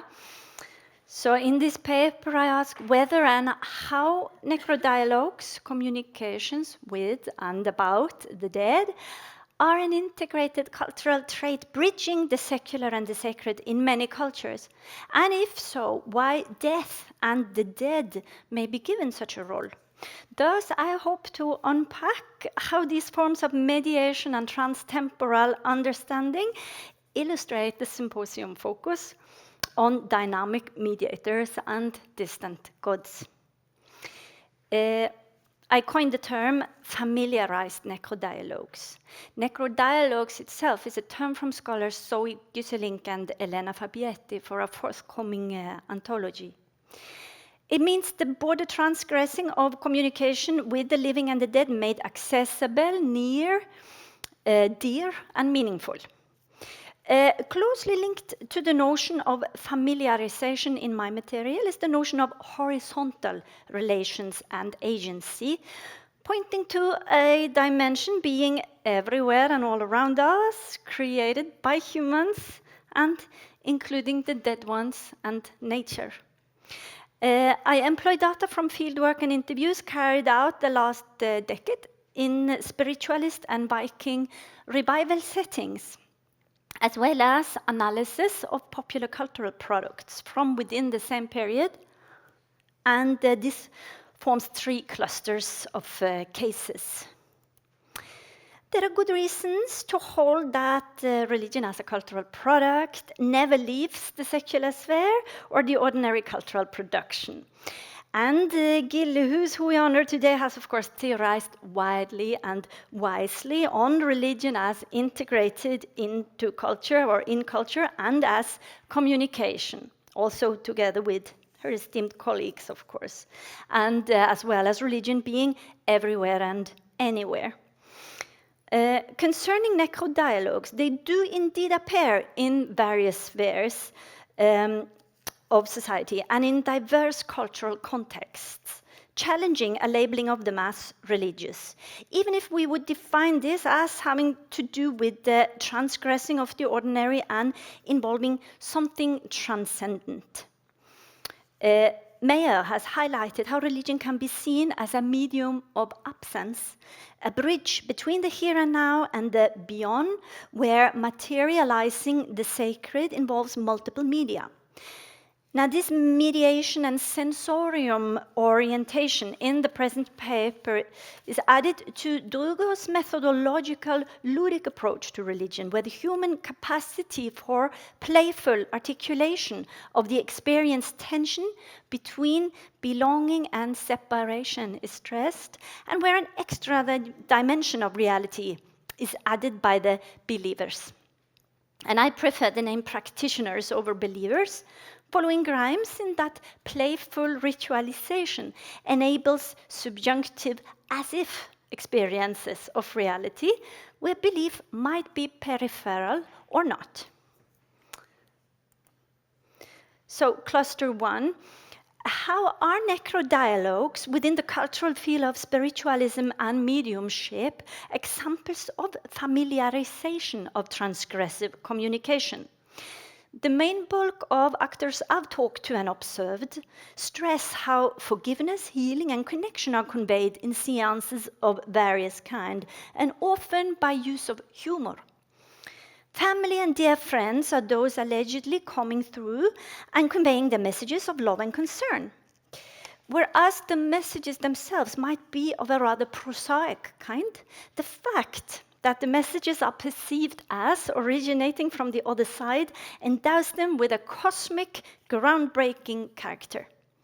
Relief, the confirmation of bonds beyond the border of life and death, and the persuasion that life continues after death and that those we loved continue to love and care from the other side, are all possible outcomes of the spiritualist and mediumistic communications. Not all spirit communications are welcome ones, however. The gloomier side of clinging spirits who invade a person's energy system and unruly spirits making noise and distress in homes are also part of the stories told. The familiarization of spirit communication can still be applied as a comprehensive term, since this border transgressing communication by practitioners and adherents is still seen as near, meaningful, and accessible, even when it is not dear. The outcome of various cleansing practices may also transform the unwanted communication into a more constructive memory for those involved, as having taken part in restoring and relation-oriented actions. The popularity of Vikings and the Norse past is gaining ground globally. The Norse past is summoned as a relatable past, where the Viking becomes a malleable figure for present needs. Necro-dialogues are integral to important aspects of Norse past popularity. These may be thematized in 3 different ways: as part of Norse mythology and pantheon made relevant today, as epitomized by the Volva, who inspires some contemporary spiritual practices and as example of religious practice of the Norse past, and as an expression of the trans-temporal understanding of kin. In the words of the Norse religion expert Gro Steinsland, who were here earlier today, I quote, Communication is a key word for how people conceptualized the relationship between the living and the dead, end quote. That is in the Norse past. So here I have only time to focus on the kin aspect of within this cluster. The familiarization of necrodialogues is expressed as a trans-temporal and trans-spatial understanding of kin within the popular Viking and Norse past cultural field. The comments under almost any Vardruna or similar Viking music song on YouTube speak of ancestors brought to life, and the spirit of the past resurrected, of forebears, spiritual dimensions, and how people experience healing by relating to the past through the music and videos. Midgardsblot is a combined metal and Viking festival at Bergen near Horten. And here, metal and folk music are coupled with a celebration of the Norse past. The festival is set in an archaeological site of prehistoric burial mounds. A large banner salutes the festival goers with "Welcome home," as if the site of Borre were home to all those traveling nation and worldwide to join the festival. The slogan is declaring bonds of relationality beyond time, place, and kin. The burial mounds are paramount during the festival. They are alluded to from the festival stages. They are used for morning yoga sessions and are the destination of guided tours throughout the event. And they are the sacred site of the closing ritual of the festival, when the participants gather on top of them in the middle of the night, drumming and chanting. In interviews I've conducted, festival attendees, for example, state that they, quote, feel connected not just to the people like the Vikings that lived in Borre, but to the first humans that for sure made music with bones and sticks and repetitive chants, that made rituals for the passing of the dead, as one festival goer said, and another informant who experienced the loss of her grandfather while attending the festival and felt his presence when partaking in the opening blot, which is a ritual with drumming, hailing to the god and blood smearing on a Frey statue, summed up the festival experience of relationality as being not only between the living ones, but also a connection with the dead ones, with the ancestors, thanks to the music and the Viking mounds.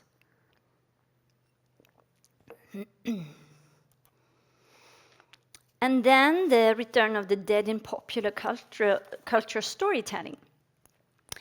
Now, the popularity of the Viking past, as well as spiritualism and mediumism, undoubtedly are vital parts of popular visual storytelling. For instance, in television series Vikings, Medium, Ghost Whisperer, and Deadbeat, and in digital games like Senua's Sacrifice, Assassin's Creed Valhalla, Skyrim, and Valheim, to name a few. In this section, however, I address the broader, variously thematized presence of death and communications with the dead in mainstream popular culture.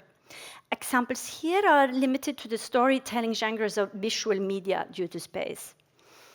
And the dead and the living are engaging in necro-dialogues in a great variety of blockbuster and big movies, not to mention all the morbid variations of intermediate and supernatural undead creatures like zombies and vampires in a broad range of series. But I delimit the analysis to the tales of authentic persons and not undead ones like zombies, appearing as dead persons, spirits, resurrected persons, or ghosts, and engaging with the living. And we can see that necro-dialogues in movies and television series fulfill the purpose of conveying wisdom, hope, survival skills, cosmic knowledge, justice, healing, and love, as well as, though to a lesser degree, revenge and retribution. The angry, avenging, sad, or confused dead ones, more often than not, have a just cause to fight. There is some wrongdoing or imbalance that has to be restored by the living so that peace may be reinstalled. And from the examples you see here, I will not spoil too much, but the majority of these very vital-looking characters are actually dead, and they appear as this and dead in the films.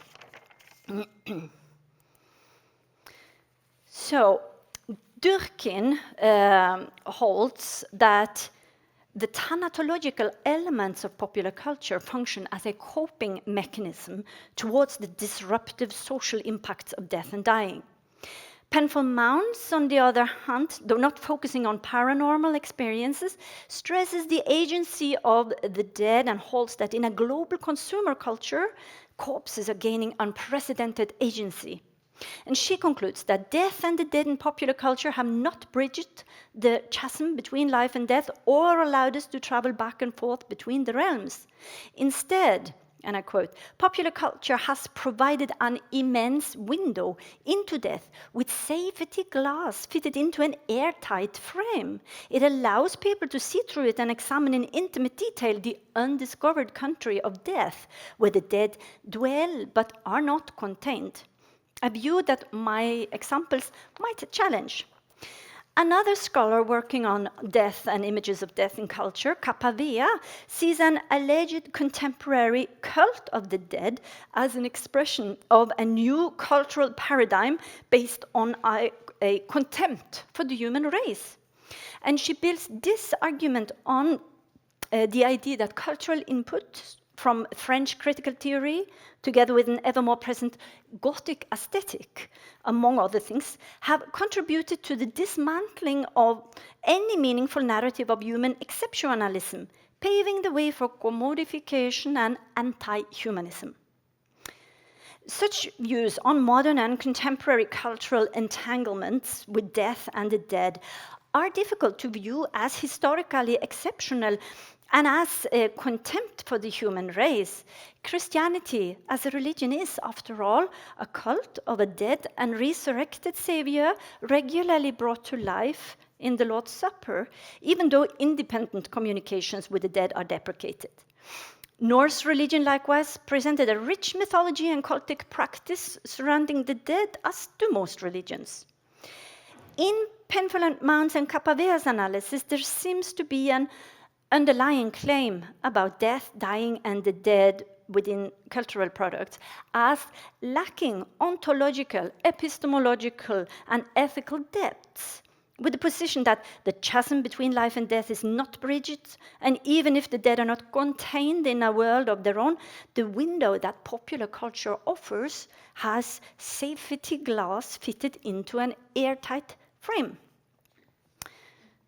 In contrast, I see spiritualism and mediumship, Norse past revival, and popular culture storytelling as offering thin veils between the worlds, permeable borders, extraordinary sensing and experiencing of sacred horizontal connections that people seek, not only out of a morbid fancy created by commodifying forces, or not just a coping mechanism, but as something deeply meaningful, restoring, healing, and promising, in addition to providing income, fun, entertainment, and pastime, that is.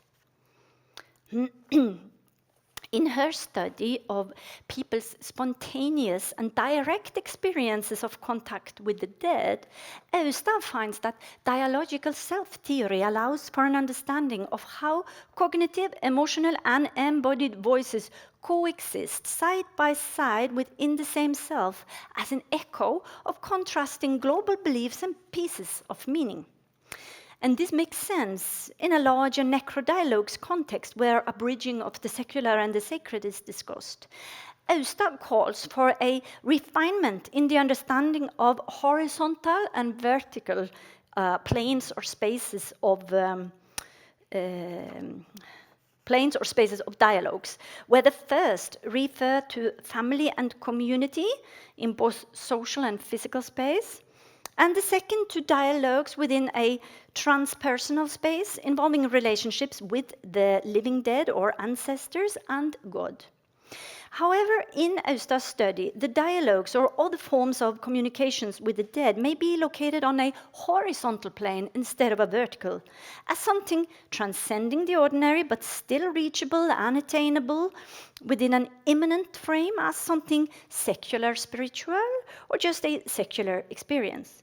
This resonates with what another scholar of religion, Day, calls the sensuous social supernatural, emphasizing the extraordinary relationality implied in the communication with the dead from her studies in the UK. I hold that if religion as a concept must be enlarged with added words like sensuous, social, everyday, lived, this may strengthen a view that the religion does not entail these qualities in the first place.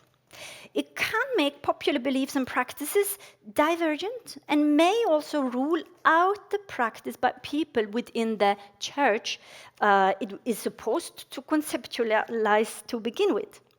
So rather than omitting the word religion in favor of other concepts, a definition or clarification in each study is needed.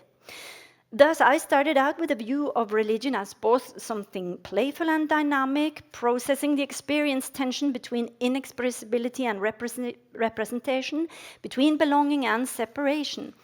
And here, as with research on religion in terms of aesthetic forms, religion relies on communication and bridging spheres together on a materialization of the sacred, already and always bond to the lived experiences of people. Through Austa's elaboration of dialogical self-theory to encompass the experiencing and meaning-making of post-death presence by locating it on a horizontal plane, or through articulation by the tension between belonging and separation as characteristic of religion, my three cultural clusters can thus be seen as bridging the secular and the sacred, or as hybrid fields, or as examples of the magnesium metaphor, also containing as if experiences of reality for those involved. And then the last slide. Necrodialogues are both transgressive on several planes. They are counterintuitive anomalies of reason in that the dead turn out to be sort of alive. They are, in a Western social context, countercultural in that talking with or interacting with the dead for millennia have been sanctioned by the church as heretical and forbidden. And they are structurally anomalous dialogues because they eliminate ordinary divisions of time and space, suggesting a multidimensional reality. For some, they are handled with a playful, subjunctive, as-if attitude, as when one indulges oneself in the visual storytelling of popular culture or enjoys the weekly house-cleansing programs on TV. For others, the same narratives are used to create deep meaning in one's personal life, or one person differs between these positions. In necrodialogues, family and relations are sacralized, as well as landscape and nature, especially in the Viking and Norse past revivals. I believe there is much to gain from a study of these cultural communications, also regarding how and why we assign something to the secular versus the sacred realm, and whether we should find more integrated ways of understanding human agency, finding ways to conceptualize how meanings assemble, shift, and differ. As such, contemporary interests in forebears and the dead may point to long-lasting, elemental as well as advanced forms of spiritual and cultural production, where the gods are distant or perhaps present in the dynamic mediators. Thank you.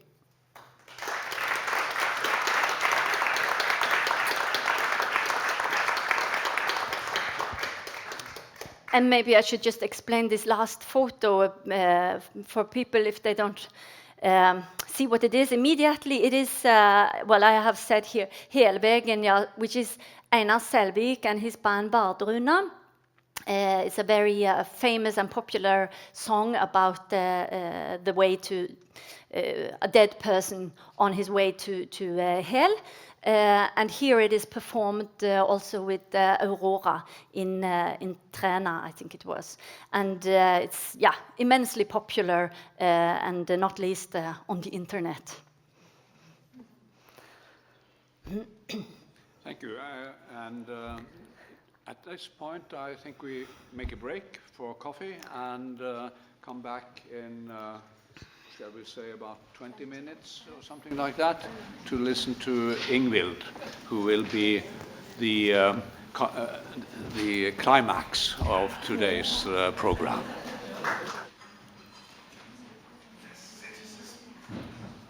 Well, you're all holding up very well, I think. And we have now reached the clue of the program today, and it is time now to give a full attention to the laureate, who will be speaking about angels. Yes. How I almost suspected that. So now that Liv Ingeborg is seated also, we can all sit down and listen to a wonderful lecture by Ingvild Gilhus about the life of angels. Please, Ingvild.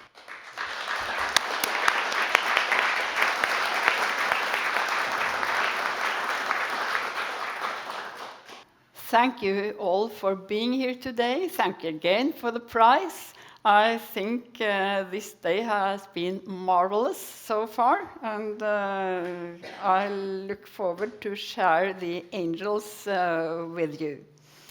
When Evagrius of Pontus, the famous Christian monk, an author, lived in Constantinople, he became deeply attached to the wife of a noblewoman. According to Palladius, who tells the story, Evagrius wanted to get away from her, but she would not let him. That's how he says it. And he did not have the strength to leave. After having prayed, a vision of an angel in the form of soldiers of the governor appeared to him.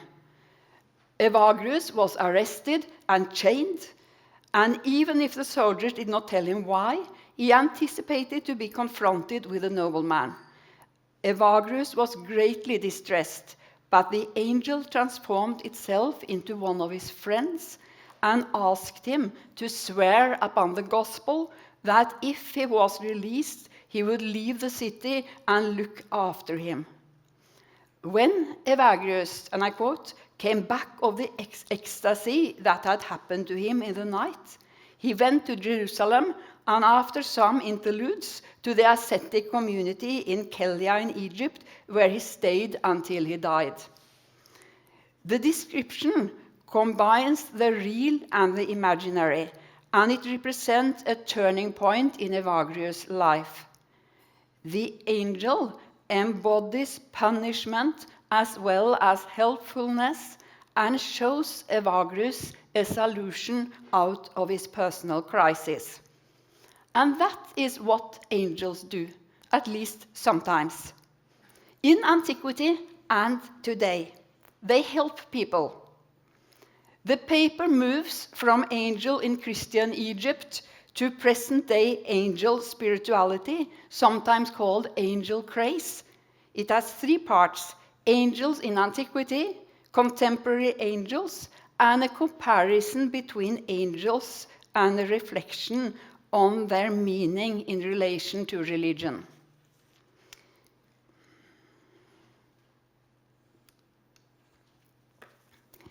My questions are: what was the meaning of angels in ancient Christian Egypt compared to in Western secularized societies? Why are angels more successful than other superhuman beings? How do angels define religion?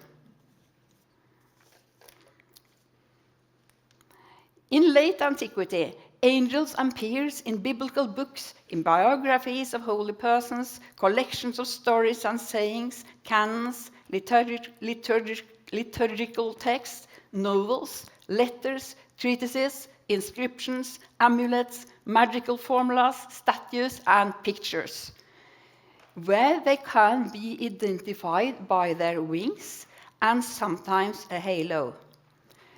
They were divine tools and human helpers who appeared in personal crises where they brought messages, guarded, controlled, punished, and helped. Together with demons, they were believed to be everywhere. According to a monastic saying, angels and demons surround people like bees, and some, like Evagrius, thought that monastics had invisible companion angels. Traditionally, angels stand before the throne of God. They act as his servants and messengers. But according to the monastic story world, they also help individual monastics by, for instance, bringing them bread in the desert when they are hungry, transporting them across the Nile so that they shall not be eaten by crocodiles, or perhaps even worse, appear in the nude.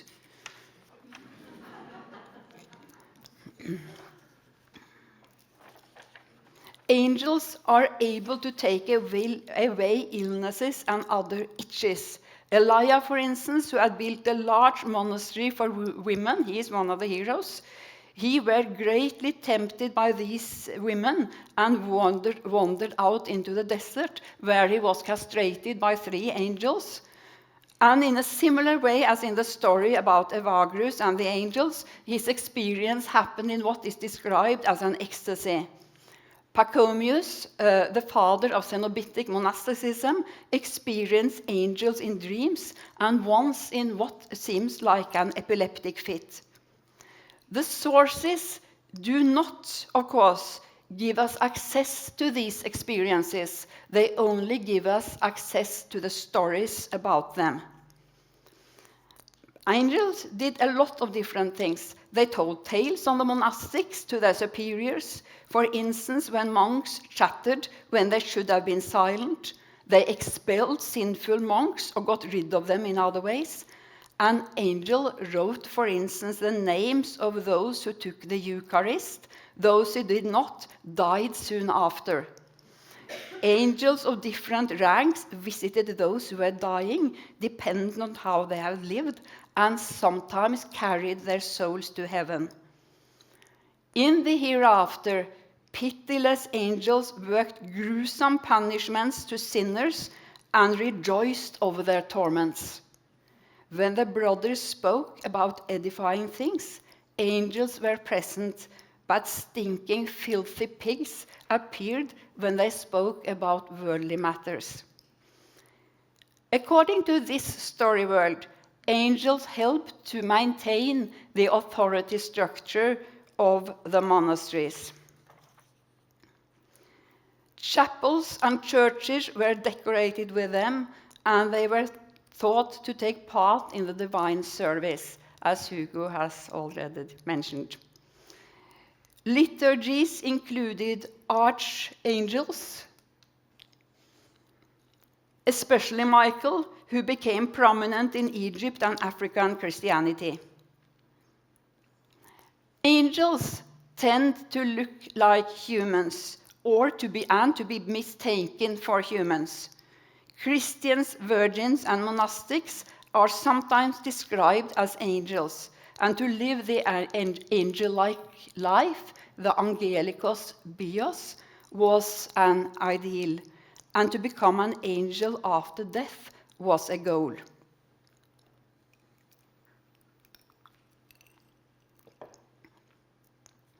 That it did not always work out is reflected in these desperate words.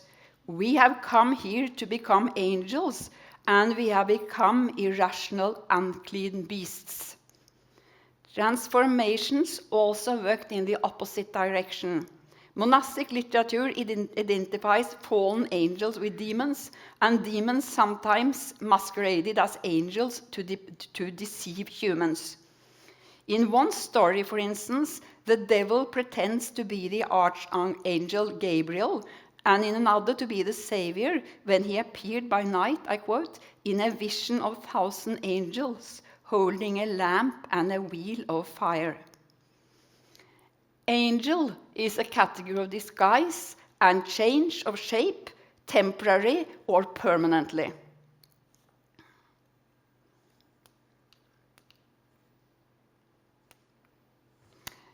In the secret book of John from Nag Hammadi in Codex 2, fallen angels try to seduce women, as Christian has recently written about, and 365 angels help the evil creator of this world to create humans.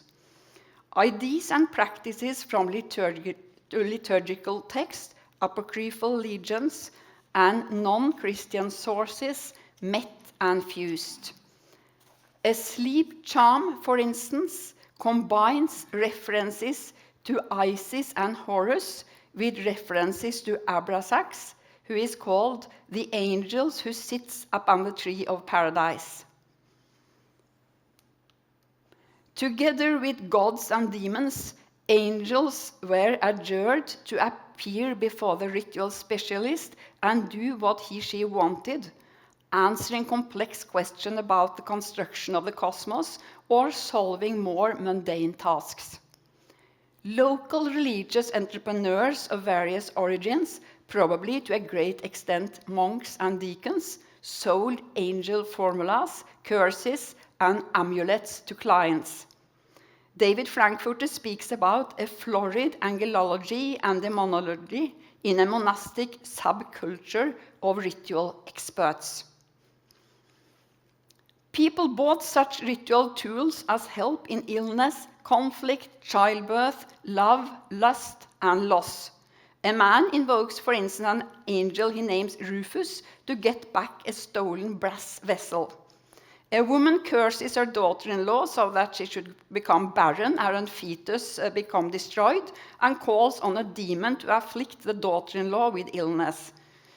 This mother-in-law from hell also appeals to cherubim and seraphim as well as to the archangels, especially Michael, to do what she wants. However, in spite of or because of monks being ritual experts and all the stories about their encounters with angels, monastics were not allowed to tell such stories about themselves. The heroes of monastic literature, those who had been caught in books and stories and were no longer there, they were allowed the privilege of having had experiences with angels, but not ordinary living monastics. A discursive wall of defense was raised against non-authorized use of angels, and according to the Council of Laodicea in 364-65, it says, "It is forbidden for Christians to abandon the church and to depart, invoke angels, angelu onomasein, call angels by name, as it is said, and hold gatherings." Those who did were banned, they were anathema, except for Michael and Gabriel, who were named in the Bible. Angels should, in the main, remain anonymous. Angels with names become much more easily part of rituals of power and magic and tend to live a life of their own, which the church did not want. The Christian elite, Athanasius, Evagrius, and Augustine, and of course the Cappadocian fathers, no picture of them, theorized angels in ways that influenced Christian doctrine and practices, as Ellen Mühlberger has recently shown. These were theological attempts to navigate in the crowded and confusing world of superhuman beings, and not least to make limitations to that world.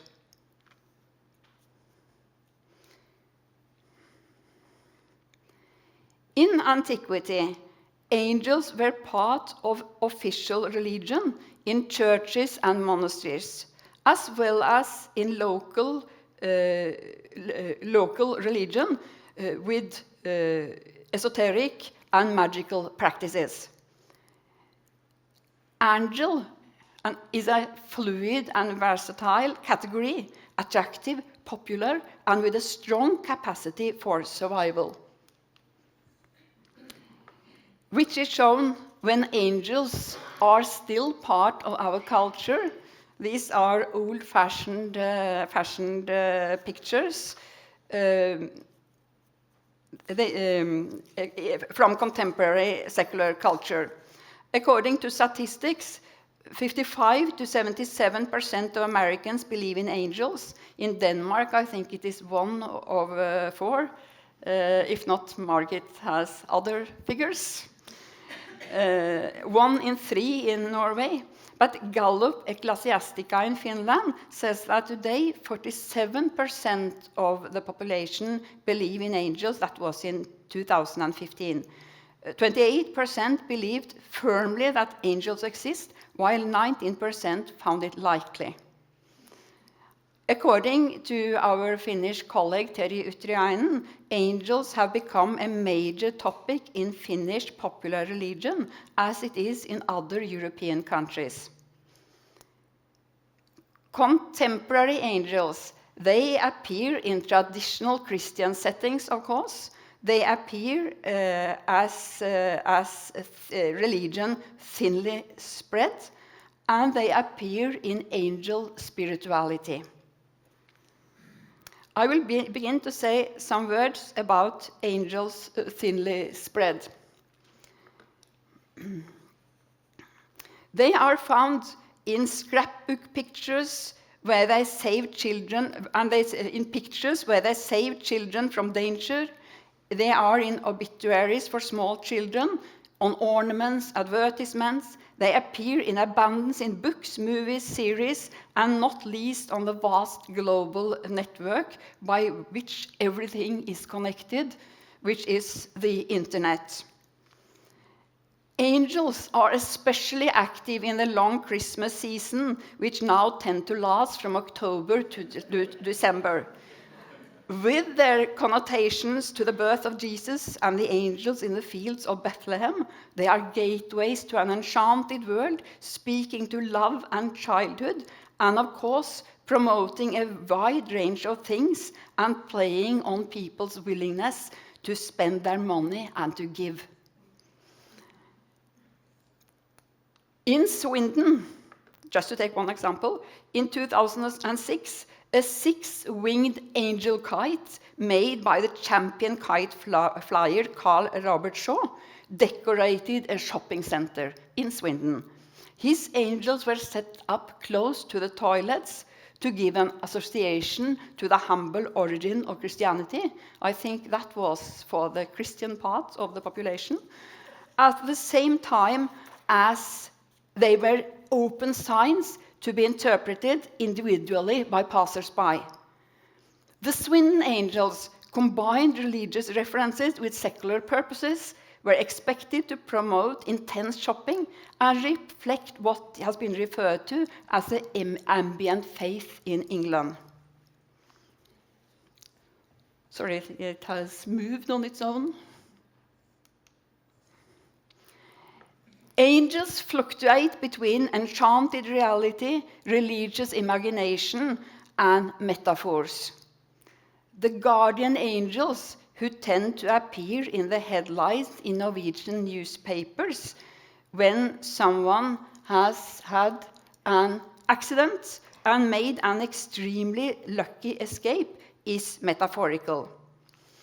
When a polar bear popped its head into the bedroom of Lars Øyvind Knudsen in Greenland and wrecked his room, and Knudsen miraculously survived, the newspaper mentions the guardian angel.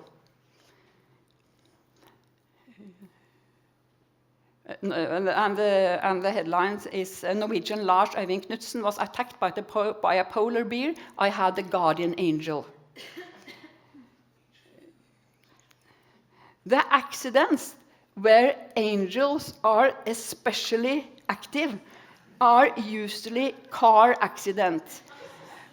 They are often very pedestrian, those car accidents, but in this case it was more special. Turid, she got a car through her bedroom wall last month, and the headline is, Turid had a guardian angel. I have never been so close to death. And she is quoted, one should almost thank Providence or the angels, or I do not know who. Because this was completely unbelievable, she says, and adds, as long as I live, I am happy. The metaphorical angels represent unexpected and supernatural help, which is a significant quality of present-day angels. Sometimes they also lose some of their metaphoricity, as in the example of Turid.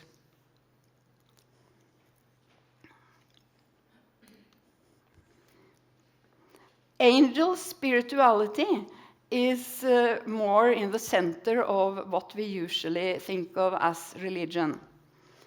Angel spirituality includes practices, experiences, and narratives, and is spread by international angel therapists, mostly women, Doreen Virtue, Diana Cooper, and Lorna Byrne as the most prominent, perhaps. And more locally, the Norwegian princess Märtha Louise and her business companion Elisabeth Samnøy, later Noreng, and by books written by them. I think their book about angels was translated to at least 11 languages. It is also spread by angel cards, magazines, the internet, social media, especially. And in 2012, there's an example of all the things you can buy on the net. Sorry. Yes, here it is. It is Märtha Louise and Elisabeth Noreng. They invited Doreen Virtue to Oslo Concert Hall, very big hall, and organized a night with the angel in 2012. And Lorna Byrne has regularly visited Finland, where she draws a large and mostly female audiences.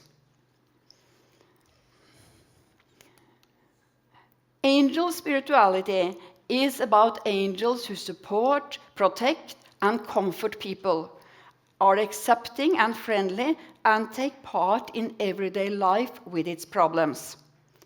Causes about angels combine narratives about them with general New Age concepts such as energy and practices such as meditation and channeling. Practices include angel cards and amulets, rituals for inviting angels to one's home for protections. Angels are really easy to integrate into people's lives, where they are tools for self-development, growth, and coping with life. The various practices make people interpret the signs which they give. One is meant to tune in on angels. For instance, if you see a feather on close to where you are, that might be an angel who have been there. And if you hear special sounds that you can't explain, perhaps it's angels or a special smell. So it is a way of tuning in on this type of intermediary beings and take them into your world. Some of the leading religious specialists of angels, they claim to have regularly experience of them, such as Lorna Byrne in Finland, and where she has been a lot of times. She is Irish, but she has been especially in Finland. But yeah. At the same time as angels thrive in vernacular or lived religion, angels remain a Christian category, which is also the reason why the churchly authorities mobilize against contemporary angel spirituality. Angels' experiences should be unexpected and uninvited, to translate and quote the title of a book by Jan Olav Henriksen at Catherine Pabst. Unexpected and uninvited, that is the Christian churchly angels. A churchly discourse on angels speaks about them as messengers and guardians, and it is held up against the New Age discourse of angels as companions and helpers. So that's two different discourses of angels. My third point is about the interacting with the past and reimagining the present. And it is about how angels, how we can compare antiquity and today, and about how angels define religion.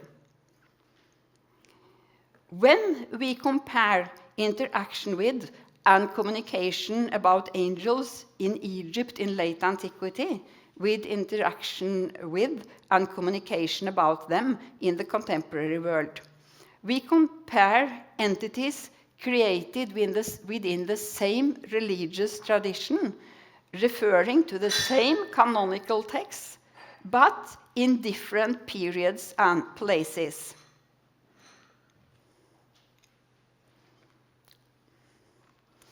So I will give you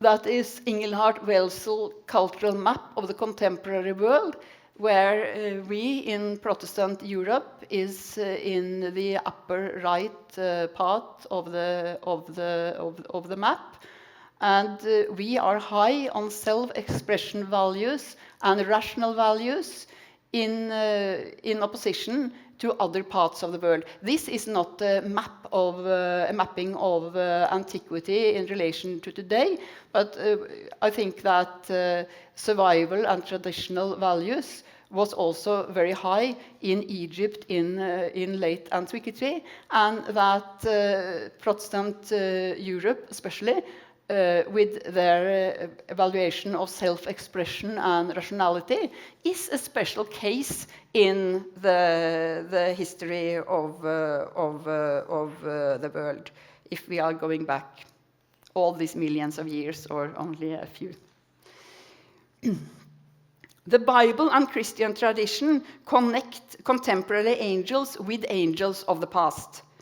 While angels in both periods refer to Christian tradition, they are in several ways also rather independent of each other. Religious conceptions are always modeled according to the circumstances, and angels change with the times. Ancient and contemporary angels are created in different socio-cultural environments, and a comparison of them is, I think, rather cross-cultural than contextual. This does not mean that ancient and contemporary angels do not have basic characteristics and function in common. And I will say something about how they are similar and how they are different from each other. There is a shared narrative structure in ancient and contemporary stories about angels.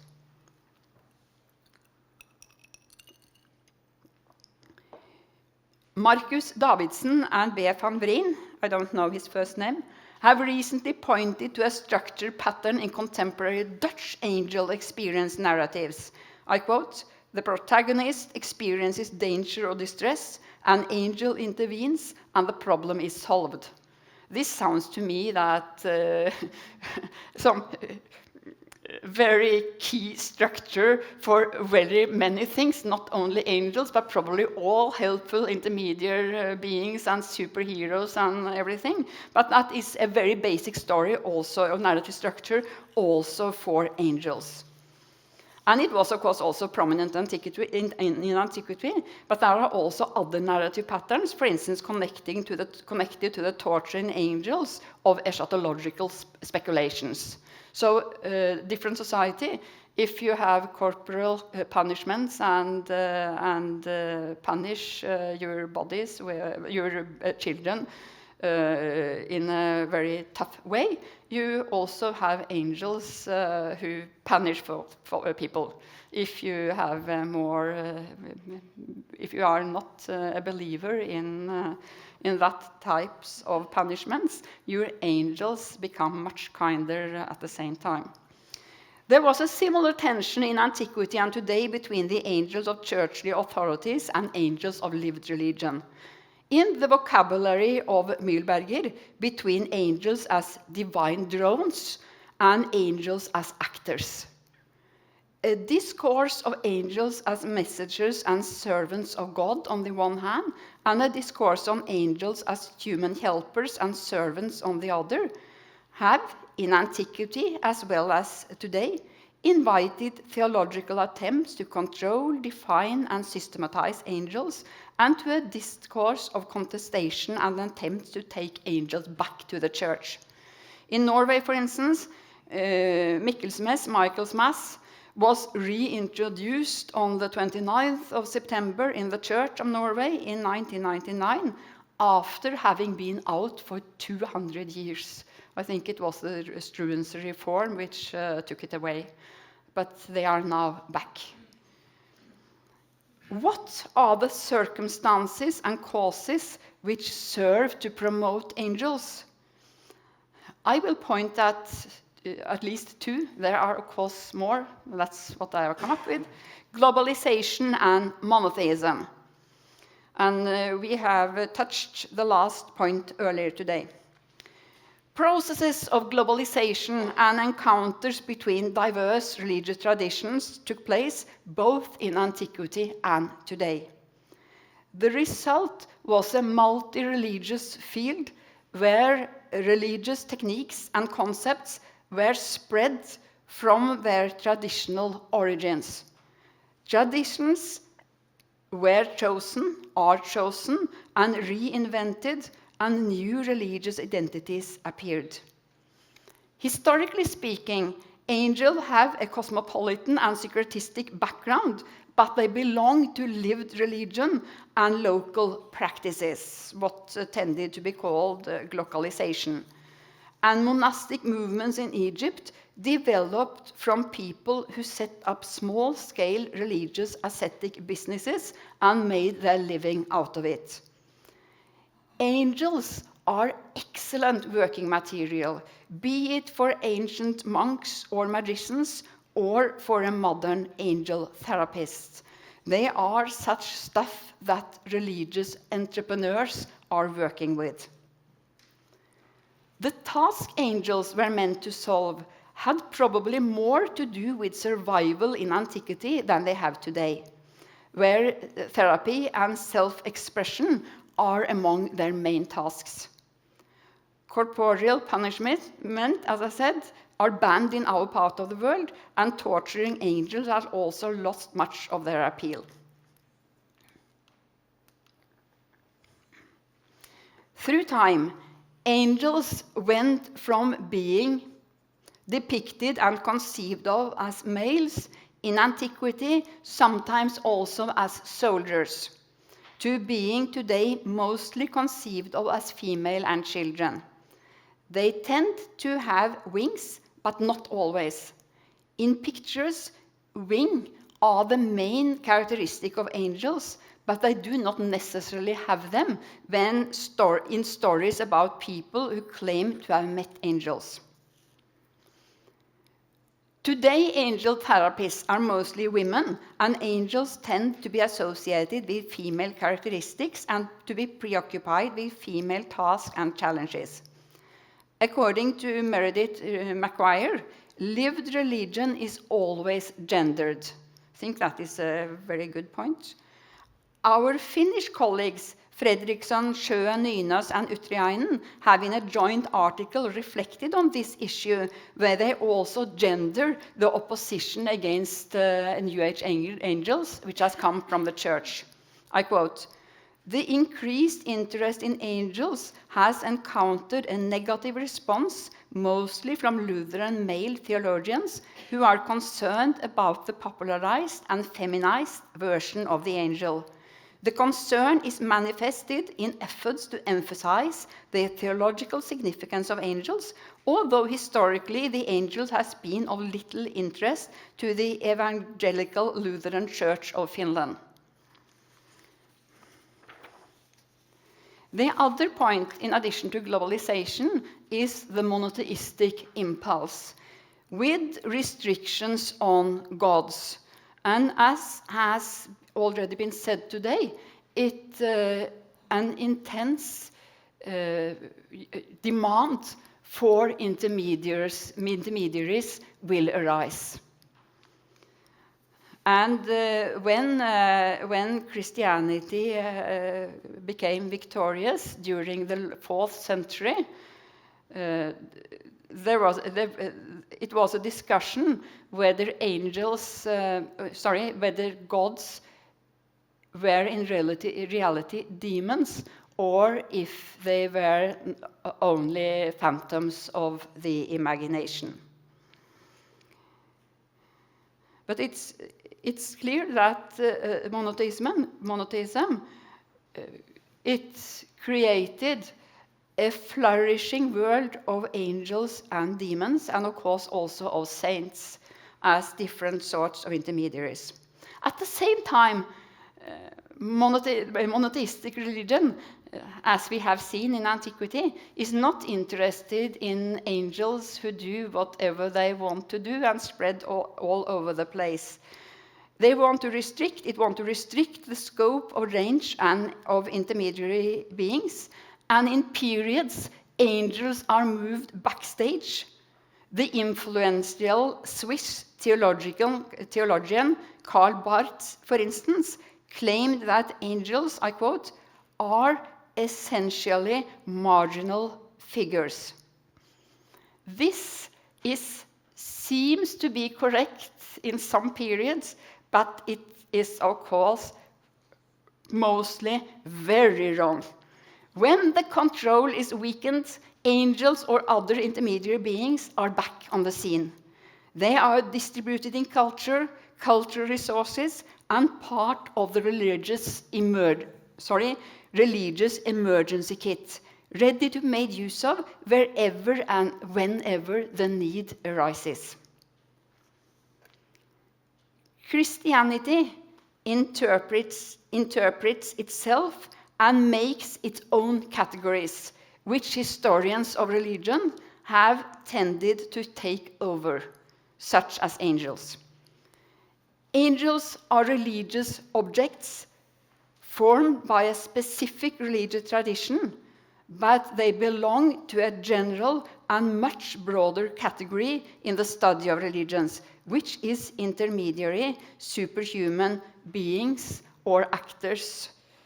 A category which contains jinns, fravasis, devas, as well as elves and goblins, and using a wide and inclusive concept of religion, as Lisbeth and I have tended to do. We also can include the tooth fairy and the elf on the shelf, Rampenissen, as its more recent additions. A shared concept of religion is a theoretical lens, productive for interpretation and comparison. What we map as religion in antiquity was to a high degree integrated in culture and not known as religion to the ancients. But what we map as secular culture today also contains, to a certain degree, strong religious elements. Perhaps it is equally misleading to make a too sharp division between contemporary religion and secular culture, because it misses how religious elements and entities, such as angels, are integrated. One characteristic of angels is exactly that they move across dividing lines. Another characteristic is that they have a strong affective appeal. 150 years ago, in 1871, Edward B. Tyler published Primitive Culture. Tyler used colonial sources, worked within the evolutionistic paradigm, and defined religion as belief in spiritual beings. Martin Stringer suggests that Martin Stringer describes Tyler's own understanding of the belief in souls and spirits as a personalized approach to the world. He suggests that this layer is the elementary or primary form of religion upon which all other forms of religions are built. In other words, he removes the theory of animism from its evolutionistic context. According to Stringer, secularization has revealed the animistic layer rather than caused it. I think that too is a great insight. These are fruitful approaches to Tyler's classical theory. If we apply this insight on angels, it is easy to see that it fits. Angels correspond both to independent superhuman beings and is frequently also a transformation category for the beloved dead, in line with how Tyler conceptualized spiritual beings, both as independent entities and as human souls. So, angels belong to the elementary forms of religious life and to the building blocks of religion, and are embedded and distributed in broader social and cultural processes. What developed as an angel craze in the last part of the 20th century in America has become a dynamic element in New Age new religiosity in European countries and America, including Norway. Is it going to last? Now comes the prediction for the future.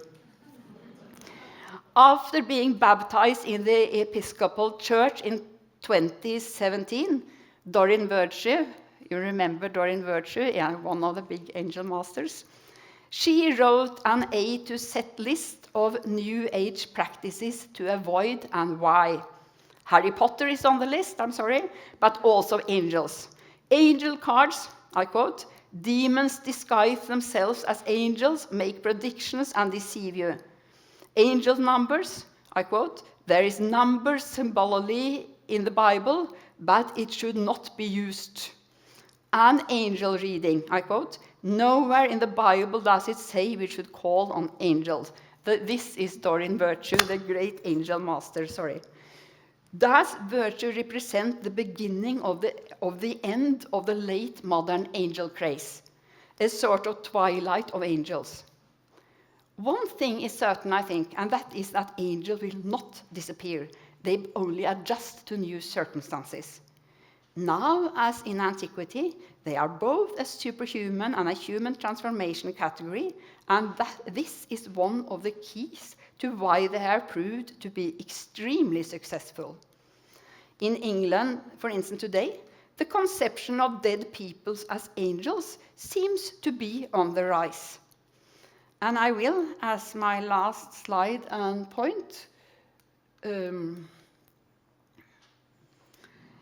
these are some hypotheses for why angels have been, the conception of angels have been so successful and is so successful. Angels appear both as superhuman beings and as transformed humans. So they are very much all around an all-around supernatural category.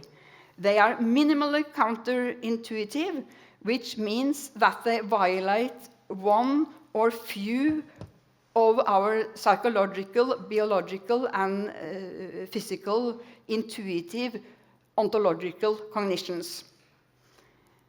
Although they have some hybrid accesses, but they are very marginal. They have a personalized appeal. They evoke emotions. They are emotional, that's very important.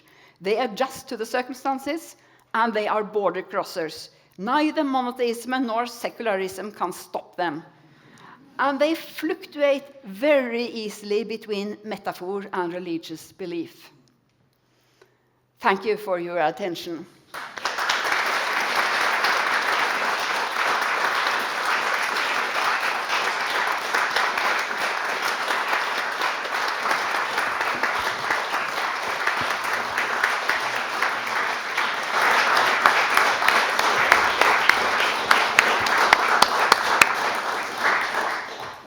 What a great conclusion to a wonderful day.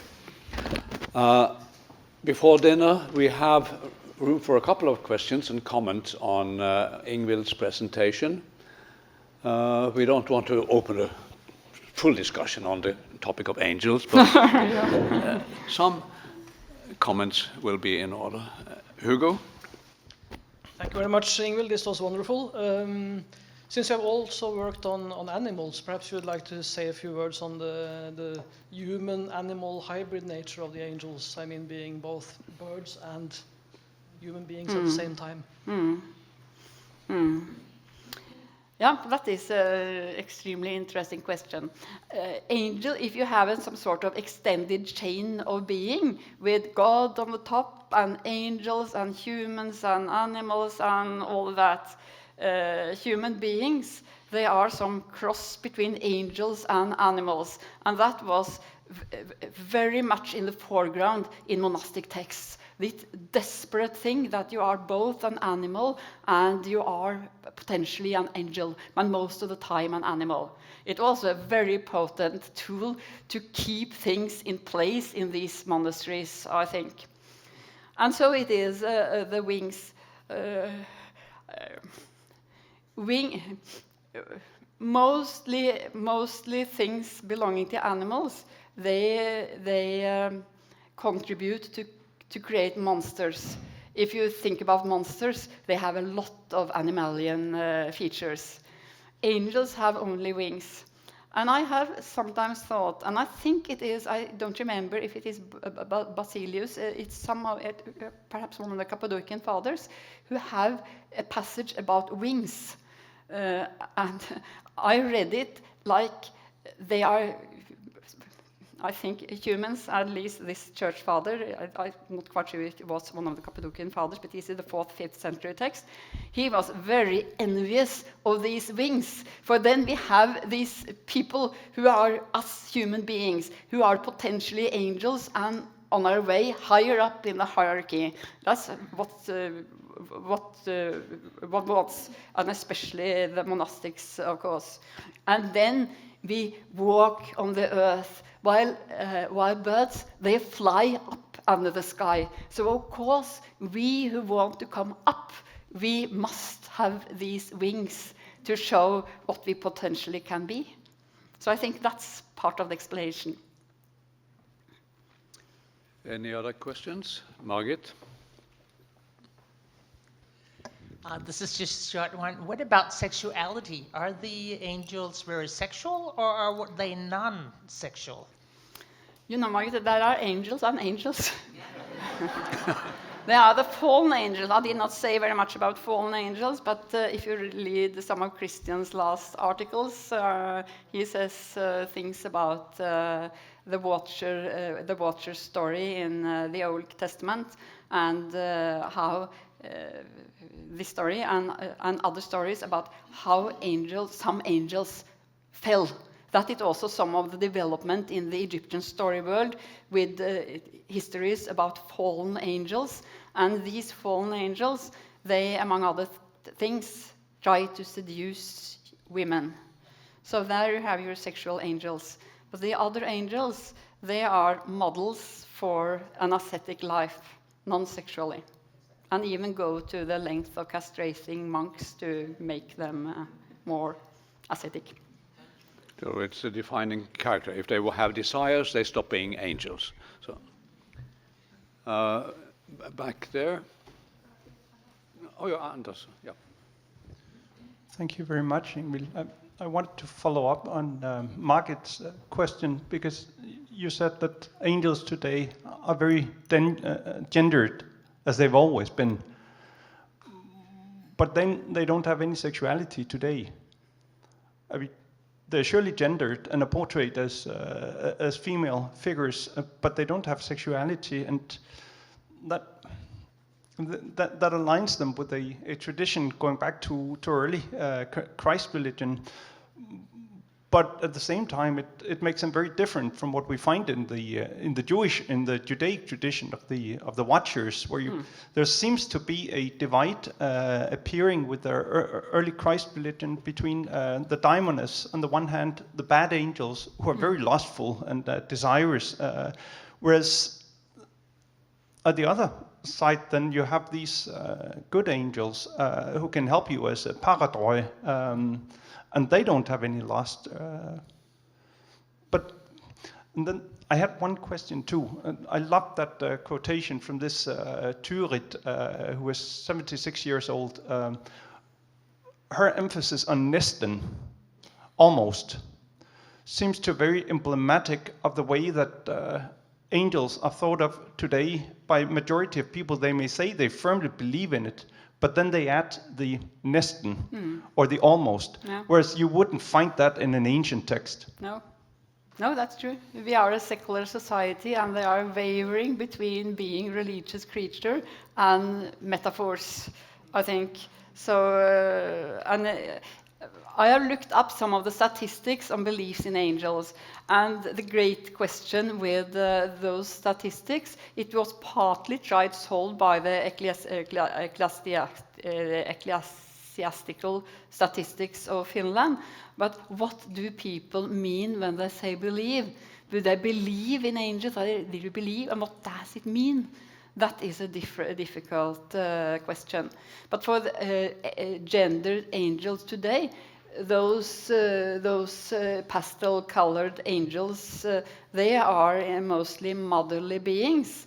But we spoke in some break about today about some of the channeling of angels, and Michael is also an angel who is channeled. So they are not only female, but they are mostly female, and they are motherly, and they are also children with wings.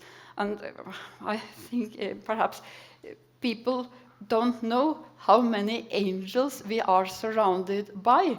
For instance, if you look in your homes, how many angels are there? If you look in this room, how many angels do you see here, for instance?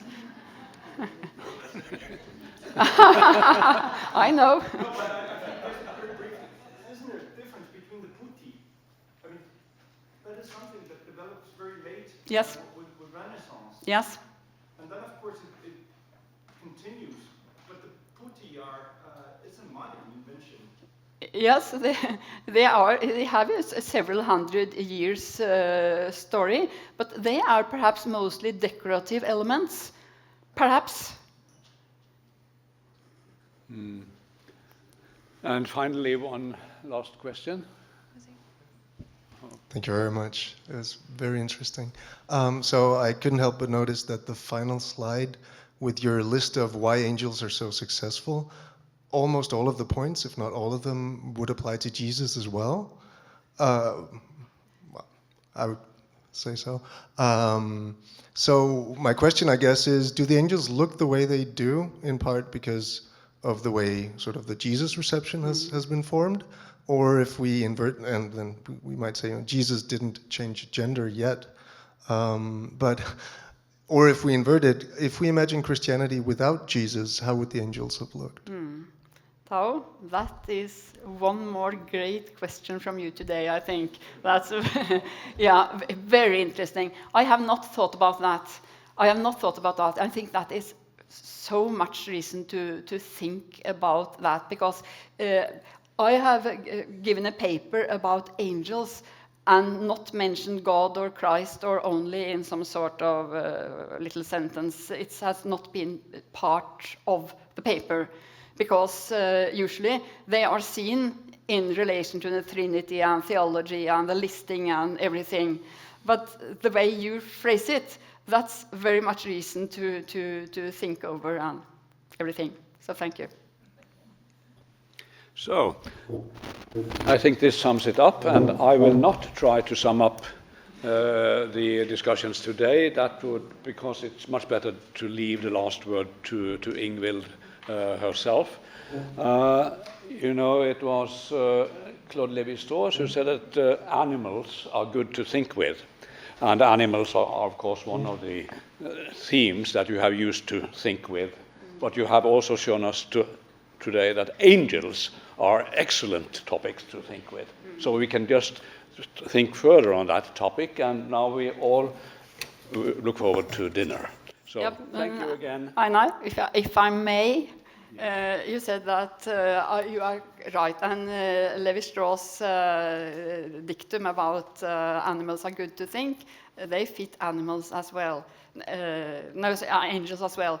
But I think that he was too much of a theoretician, because angels and animals are not so much good to think with as they are to feel with.